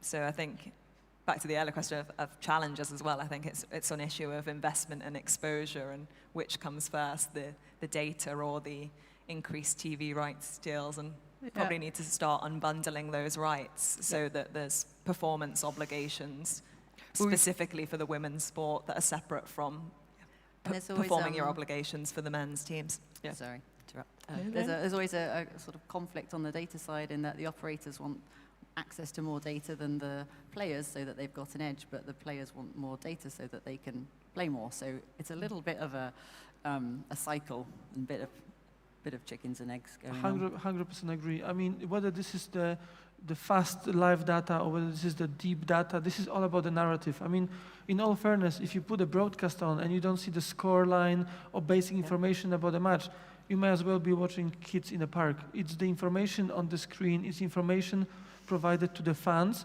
some of them whose fan engagement would move towards sports betting. This is how we build this narrative, this is how we build those opportunities. But in order to do so, you need to treat women's sports almost as a single entity, as Ali said, that you should just take it and start promoting that separately, building all the products around that, and also understand the intricacies. Charlotte, you've mentioned, for instance, the depth of the data collected for women's game is different than the men's game. Even the passing styles are different, etc. So I think there's a lot of things if you take this topic seriously, and you really should, because that's a 50% potential, 50% of your market that you're currently not tapping in. Yeah, there's so many opportunities. I think I'm just looking at the time at the moment.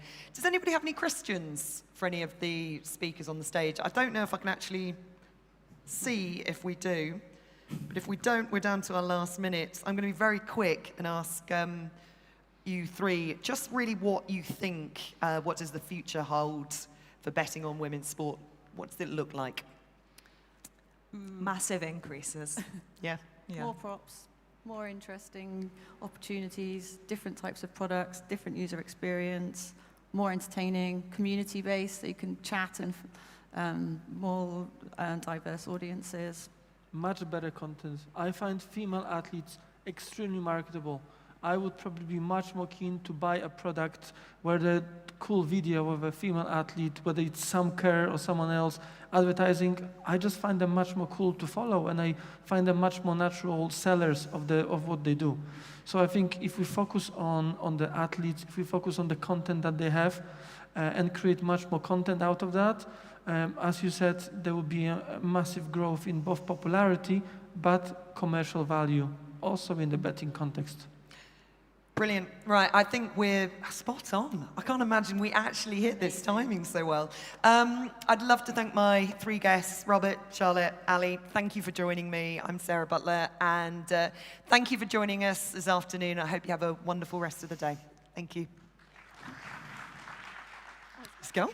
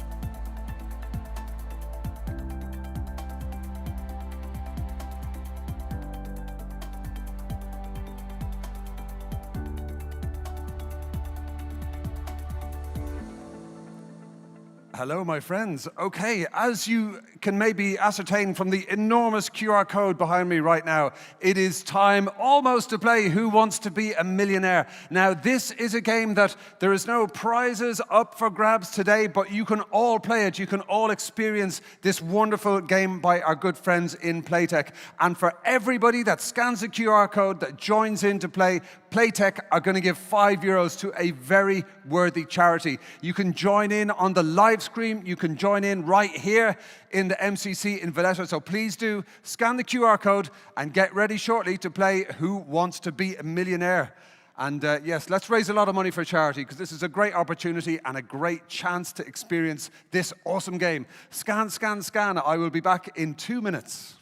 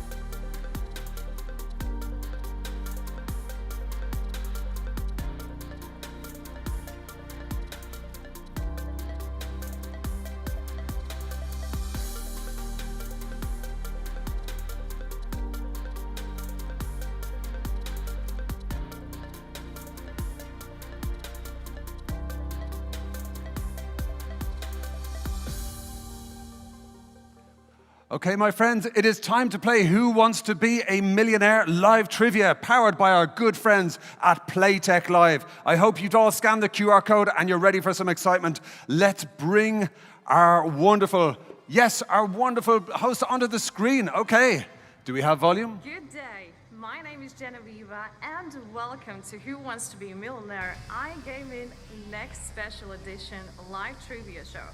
Today's game is brought to you by Playtech Live, the world's only live trivia provider, and recently, EGR Live Casino Supplier of the Year for 2023. Thank you all so much for joining us. So today we'll be playing just for fun with questions focused on iGaming Next related topics. And while there are no winnings or prizes in today's game, we do hope you have some fun. After all, this is what it's all about. So let's get started. The rules are very simple. You're going to have 5 questions with 4 possible options to choose from. Obviously, only one of them being the right one. So, if you manage to answer correctly in a given time, you're going to be able to take a step closer to equally share grand prize, 1,000 golden chips. Also, if you're not sure the correct answer, you can use one of the 2 lifelines, 50-50 or ask the audience. So, ladies and gents, you know the rules, you know the lifelines. So let's play Who Wants to Be a Millionaire? Okay, folks, keep those chat messages coming. It's good to see them on the screen. Once again, great to see you all. So ladies and gents, hope you're ready. Here comes the first question. All right, so who are the founders of iGaming Next? Samantha Hamlin and Rory Credland, Pierre Linth and Martin Peterson, Pierre Linth and Hendrik Linth, or Gerda Melty and Maria Theroux? ABCD, what do you think? Okay, folks, lock those answers in. The first question easy for you to answer. Time is up, ladies and gents, so let's find out. The correct answer to the first question is Pierre Linth and Martin Peterson are the founders of iGaming Next. And look at that, 42 lucky players answering correctly. Let's go, next question.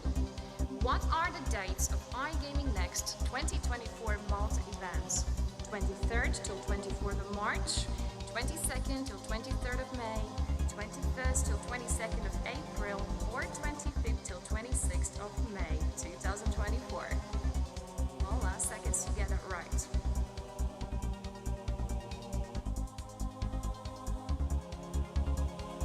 Let's have a look. Ladies and gents, correct answer is B, 22nd till 23rd of May 2024.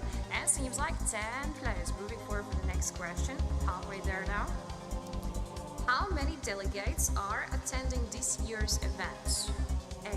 1,500, B. 4,000, or D. 2,500? Okay, folks, aim high, aim high. Correct answer.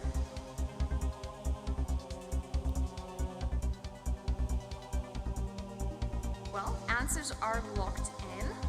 Time to find out if you got it right. So the correct answer is C, staggering 4,000 delegates going to be attending this year's event.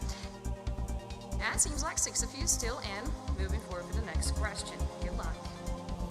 What period was the Mediterranean Conference Center utilized as a station hospital? 1800 till 1918, 1700 till 1802, 1800 till 1925, or 1900 till 1955? A, B, C, or D? Well, time is up, ladies and gentlemen. Intrigued to see how many of you got this one right. And the correct answer is A, 1800 till 1980. Seems like it was a bit of a tough question. Don't forget about those lifelines, 50-50, ask the audience. So the final question: where was iGaming Next co-founders Martin and Pierre's first ever co-hosted event held 10 years ago? A, Villa Rosa, B, Cape del Mar, Malta, C, Mediterranean Conference Center, or D, Excel? A, B, C, or D? Is that your final answer? All right, ladies and gents, time to find out how many of you answering correctly to every single question on the show. And the correct answer is A, Villa Rosa. So good job, ladies and gentlemen. Well, definitely hope you enjoyed our stay here on Who Wants to Be a Millionaire live trivia show, iGaming Next special edition with Jenna Viva here today. So thank you so much, ladies and gents. Sure hope you enjoyed your time. Obviously, take care and have a great day. Thank you. See you around. Fantastic. Thank you so much to Playtech Live for Who Wants to Be a Millionaire. Wonderful stuff. I hope you got all the answers right. I hope we all raised a lot of money for charity, and I hope you're all going to stay here for our next thrilling presentation. We are going to be back in just a couple of minutes right here, right now. See you then.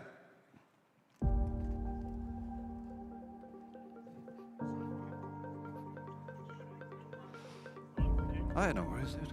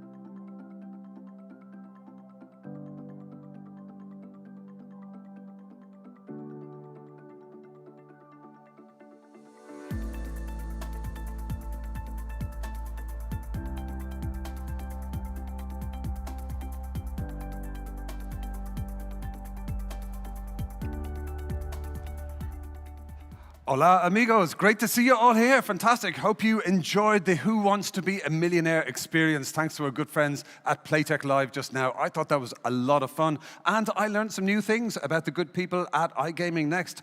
When you think about it, those kind of bespoke competitions could get very personal. Let's see what happens in future editions of iGaming Next. Okay, we now have a session which is called Innovation versus Iteration. Now, of course, the industry talks a lot about innovation, but often we only see iterative development and improvements. But what is the best approach for an operator? We are about to find out from a power lineup of 6 absolutely brilliant experts. So please join me in welcoming them to the stage one by one. First up, we're delighted to have the CEO at Coolbet. Please give it up for Endre Nesset. Thank you. Welcome, Endre.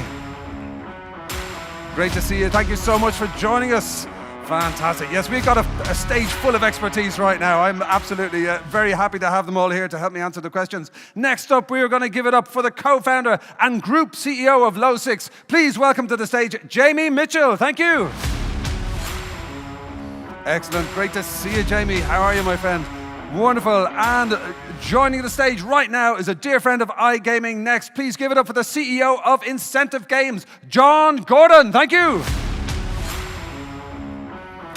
Hey, great to see you, John.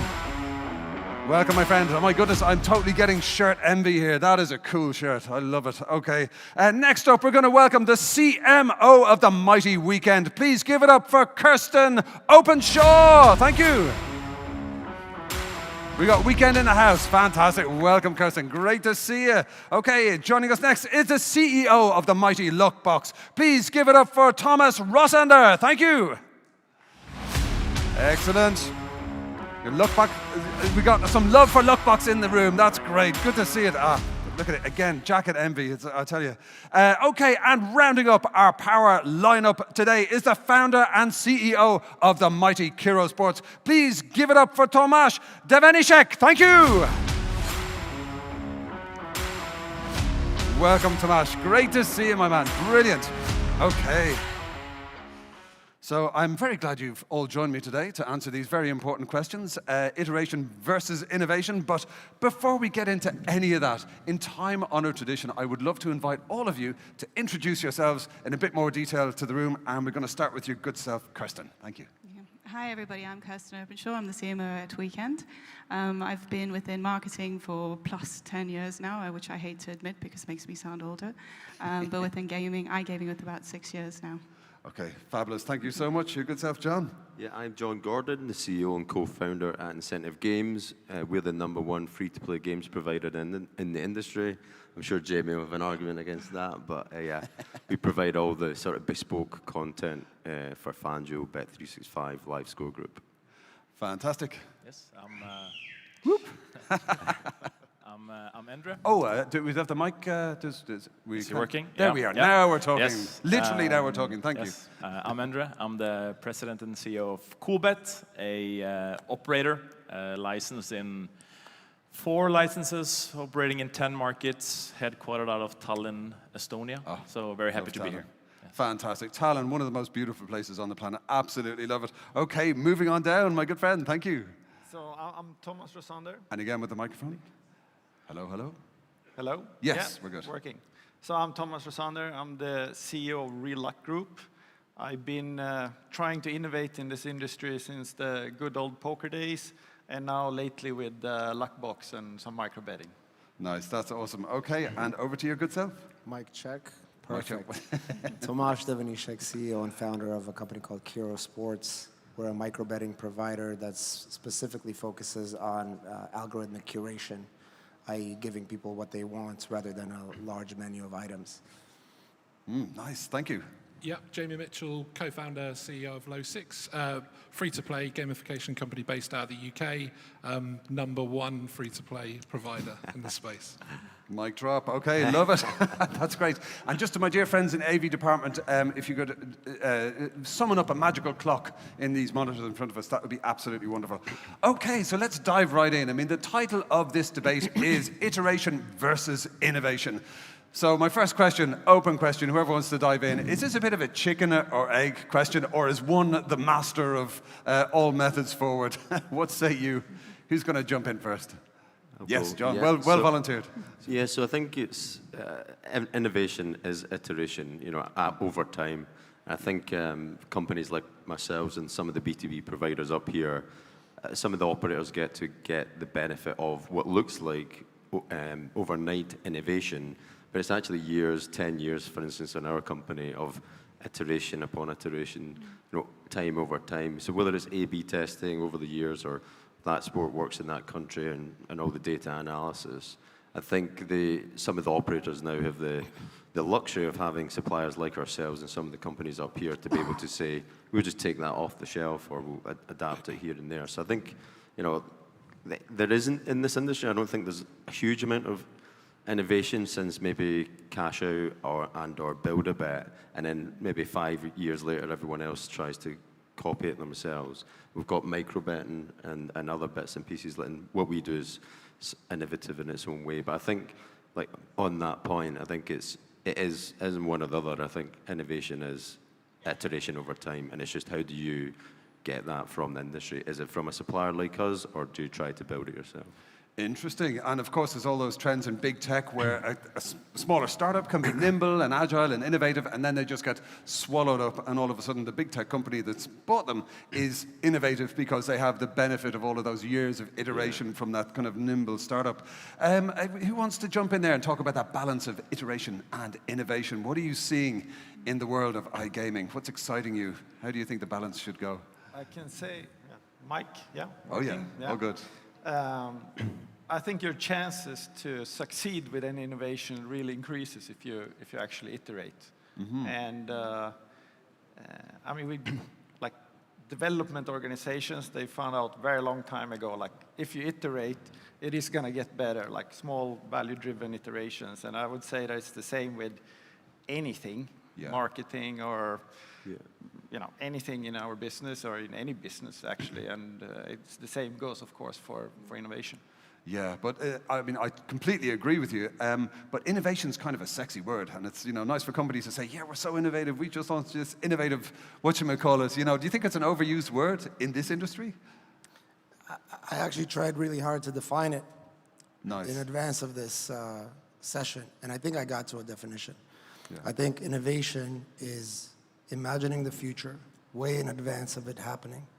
And having a vision and being convicted in that vision and actually working towards meeting it when it actually arrives. Yeah. It's very easy when there's a trend to jump on that trend because it's hyped, because it helps your story, because it helps you raise money. But have you really innovated if you didn't believe in it 3 years ago and had the conviction to follow through?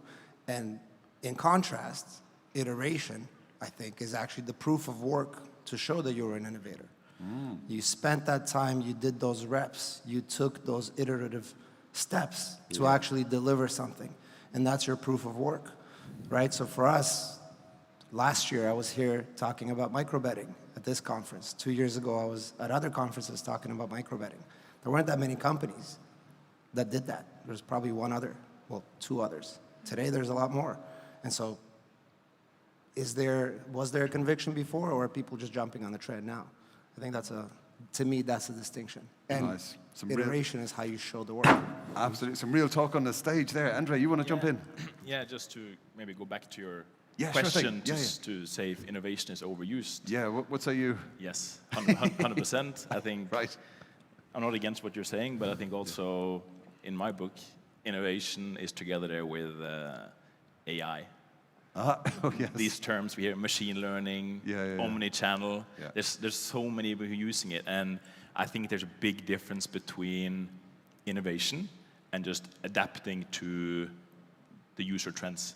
Yeah. And I think you also said, what was the actual last innovation we had in this industry? Yeah, I think John mentioned that. Yeah. And it's like, I think, we're sportsbook led, and I would like you look at, you mentioned, for example, cash out. In my opinion, the cash out is not necessarily a innovation, it's a adaptation of the hedging principle, right? You have a bet, you close the position. It's always been there, it's just the user behavior that's been done differently. Build a bet, that's good, but if you go even further back, I would almost say in sports betting, and I know a lot of people will be upset with me now, I would almost say live betting.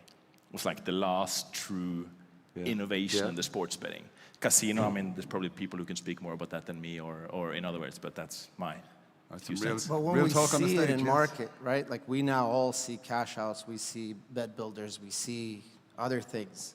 There was a time when that didn't exist, and yes, sure, it's natural, and people have kind of discovered and adopted it, but someone had to see it before it was there, and then iterate to get there, and to be the first bet builder product. Yeah, indeed. What say you, my friend? Yeah, I suppose I look at it through a lens that this industry is particularly bad at innovation, actually, on a broader sort of sense. I was thinking back to probably the last really innovative sort of inclusion in the industry was probably Betfair's exchange. You know, that was genuinely, you know, market shifting for all of us. And then you look at all the small startups that come into the industry, and Adam, the CEO of MGM, said the other day, what was the advice you would give these startup founders coming to the industry? And it's, he sort of paraphrasing was, if you think you can change your users' behaviors in this industry, you know, that's not where we sit. We sit around doubling down on what's been done and iterating that process through. And I think that's probably where we sit today. I don't think we see genuine, real market-shifting innovation in this industry quick enough, like you perhaps do in other tech-led sectors. Yeah. I mean, that's an interesting parallel, because in the world of tech, you know, the innovations are closely guarded secrets, you know, particularly with a company like Apple or something like this. And that's been years working on it. And all of a sudden, it's public, and they get the kind of bang for the buck. They get the first mover advantage. You know, do you think that might happen in this industry again? Or have we reached a place where there's a nice balance between innovative startups who've been iterating, and then you have that overnight success, but really it's been in the market for a while? You know, do we see anything on the horizon that could be interesting? I think ultimately, the player behavior is either placing a bet on sportsbook, or, you know, betting on roulette or blackjack. You know, and it's so reductive, but that's really what it is, and that's why we see, in my opinion, such little innovation, is because you don't want to distract from that end action, which is so lucrative. So we're almost like the industry's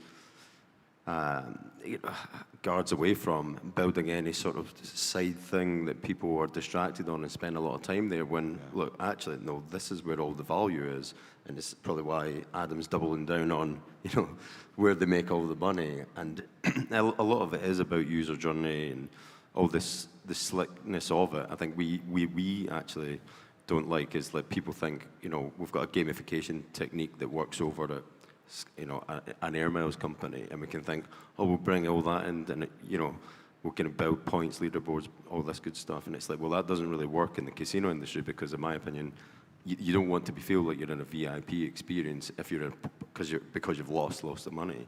And I think we need to sort of, so many times people ask us to do things like that, and it's like, ultimately, this industry is really reductive into placing that bet, whether it be casino or sports. And I think that's why, in my opinion, there isn't a lot of, you know, if you go to ICE or anything, there's not many stands where you go, wow, look at this new thing. It's very much the same as we've always seen there.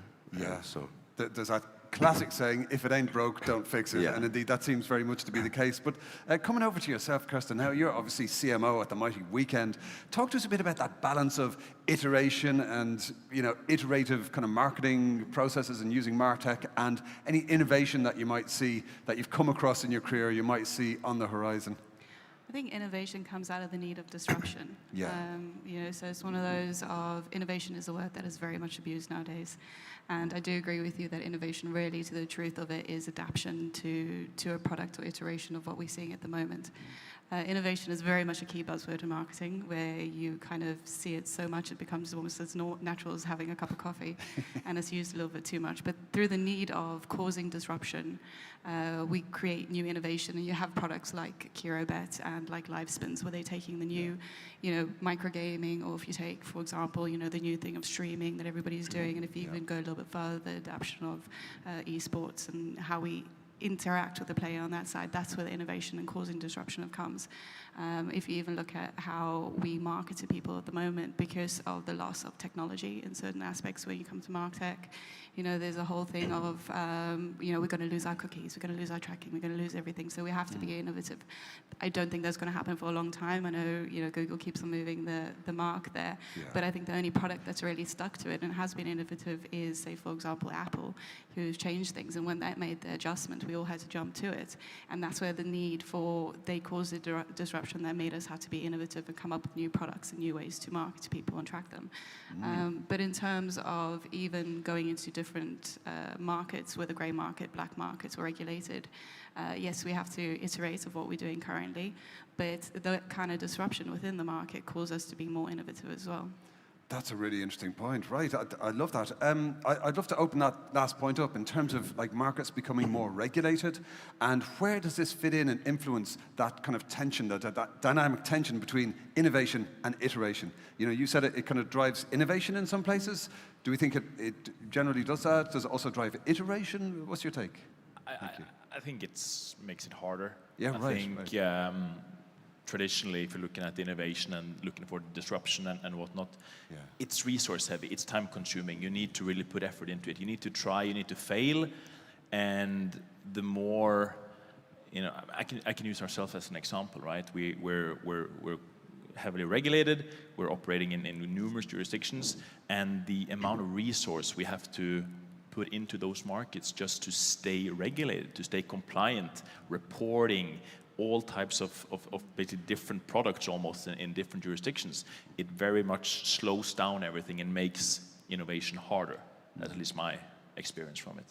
Interesting. Does anyone else want to jump in? Yes. I think for the incumbents, for sure, regulation probably makes things more difficult because you have to focus on a lot of things. But for the young companies coming in, sometimes from other industries, and trying to bring new, whether it's products or ways to market or other things, I think it's actually great because you don't have that existing incentive to just double down on what works.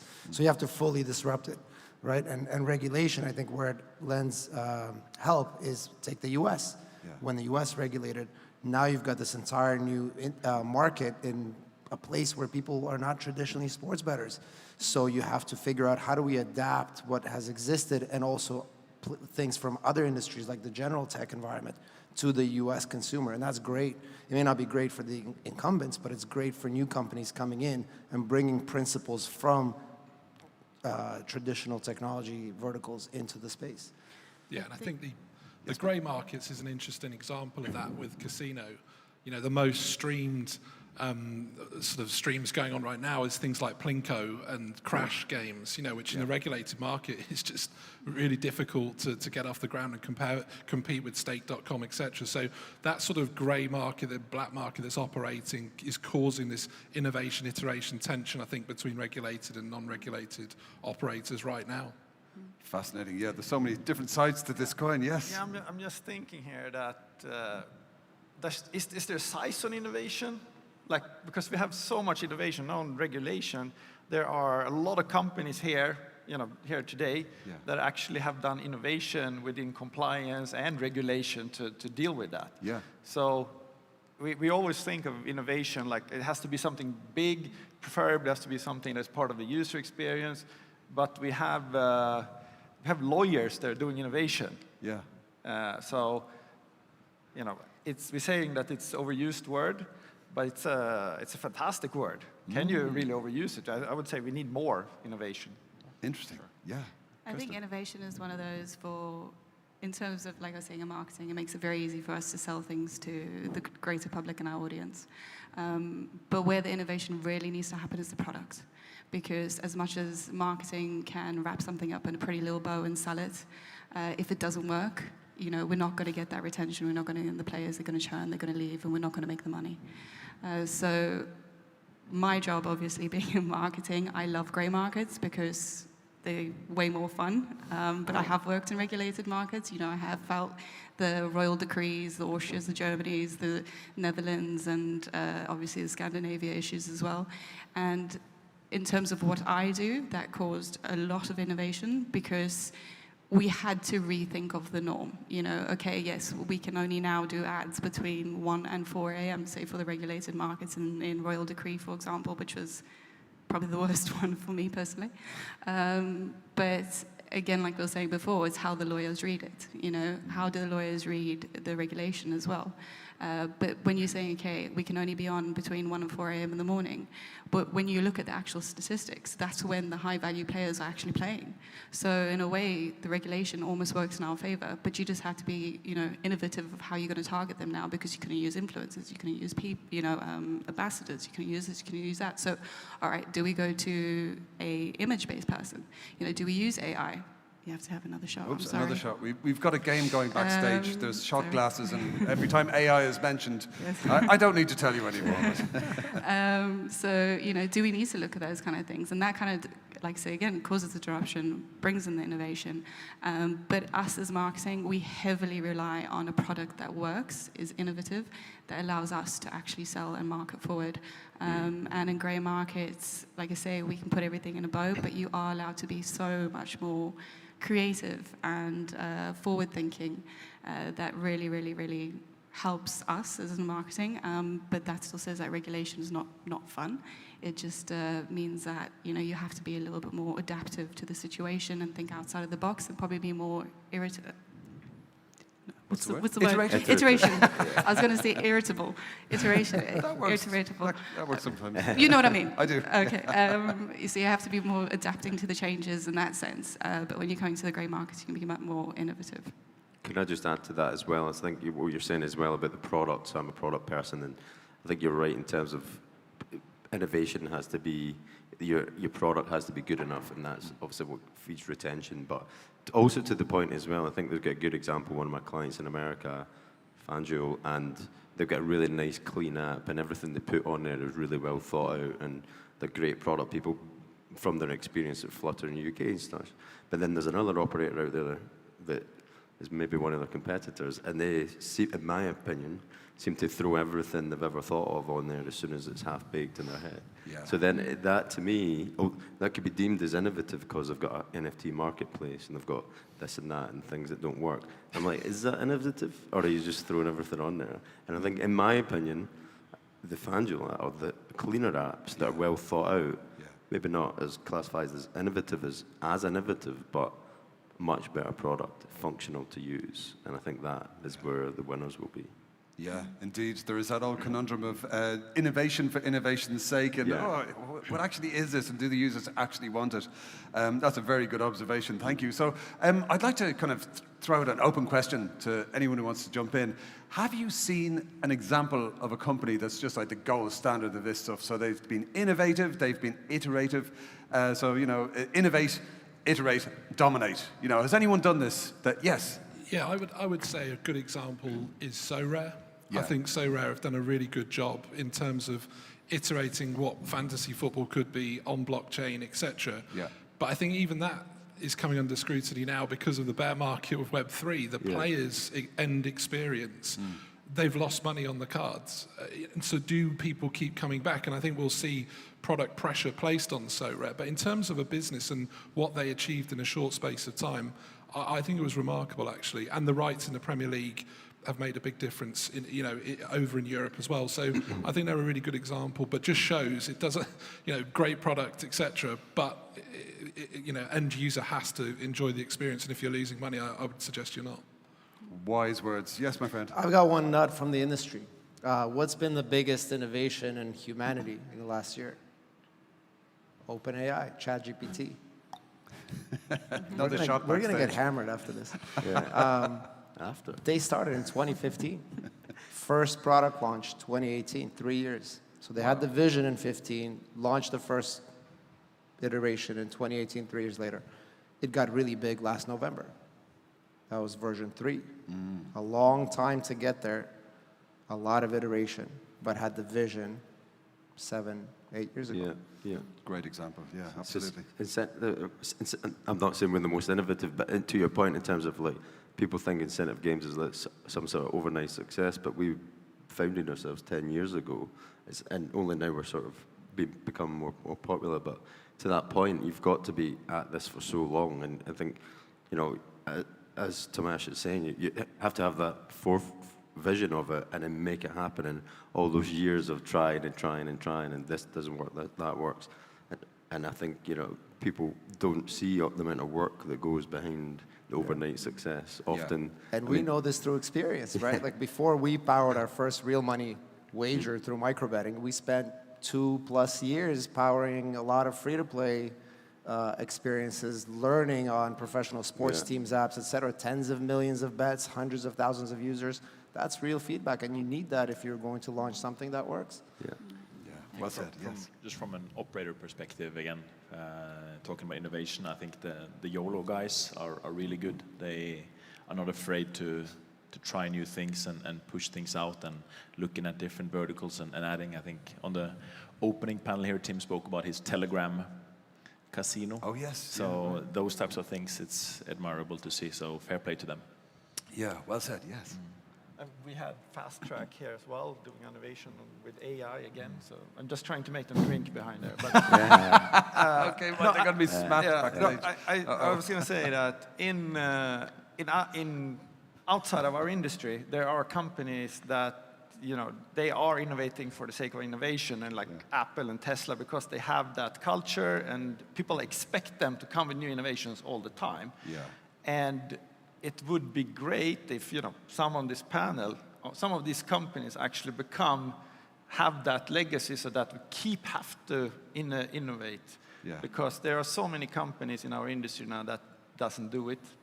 And I think we really need that pressure on us. Yeah, indeed. The expectations of the industry is a very important factor as well. So again, open question, whoever wants to jump in. I'm curious to know, in terms of this tension, this balance between innovation and iteration, what works best for you? What have you seen that you've personally, as a company, you've had a hands-on experience of this method of working and this works for you? Yes, sir. I usually say that speed is everything. Right. Yeah. And so what speed means is that one thing is that you can copy others faster than anybody else. Yeah. Then you will, have a really good product in the end. But it also means that you can try new things faster than anybody else. And that really, really works. I have a very practical example. When we launched our product, the vision was we should curate highly contextual markets to bettors based on what's happening in the game. What we didn't know was, well, what does that actually look like in practice? So we would deploy a market every 2 minutes or 3 minutes, and we had great engagement. And then we said, let's shrink that. Let's see what happens. And the more we shrunk it, we went from 3 to 2, we had greater engagement. 2 to 1, greater engagement.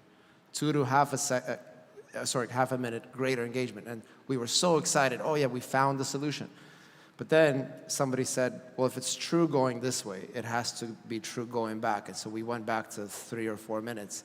And because we had some mechanics to allow for instant feedback loops, users freaked out. They said, is this broken? What happened? Did this thing crashed? Blah, blah, blah. So it definitely worked the other way. And again, without the iteration, without the practical experience, you just don't find that out. Yeah. Well said. Is there a secret sauce in terms of the company culture that can really achieve this good balance between iteration and innovation? Is there anything that you kind of want to bring out of your colleagues in terms of how they kind of manage this balance? I think you need to empower them, and I don't micromanage people, and just give them the autonomy to create the outcome. We're very outcome driven. We do a 4-day week, and it's very, very much like you're just trying to, this is the outcome we're trying to achieve, and the guys have got full autonomy and full trust working from home to just get it done in the best, most efficient way. And from our data guys using ChatGPT analysis tools to whatever it is, as long as the outcome is, there, what we're trying to achieve, don't try to hold their hand on it. Just let them. They're all empowered to do as they should, and it works. So that's the way we do it. And they have to have passion for the problem you're solving. Yeah. For us, we hire a lot of data scientists, AI engineers, having their shot guys. Yeah. But the criteria is we look at the technical skills as only half of the equation. And we used to make that mistake where we'd say, oh, this person is super impressive technically, let's hire them. Yeah. But if they lack the passion for sports, they were actually a 5 out of 10 player because they were missing that other half. So it's much better to hire an 8 out of 10 in technology and 8 out of 10 in terms of passion for sports, because then you have a full 8 out of 10 on the whole. So I think they have to have passion, because then you can just let the team loose, and they're going to love the task. I strongly agree that you have to have passion for what you're doing. And it's not just down to whether you're in tech or you're in marketing or you're in product. You have to have passion for casino, sportsbook, or whichever it may be. And you have to have a passion for the industry. I mean, iGaming, you're constantly, what you do today is not okay tomorrow sometimes. You have to have that need and rush for adrenaline, the want to drive further, that need for innovation, you know? And like you're saying, you have to give people the space to grow, for them to feel like they're empowered as well, but also be there as a support. And there's only so far that you can, you know, I always use this saying, you can lead a horse to water, but you can't make them drink kind of scenario. You know, you can support them as much as possible, but you have to reduce the micromanaging, because they have to be allowed to have the freedom to think and be able to be themselves and take their empowerment, but you have to give them the tools to be able to grow and take that on and achieve the best that they can. And that's largely down to management, but it's also just down to the passion and the drive of the person. Well said. Now, do you know what? I have one final question, which is, are you all going to join us for drinks on the roof this evening? Because we are actually out of time. I'm so sorry. So if folks have any questions, they want to have a chat with our rockstar panelists, join us on the roof a bit later. But first, please join me in thanking our wonderful speakers. Big up to Andre, Jamie, John, Kirsten, Thomas, and Tomasz. Thank you so much. Amazing. Thank you. Brilliant. Great stuff. Okay, folks, we're going to do a little, they're going to be absolutely hammered backstage. We're going to do a little stage changeover, and then we'll be back for the Hot 6. See us right here in a couple of minutes.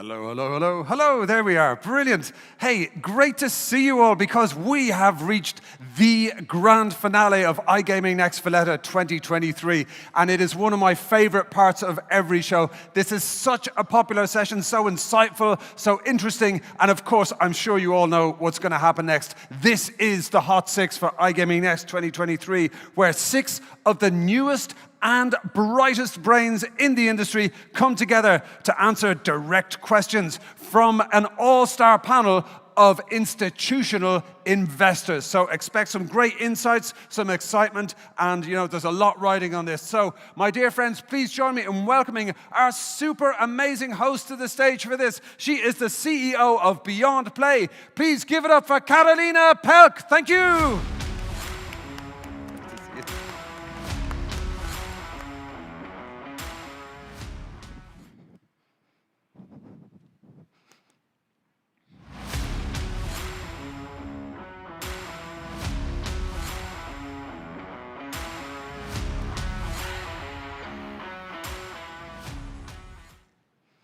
Good afternoon, everyone, and thank you very much for joining us this late in the day. It's been an eventful agenda, and we are very happy to see so many of you today. As Oystein introduced, this is the Hot 6, returning for yet another time to iGaming NEXT as finale.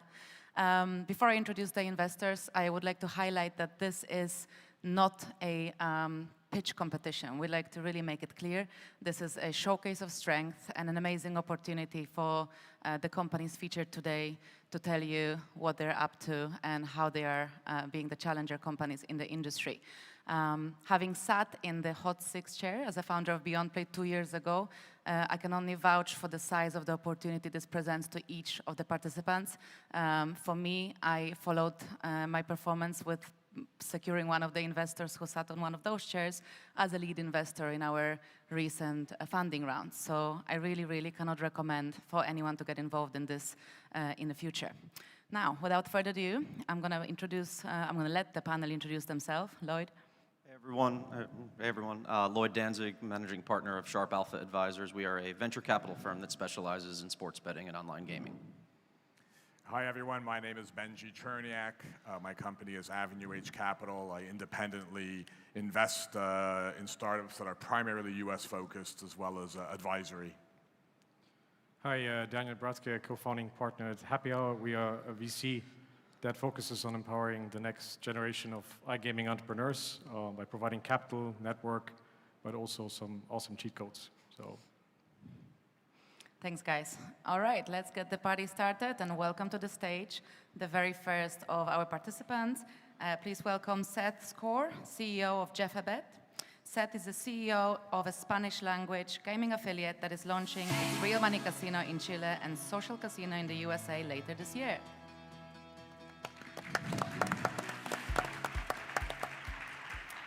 Everybody. I'll kick things off, I guess. Seth, you've been in the gaming space a while. There's lots of different ways you could spend your time these days. Why the Spanish-speaking audience? Why the Latin America opportunity? What's special about that? Why is that where you're focusing your time and efforts? Yeah, thank you, Lloyd. Yes, I have been in the business a while. My gray hair is starting to show. It's been about 25 years. As an operator, as an independent operator, I like to focus on niche markets. I like to find areas that are being underserved and that others aren't focused on. For the past 15 years in Las Vegas, I've been catering to the Latino population. And what I found from day one till yesterday is we're the only casino operation to cater to this underserved segment. And that's where this vision started. So just kind of following up on that point, if you look at a number of the niche markets out there, such as some of the content products that are geared to women, are often by women founders, where in this instance, we're focusing on a community which isn't a community that you don't live and breathe those experiences as a consumer. To what extent was that a concern in starting the company, and how did you work your way around that? Yeah, that's a great question. And first of all, I want to define niche. So there are 64 million Americans that identify as Latino. So, we're talking about a very, very large segment of the US population. It's a great question. Everything has to be done authentically if we're talking about building a brand that's specifically tailored for a segment. And yes, you're correct, I am not Latino. What I can tell you is I spent the last 15 years working with a community, creating partnerships, having a customer-facing team that comes from within that community. My job as a CEO is to put together a team and give them resources to be successful. That doesn't mean I need to be the face of the company or even the person who is interacting with that end user. Can I ask you some questions about your team? Yes. Can you explain some background on your team and how you got together and why? Absolutely, it's a great question, and team is everything, right? I think number one, identify an opportunity, have a good idea, but the idea is only worth as much as one's ability to execute it, and execution, in my experience, relies on team. So I think it's important also that I expand the story. So as I mentioned, I have a land-based casino in Las Vegas, 16 years, catering to the Latino population. We decided last year to extend that brand online, which is when we created jefebet.com. At that time, we hired individuals throughout the United States that come from the Latino community and have experience with media and iGaming. We also hired a team of individuals in Latin America, mostly in Argentina, Chile, and Mexico. When we launched our media site last year, we quickly realized while it was intended to communicate with the US Latino audience, we actually found a large portion of the traffic came from Latin America. So our TAM has now expanded from the US to also include LATAM, and we believe we have the team to capitalize on that opportunity because of who they are, their location, and their experience. Furthermore, we got very fortunate in that our lead investor of our latest fundraising round is GreenTube, which has a fantastic experience in iGaming, and they've provided us many of the support services that are needed to successfully and efficiently run a real money operation. I imagine there are many people in the audience who did not need to be convinced that there's a great opportunity in LATAM, and perhaps if there were when they walked in, they are no longer. Assuming someone wants economic exposure to the LATAM real money gaming experience and to the opportunity and to the Spanish-speaking audience in the US, why are you the best bet? Why should they find you after the show and see what terms on which they can invest? I'm a pretty likable guy. No, it's a great question. We are uniquely positioned because of our experience catering to the Latino population, having the sophistication of being a Las Vegas operator, having put together a team of people that are in Chile, in Argentina. We have the right team to execute this. What I've seen, there are fantastic operators in Latin America. And let's be clear, just like in Europe, there are different operators based on each jurisdiction in each country. But I do believe there's a void in the market for a brand that is authentically created from within that community, which is what we've done, with a little bit of the sophistication of a Las Vegas operator. And I think we have the right recipe for success. We have the right partners, we have the right investors, and the right team to execute. So let's dig a bit deeper into the Latin American theme. The chatter these days regarding Latin America focuses on Brazil as a sleeping giant, a lot of momentum there, some pending legislation, and a lot of folks gearing in that arms race towards Brazil. Yet you've chosen to go into, if I'm not mistaken, Peru and Chile. Can you speak to that decision and where your thought process was there? Is Brazil a thought process as well, and how do you see this playing out? Another great question. Thank you, Benji. The reason we chose Chile to start, it is pre-regulation. We believe regulation is coming. I am a Nevada licensee, doing things by the book that I'm very comfortable doing as a licensed operator. We believe Chile checked that box, and Peru, legislation is passed and regulations are being worked on, so we will get a license there. Colombia and Mexico are great markets. We feel they're very saturated, and there's some great players there. That doesn't mean I don't want to enter there. I want to enter them once I have a brand and once my team has a little bit behind them. So that's why we've created that sequence. I want to point out one other thing, that This vision started with the US. We are rolling out a US sweeps casino in the fall of this year to go back and make sure we focus on those 64 million Americans and give them a casino experience. Can I go back to Latin? Please. So, Chile, what kind of gaps have you identified on the product side to go into the market? And there's Betano, Coolbet, Betson, who have been doing really well in Chile. And what are the gaps? What is the angle that you're trying to take market share from these players? Look, I think the opportunity is less around the product. And let's be honest, we know the games are a commodity. Most of these sites use the same games. We believe that the opportunity is in marketing, community, and experience. I don't want to name names, but I think some operators have the exact same branding and marketing they have in Eastern Europe. And they do fine, and nothing wrong with that. I think it works there. There are some great local champions, but we believe our secret sauce is in the brand, marketing, the way we intend to run promotions, and we think that's where we're going to find our success. I don't know if we're going in order here, but I'm about to jump in. So, please. to what extent, you're growing, you've got your brand in the US that you're going to drive into a sweeps opportunity for RMG. Yeah. You've got your emerging brand in Latin America. How do you work those in parallel, given that you have limited resources that are still in startup mode? Yeah, it's great question. So let me also remind everyone that today we have this media site that is speaking to all Spanish language people that are interested in casino and sports, and we are marketing to them. And when I talk about the brand, why I know the brand's resonating is because our JefeBet brand right now is resonating with people in Peru and Chile, and we are ranking in ways that a site that's a year and a half old, I was shocked that it is, which means there is an opportunity. There aren't casino brands that are speaking to the customers as much as there is in the US. Our platform, our real money platform that we're using in Chile is the same platform that we're using for sweeps, which is critical. If we were on two different platforms and had two different teams, yes, I think that would be biting off a little bit more than we can chew. But we've been able to set up a very efficient team that I just look at it as catering to a wider audience with the same tools and tactics, some nuanced differences in terms of the messaging, but we are doing that today. For the past year and a half, we've been honing in on our skills we have a predictions app, we've been running contests, we've been doing paid search so that we can make sure we can engage users in Chile and also in Texas. And our teams have been successful in doing that.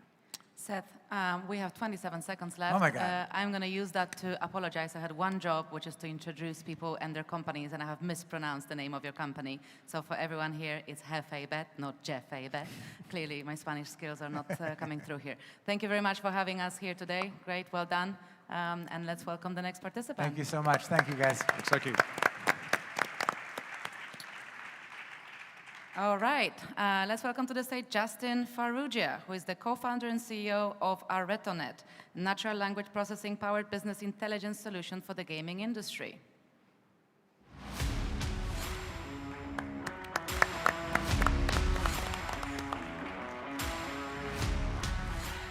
Hi guys, thanks for having me. I can kick it off. Thanks for being here.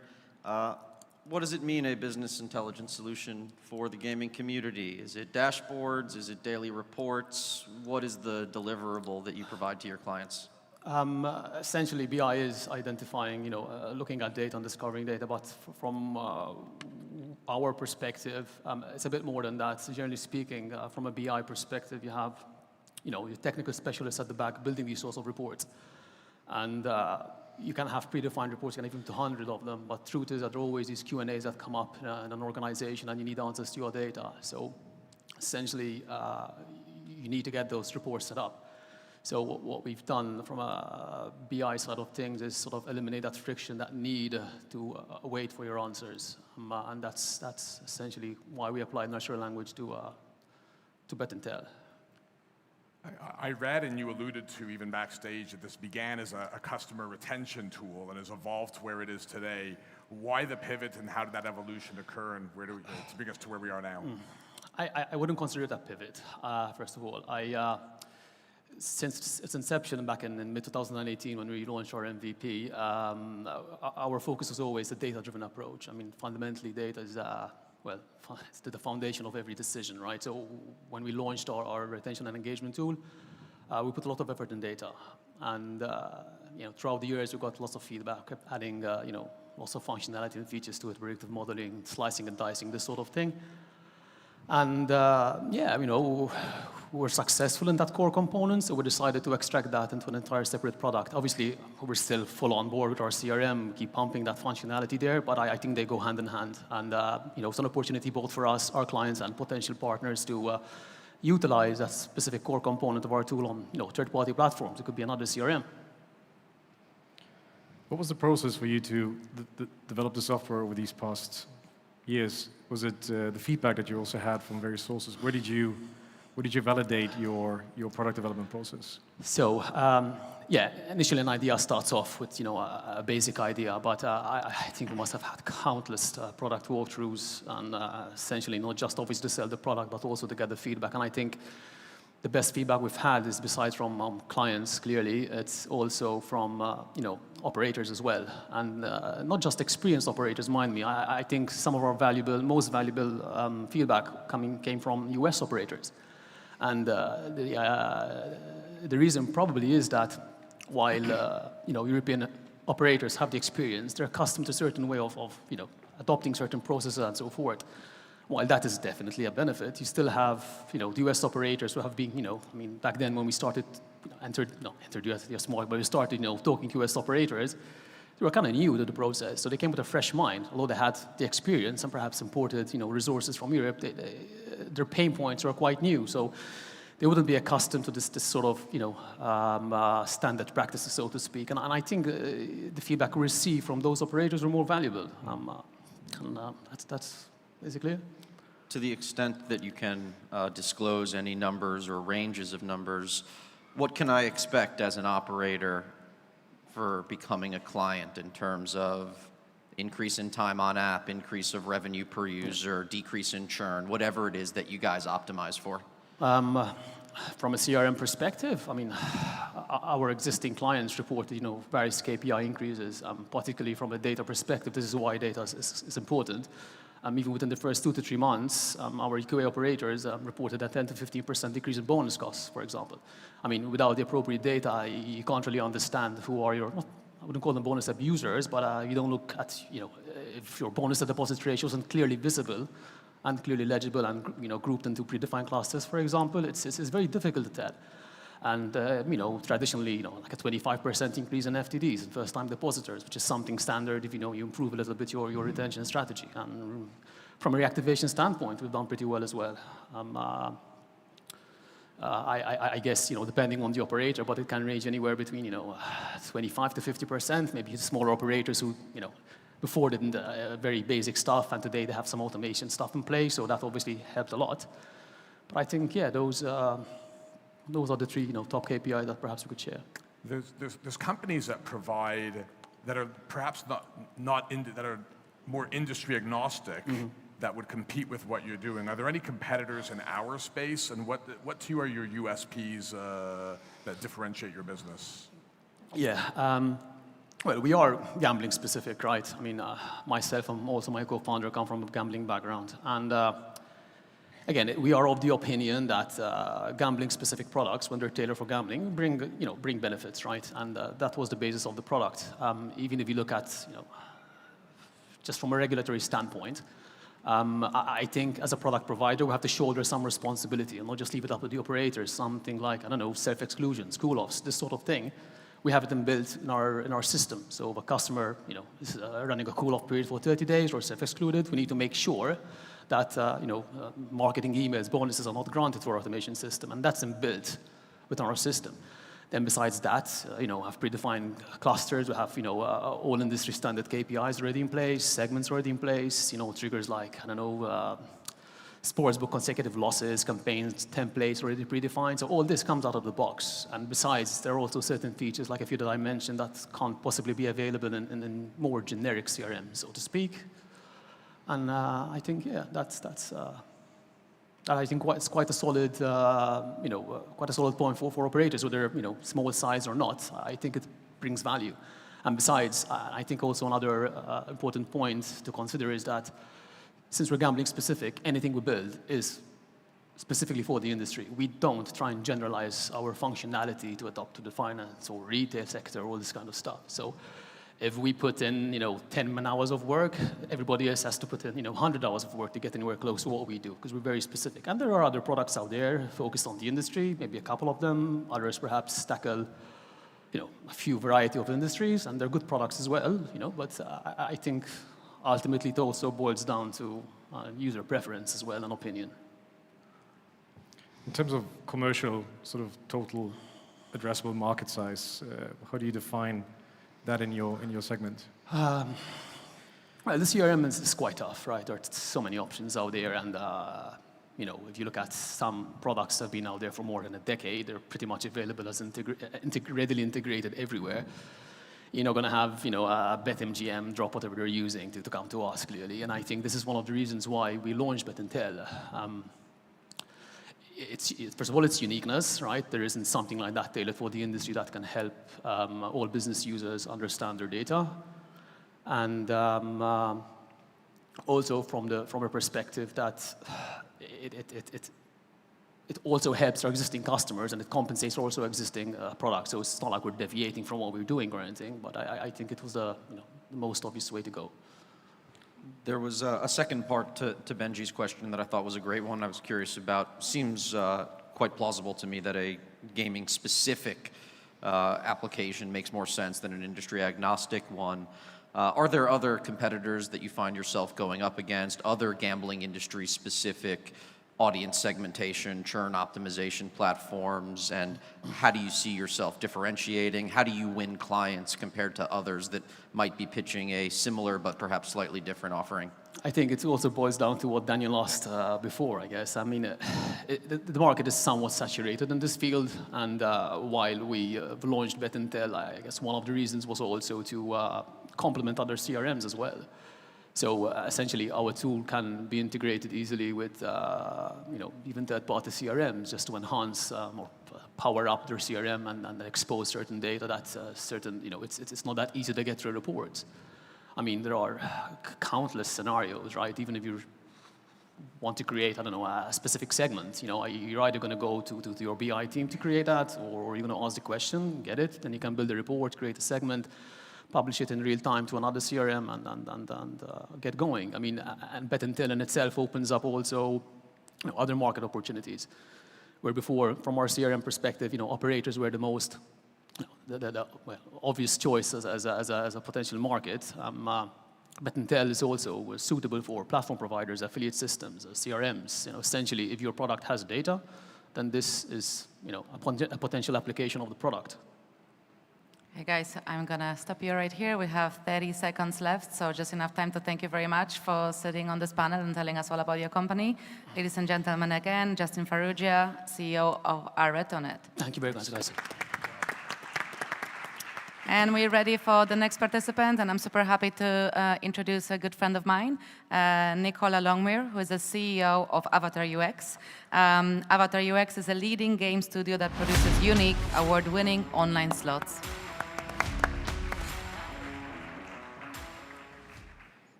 I'll lead off. So maybe just out of the gate, tell us what makes your games unique, different, and how it differentiates from the plethora of opportunities and games that are out there currently in the market. Sure. We have an amazing kind of setup as a boutique game studio. It's all about quality over quantity. So our games have unique game mechanics, which are fundamental to the portfolio, which we produce and we have trademarked actually, and those mechanics are what drives us forward and provides a unique experience for our players. It makes the games exciting, it retains players, and allows people to continuously come back to a recognizable mechanic and brand. Following up on that, perhaps, if I'm an investor and I'm demoing a game from a game studio, how do I differentiate a good game from a great game? What are some of those game mechanics? What should I look for to distinguish the best from the average? Well, I mean, aesthetically as well, you know, you're looking for really great quality. You're looking for quality in the animation and the art. You're also looking at what's attractive to players, because there is such a plethora of content out in the market at the moment. It's hard, to be a boutique studio in the industry. So it's absolutely key to make sure that you differentiate yourself. And we do that through quality. As I say, we're not commodity-based gaming. We're not producing hundreds of slot content, but we're producing really high-quality content. And there are others in the market, but there's different ways of being able to innovate within the game mechanic, within the math, that actually really, once players come in, because if your games are positioned correctly, even if you have a bad game, the game will be played because they're positioned correctly. But in order to retain that positioning, you have to have really, really great, strong math and good quality. And having a mechanic there that we know retains players and brings players back, and then continuously innovating on that as well, is something that we're doing on a very consistent basis, so that we bring players in and they can play our games and they see that the next iteration has added new features. We have added a new spin, so we're consistently innovating on the core product, which for us is Pop Wins, and we're adding additional mechanics which are recognizable but add something new, so that it's something that players keep coming back to, and they say, it's really about the next new offering from us, and players continuously come back to play that. So that's really how we differentiate ourselves in the market. We don't, everything we offer is unique, so we're not reskinning content. There's a lot of commodity-based gaming out there, and that is a model, and that's a model that works, but it's something that, as a small team, we're constantly looking to provide something new and unique in the market.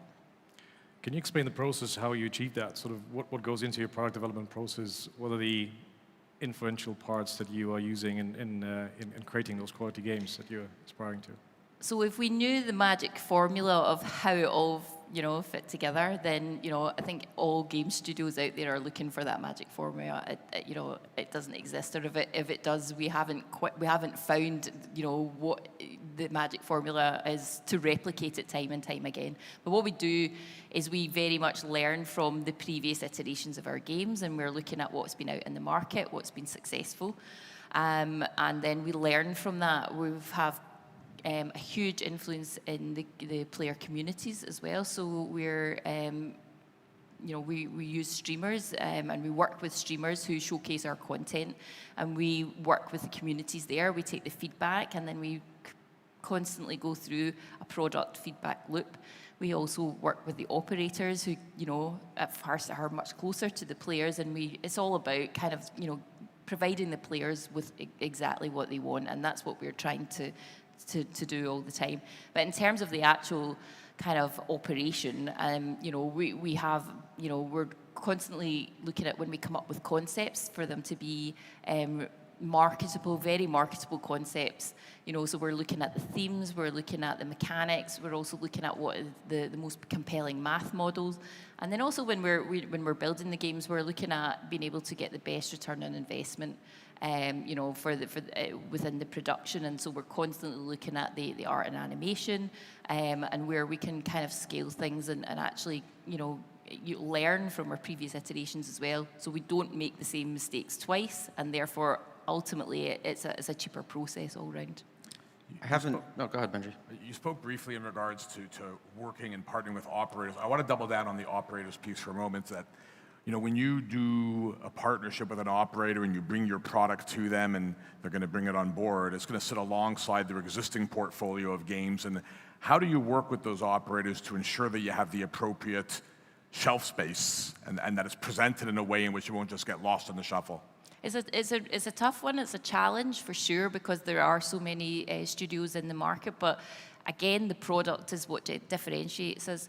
We also have a heritage of distribution already in the European market, so we can take that data and show the data from our experiences and with the success of the content in various markets. So if we're entering a new market, or if we're, focusing on the US, for example, in North America, which we are currently, that's what we're focusing on going forward. We can take our experience from the European regulated markets, we can show the content that works well there, and we can show that actually, by the correct positioning, that the games will perform in the markets that we're entering. So there's lots of different ways that we can do that, and by showcasing the products. But, we want to continuously remain relevant. We want to be on the front page. We want our games to be front and center. And that's we're constantly working from a relationship point of view. So with our existing partners, to make sure that, we are promoting the content, marketing. So we have a commercial team in-house that deals directly with the operators to try and push the games as much as possible. We're in a mature market in Europe where, you have to pay to be on the front page these days. You have to give discounts. We need to look at our commercial models to actually remain there and remain relevant. The main thing, though, that we do see is that you have to offer discounts less if you have a good product. Nicola? And that's what we aim to go down that route, rather than kind of being part of that kind of bargaining tool for reductions in rev share. I wanted to ask you a question because we are talking quite often, and I know there is specifically something that you're proud of in terms of your US journey. For content studios, the US is this holy grail, but at the same time, it's so difficult and expensive to enter. What has happened with Avatar UX? What's different about your journey? So we made a very strategic decision when I first started with Avatar as a CEO to look at a strategic partnership to allow us to enter into the US market.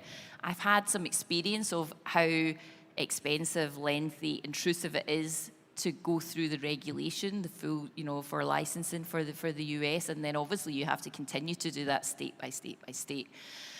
So we've partnered with a global distributor under a program which has a handful of established or fairly established studios in the market who they will take to the US and North America.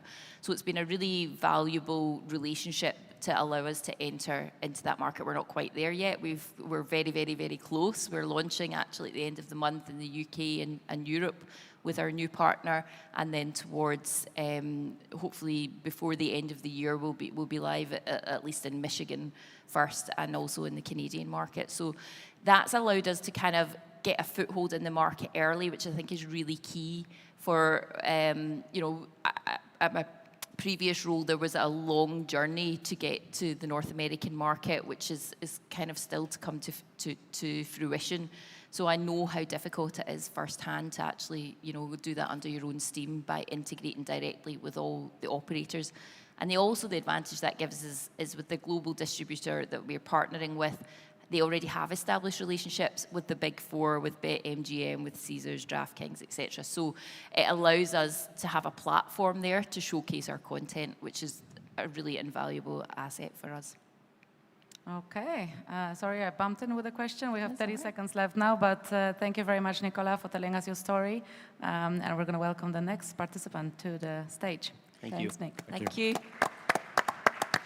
So guys, I know that the drinks upstairs are tempting and the sunshine, but we are halfway through. Please stay with us. We still have financial services, metaverse experiences, and data science companies in front of us. So the next participant on the stage will be Andrew Jurgelan, Group Commercial Executive from One.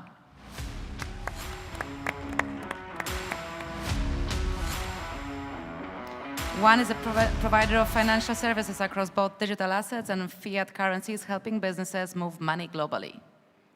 Thanks for having me. Welcome to the stage. Andrew, help us take that intro and make it a bit more concrete. What are the specific value props or use cases to which you guys apply your technology to operators and others in the real money gaming space? Yeah, good question. So I think the easiest way to understand the business is, broadly speaking, there are kind of two main product lines. We have One Trading, which is our over-the-counter wholesale crypto trading desk, doing crypto to fiat, fiat to crypto, and crypto to crypto for high net worths and corporate businesses worldwide. We've also got our global payments and banking platform, One Payments, so FCA regulated and licensed. And we issue corporate accounts, so IBANs in multiple different currencies, connected to a range of payment rails, so SWIFT, SEPA, Instant SEPA, faster payments, and allow our customers to do FX in about 17 different currencies as well. And really it's about kind of identifying a pain point in the industry, and that was really the movement of money, especially something which is often taken for granted, but is a special pain point for merchants in what are considered to be traditionally higher risk sectors, so the crypto industry, blockchain businesses, gaming and gambling, complex and offshore structures. Anyone that plays within that space knows firsthand the difficulty of getting access to affordable banking and the actual ability to move money, whether that be to pay your suppliers, pay your operators, pay your affiliates, and receive funds too. So we identified that as a real kind of gap and need in the market, and we developed a product to solve it. Tell us a little bit about your thesis here, because you allude to you offer the financial piece, but you also offer the crypto trading piece and the intersection between the two. What is your thesis as it pertains to gaming and where it's headed that leads into the belief that this is where the need is going to be moving forward? Yeah, and it's a brilliant question. And in fact, the payments banking piece came after the crypto trading piece and because of the pain points identified. So our background was as a crypto trading desk. Most of our merchants, or many of the merchants, dealt with cryptocurrency. Either they were an operator that operated a crypto-based sportsbook or casino, or they took payment from PSPs in crypto. Right now, it's still quite hard to run a business in crypto. You can't pay your staff, you can't pay your vendors, you can't move money and pay dividends within a group. So we would do the off-ramping for them, typically converted to fiat, and we'd say, okay, well, where would you like us to send the funds? And therein lied the problem. Either they didn't actually have a bank account that could receive the funds, or the bank accounts that they had where they would take the fiat would then get closed because we're connected with crypto and made them especially high risk already being in the gaming sector. So we decided to develop a solution to cater to that need by developing our own payments banking platform. Now a typical flow of funds for someone in the iGaming space is they will accrue cryptocurrency, either they take payment from their PSP or they have a store of cryptocurrency, net deposits, for example. They will liquidate into fiat through our trading proposition. They will then settle the fiat into their One Payments account. From there, the connection with crypto is broken. They've now got fiat in accounts in their name, connected to all the major payment rails from which they can pay their suppliers in fiat or move money within the group or remit dividends to their investors. You solved some great pain points, as you said, for the operating space in the gaming industry. Where do you see your business model scaling beyond the current services you're offering, and what's the growth estimates there? Where do I start? It's a great question. So the payments banking infrastructure that we've developed really kind of underpins everything we do. That's the biggest need that we've solved and continue to solve. And from there, it's about kind of building on top of that. So what do I mean by that? We're looking to kind of expand internationally at the moment. So currently we're licensed in the UK, as I mentioned, and in Switzerland. We have crypto licenses in Jersey, Lithuania, and Switzerland as well. But we're looking to expand internationally. We're looking at setting up local offices with local banking partners and licenses in Australia, Singapore, Canada, the Middle East, and really about kind of developing that global money movement ecosystem. On top of that, we're also developing a whole bunch of new products as well. So we're augmenting from a product perspective.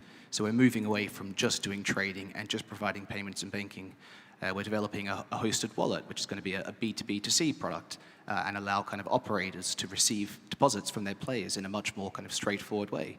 We're developing a crypto gateway solution, so a processing product for merchants that know that they need to start accepting crypto as part of their business, but don't actually want to hold the crypto themselves. We've identified LATAM as a huge opportunity for us, so we're launching a PIC solution to cater to the Brazilian market. FX is something which businesses globally, not just in the iGaming sector, are doing more and more and more of. We're launching what we're calling our real-time FX platform next month, which is going to kind of revolutionize the way that businesses exchange fiat from one currency to another. And that's all enabled by having kind of developed and invested in that underlying payment and banking infrastructure, which we've done. Help us understand the business model on the banking side. You guys are not a bank yourselves. You set up bank accounts. Who pays for that? Do you add fees to the existing banking fees and pass those on to your corporate customers? Or do you get a piece a la sort of an affiliate model from the banks with whom you are setting up new accounts? It's a good question. So obviously we pay fees with the banks, but we run our commercials with our customers entirely separate from that. We probably do something which is a little bit innovative and different in the industry. Most of our merchants have complained for too long about EMIs that charge a percentage of value in and value out. And if you're transacting either large volumes or large value, those costs can add up pretty quickly. We do something a little bit different at One. We charge what we call an annual membership fee, which is an annual fee and a cost to kind of join the network. Once you join the One network, that's basically it. You get access to the trading desk at no cost. You get access to as many IBANs and as many currencies as you want. And by doing it or structuring things that way, we're trying to basically build a network, have a very, very attractive commercial model, which means we don't just get the single entity, we get every entity within the group. We don't just get the supplier, we get their operators because they benefit from sending funds within the One ecosystem, which is an intra-bank transfer. It's a ledger movement, it's free, it's fast, it's seamless. So our idea is to make our banking and payments product so attractive that it's a no-brainer to sign up. And from there, once you've won the customer, you can make money on things like FX, you can make money on things like the crypto exchange, and you build out from there. Talk to me a bit about the regulatory framework. And I'm a bit naive, admittedly, when it comes to this, but I know that in the US, what you're looking to do would be problematic in a whole slew of states. And I also noticed that when you talked about your expansion plans, you left out the US. So talk to me about how you view the regulatory process as you consider expansion. It's a great question. I think, obviously, regulation is probably one of the biggest challenges for our business, but it's also the opportunity because, you know, the fact of the matter is it takes a very long time to get licensed, both on the payment side and the trading side of the business. So we keep those licenses and those entities entirely separate from one another. It takes a lot of time to get a license. It costs a lot of money in terms of regulatory capital requirements to get a license. It costs an enormous amount to maintain a license in terms of having the compliance frameworks in place to continue to comply with the license. But we also kind of see that as our opportunity. We're ahead of the game as far as the acquisition of our licenses. And that means that it's not so easy for a lot of competitors to come into the space because it is so difficult to get licensed in the first place. You mentioned licenses. Just to clarify, what sort of banking, iGaming, or other types of licenses do you guys need to operate the business in this fashion? Yeah, good question. So on the payment side, as you mentioned, we're not a bank. We're a payment institution. So we have a license that basically allows us to move money. Obviously, we partner with banks and we integrate with banks within our platform. So our customers, when they sign up to One, they get real bank accounts, real IBANs in their name that are safeguarded and kept separate from our operational funds. But our license basically allows us to operate that service. On the crypto side, we have licenses which allow us to exchange crypto to fiat and crypto to crypto and provide a trading service and also custody crypto on behalf of our customers. Do you need any sort of gaming supplier license or that does not interfere? No, it doesn't. It's, as I said, we're a financial service provider. We just happen to have risk appetite for the gaming sector where a lot of others don't. But we work with businesses, we work with pioneering businesses. It's not gaming specific, so we work a lot with blockchain pioneering businesses. We work a lot with offshore structures. We work a lot with service providers to the gaming sector that don't need to be regulated in their own right, but maybe their customers are in the gaming sector. And again, that brings it back to that problem of moving money between parties. So we kind of operate on the basis of a list of excluded jurisdictions rather than kind of who we service. We just so happen to be the case that gaming has a real need for reliable payments and banking. I see there's only 45 seconds left here. That's my job. What will the price of Bitcoin be at the end of the year? No comment. Right, okay, 37 minutes. I think I wanted to ask about how you counter the perception, because I imagine when you go to investors and you say we are a financial company that moves crypto globally in the gambling industry, it's probably challenging. But we don't have time to, unless you can answer in 25 seconds. Give me a shot. So fortunately, most of our investors have actually been customers of ours, which has been brilliant. It's you know, an attestation of the business, where we're heading. They've wanted a piece. Not only does it make their lives easier in terms of the money movement, but they also see the vision and see where we're going, and they see that we're really trying to solve a problem in the industry. Makes it easier. On point, 1 second to go. Well done. Thank you very much. Well done. Thank you. Okay, we have our 5th participant now. Welcome to the stage, Claudia Haling, co-founder and CEO of Golden Whale Production. Golden Whale Production is a data science company that specializes in machine learning infrastructure for the gaming industry.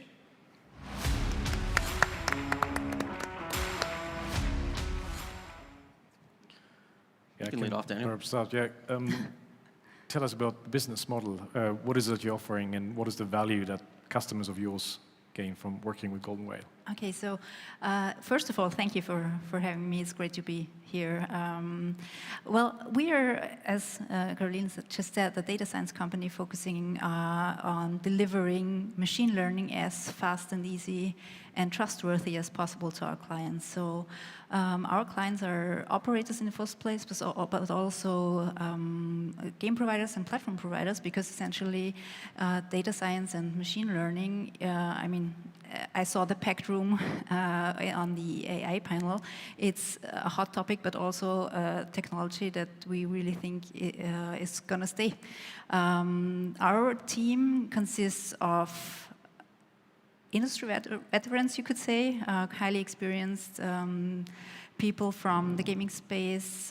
We have data scientists with lots of years of experience in the team.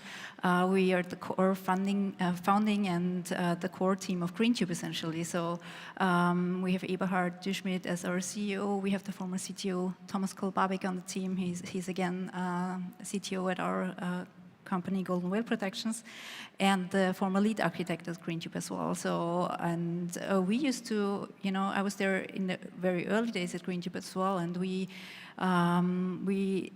put a lot of effort in scaling technology and scaling gaming platforms, and that's what we thought after leaving GreenTube at different times. We just really still stayed in touch and wanted to get back to what we do best, which essentially is scaling technology, and with machine learning and AI on the rise, we figured that's the next thing, and we're going to address that. And to also answer your question, what do our customers get? It's machine learning infrastructure, building blocks, you could say, that form an integral part of your system, or the system landscape that you have already in place. We take any kind of data that an operator or any partner would like to share with us, and we take this data, and the first step always is get it into a shape that it can then actually be used for machine learning, right? That's the essential part that we see missing in a lot of places. And then once that's done, based on that data model, machine learning use cases such as early VIP detection or churn prediction or value segmentation are being built, and most essentially being fed back to the systems in real time. And especially the real-time part is what we started off with, and a system we call loops, which is essentially a real-time loop where you where you also take into account the changes that have been made to the product, right? So help me narrow this down from abstract to specifics. If I'm an operator, am I coming to you and saying, I've got pain points in A, B, C, and D, or are you help me solve that? Or am I coming to you saying, let me know where my pain points are, or where are you coming in? It depends. It's a good question, and we have the whole range, basically. We usually run a POC, you know, to understand the operator's needs, and we agree together on the questions that we want to be answered. It can be, tell me the unknown unknowns, you know, here's our data, tell us what we don't know yet. Or also to very specific questions like, our GGR has been dropping over the last 6 months. Why is that? You know, we can't figure it out. Things like that. So very specific. Obviously, churn prediction and early VIP detection is something really important as well. And it's really up to the operator's needs. Yeah, we focus on, we come in with our experience from having B2C and B2B operations back in our days, and really doing integration. Yeah, we've done integrations into basically all directions. So that's the experience we have in the team, and we add that when figuring out what questions to be answered. Building on Benji's theme of kind of making things just a bit more concrete for the audience here, help us understand how this works. Are you ingesting real-time player or log level data each day and allowing operators to make API calls to decide what promotions to serve? Are you providing dashboards that a strategy manager might use to make higher level decisions? Are they integrating your modules and the entire tech runs on their platform in an automated fashion? What does the actual technical workflow look like? Okay, yeah. So the process is quite, or our approach is quite simple. We take whatever is there, yeah? So it could be Excel files, you know, or a stream, or via an API. Some of our partners even give us access to the database to specific views. We don't want any personal data, of course, you know. We adapt to what's there and feed it back in real time or on a daily basis or whatever, whatever is there to be served on the other side, so to speak. Mm-hmm. Do you have any strategic partnerships that you have set up in this journey of yours? Are you working with? Yes. Well, maybe also it's kind of connected to, because I forgot to answer that part about we don't so much provide dashboards, or we're not providing another tool. It's more really a platform and as an infrastructure part. So it really connects to the IT landscape that you already have. And we are, from our background, you know, really technology scaling people, and we want to focus on that. So we're not so much a dashboard building company, and what you get back from us is our recommendations, predictions on what user A or B or C would like to see or have or get in the next as a next step.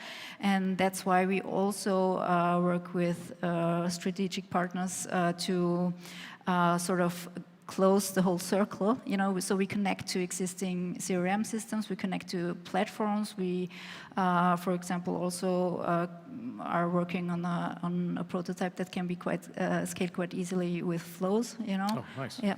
So, yeah. How do you view the sales process? So what I mean by that is, if I'm an operator, I don't know what I don't know, and maybe I have a specific pain point I bring you in for, but maybe I don't. And if I don't, you know, what is the sales process in terms of getting, you know, I have a number of other deliverables that I'm working on. Where am I going to dedicate my headspace to identify problems that I don't know that I have? Well, usually we talk to on a C-level, because there the pain points are the most obvious, and some of our partners see us, you know, even if there is an existing data science team in place, we like to see us, and they also see us as an extended workbench, so to speak, you know, like there are just so many problems to be tackled, you know, and internal teams are most often focused on solving regulatory issues. So we come in and we just talk to and see where there is a gap, you know, how can we be of use, because essentially that's we have to provide value, and if that's not the case, nobody would need us, right? Yeah, so. I also had a brief question on the sales process. Do you typically talk to operators first, and then the operators tell their CRM or platform provider that they need to integrate with you and make things all work cohesively?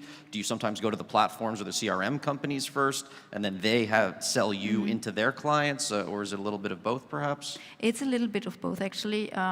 We just started to talk to the network that we have and reach out to as many people as possible, and it's essentially both, you know. Okay, we've got time for one more question and one more fast answer.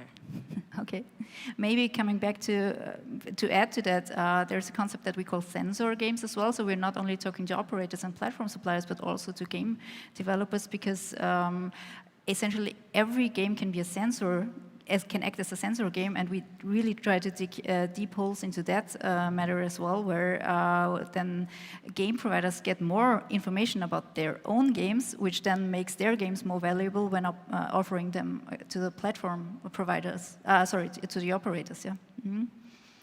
Okay, perfect. That leaves us with 16 seconds. Thank you very much, Claudia, for being with us today. Thank you. And we welcome another participant.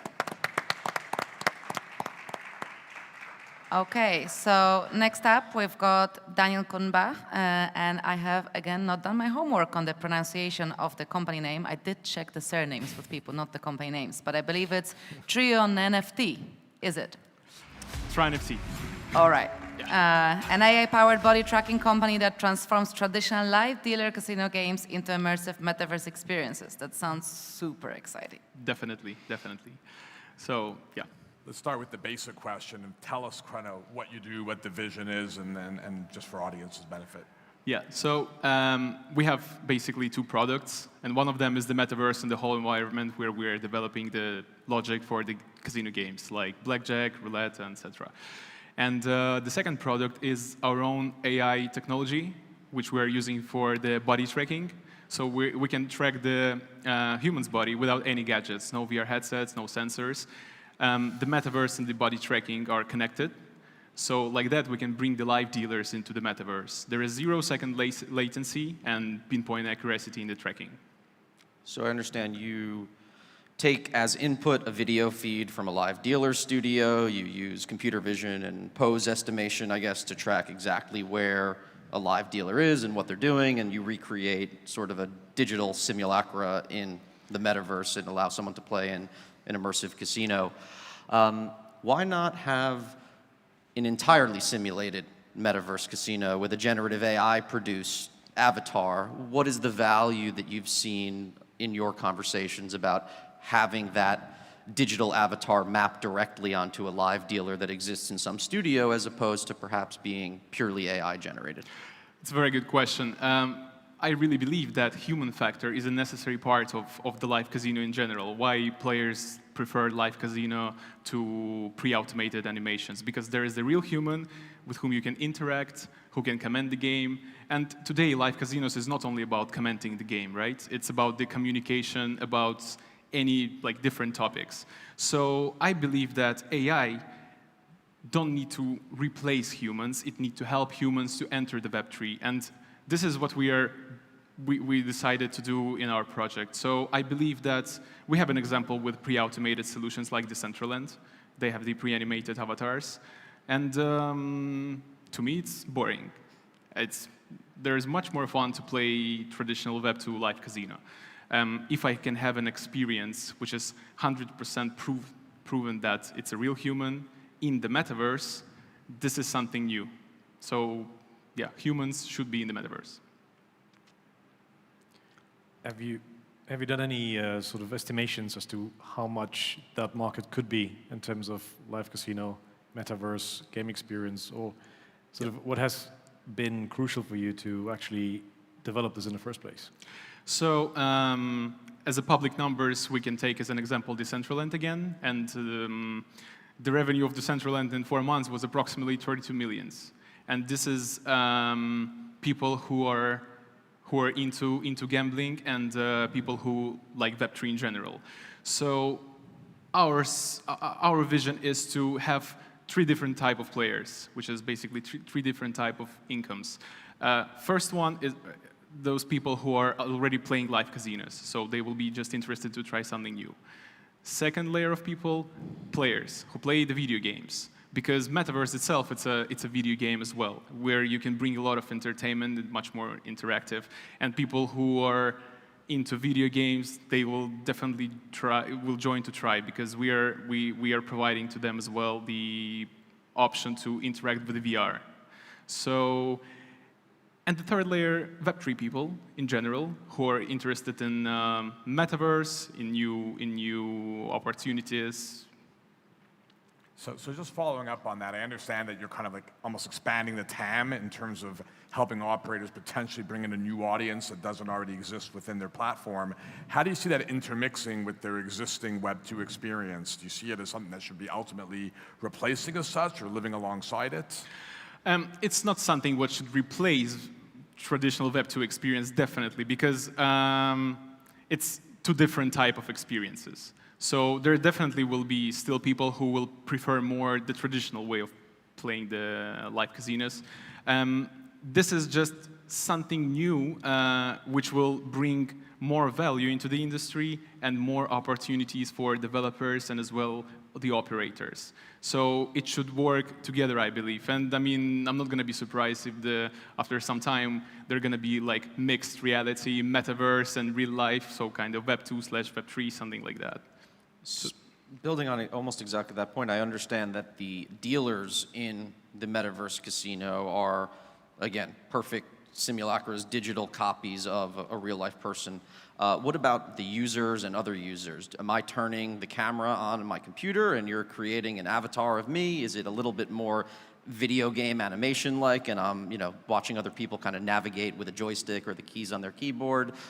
Am I even interacting with the other users in the metaverse at the same time? What is the user experience and way of displaying other users? So we wanted to keep the traditional experience and more innovative, I would say. So basically, there are two ways how to explore the metaverse. The first one, as I said, traditional, the keyboard and mouse. And the good part of it, for those who are not into VR and technologies, they can join the table and they will have the user interface around the game, which they already saw a lot of times before. So it's going to be very intuitive for them. At the same time, we provide the opportunity to explore it with the VR. Then it's going to be the first view, and people can join with the joysticks and VR. The avatars which we're creating, they're mainly for the live dealers, not for the players. For the players, they will be able to pick the avatar, like in any other game, and of course, customizations on top, so they will be able to customize it. So as an investor, if I wanted to make an investment, I have no shortage of decks that I receive that are Web3 and that are alluding to the metaverse and iCasino, and if what is the differentiator? What would make your product differentiated from some of the other products that I'm seeing in the space? It's the only one product which provides real humans in the metaverse. There is no even similar solutions on the market. We were investigating a lot to understand maybe there are some companies which are on the way to that, but the AI technology itself, it's unique. Now, if we speak about what will make you as an investor to invest, there is no other options to live casinos to join the metaverse, right? So other option can be VR. I'm not sure that VR and all the gadgets is something what live casinos looking for. They want to have plug and play. The new dealer sitting in front of the camera, the game is on. So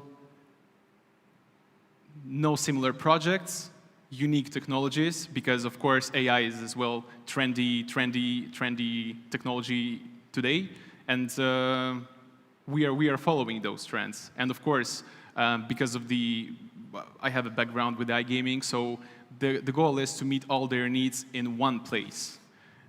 Even if we speak about the payments, dealers, games, studios, we don't want them to think like now it's happening. Shall we join this metaverse or that metaverse? No, you can get all your tools in one place and operate as you usually operate, but in the new environment. What I like about this is also, I mean, from the live streaming, business, I think Carolina and we both are sort of invested in that. The avatar, the technology that you have, can possibly also be used to have avatar streamers. So, I mean, there's a scalability. Have you also explored that space a bit? Is that relevant? Have you come across that in some shape or form? Definitely. I mean, with the avatar, I would say it's another way, it's another part of our business, basically, the avatars. First of all, we are trying to create them as realistic as possible by using the photogrammetry technology. At the same time, just to give an example, if you have Brazilian market and you're operating from Malta, we can create Brazilian avatars, and Maltese dealers, they will look like Brazilians for Brazilian market. So it's the way how we can optimize the design for different areas and different countries where casinos want to operate. But of course, I mean, on top we have a big commercial platform for some extra extra income, like customization of the avatars, even for the players, branding, a lot, like cards. That's the beauty of the metaverse. We can customize anything. Can I ask you a question? Whether the cards that the dealer is dealing in studio, are they also match for match represented in the metaverse using technology, or is there a separate RNG mechanism that deals different cards? Yes. So basically, through the camera, in the casino, the AI is at the same time is tracking the values of the cards. It works the same for the roulette. It's tracking where the ball falls. So we are streaming the results into the metaverse. Okay, makes sense. Okay, 30 seconds. Anybody fast enough to ask the last question? Very quick. What's the core revenue model? Do you get a percentage of net gaming revenue from operator clients? Is it a SaaS fee? Yeah, so the idea is that we're going to let live casinos to rent the studios and extend it with the more tables and games. All right. Thank you. Thank you very much for your answers. Thank you very much to the audience. This was the very last of our participants today. Thanks to the experts. Thanks. Thank you. Thank you so much, Carolina, for bringing that in with millisecond accuracy. That was just fantastic. Thank you. Okay, my dear friends, we've got a video, a very important video to show you now. It involves iGaming Next. It involves New York. Bring it on. I think we could go. Before we go for drinks, more drinks.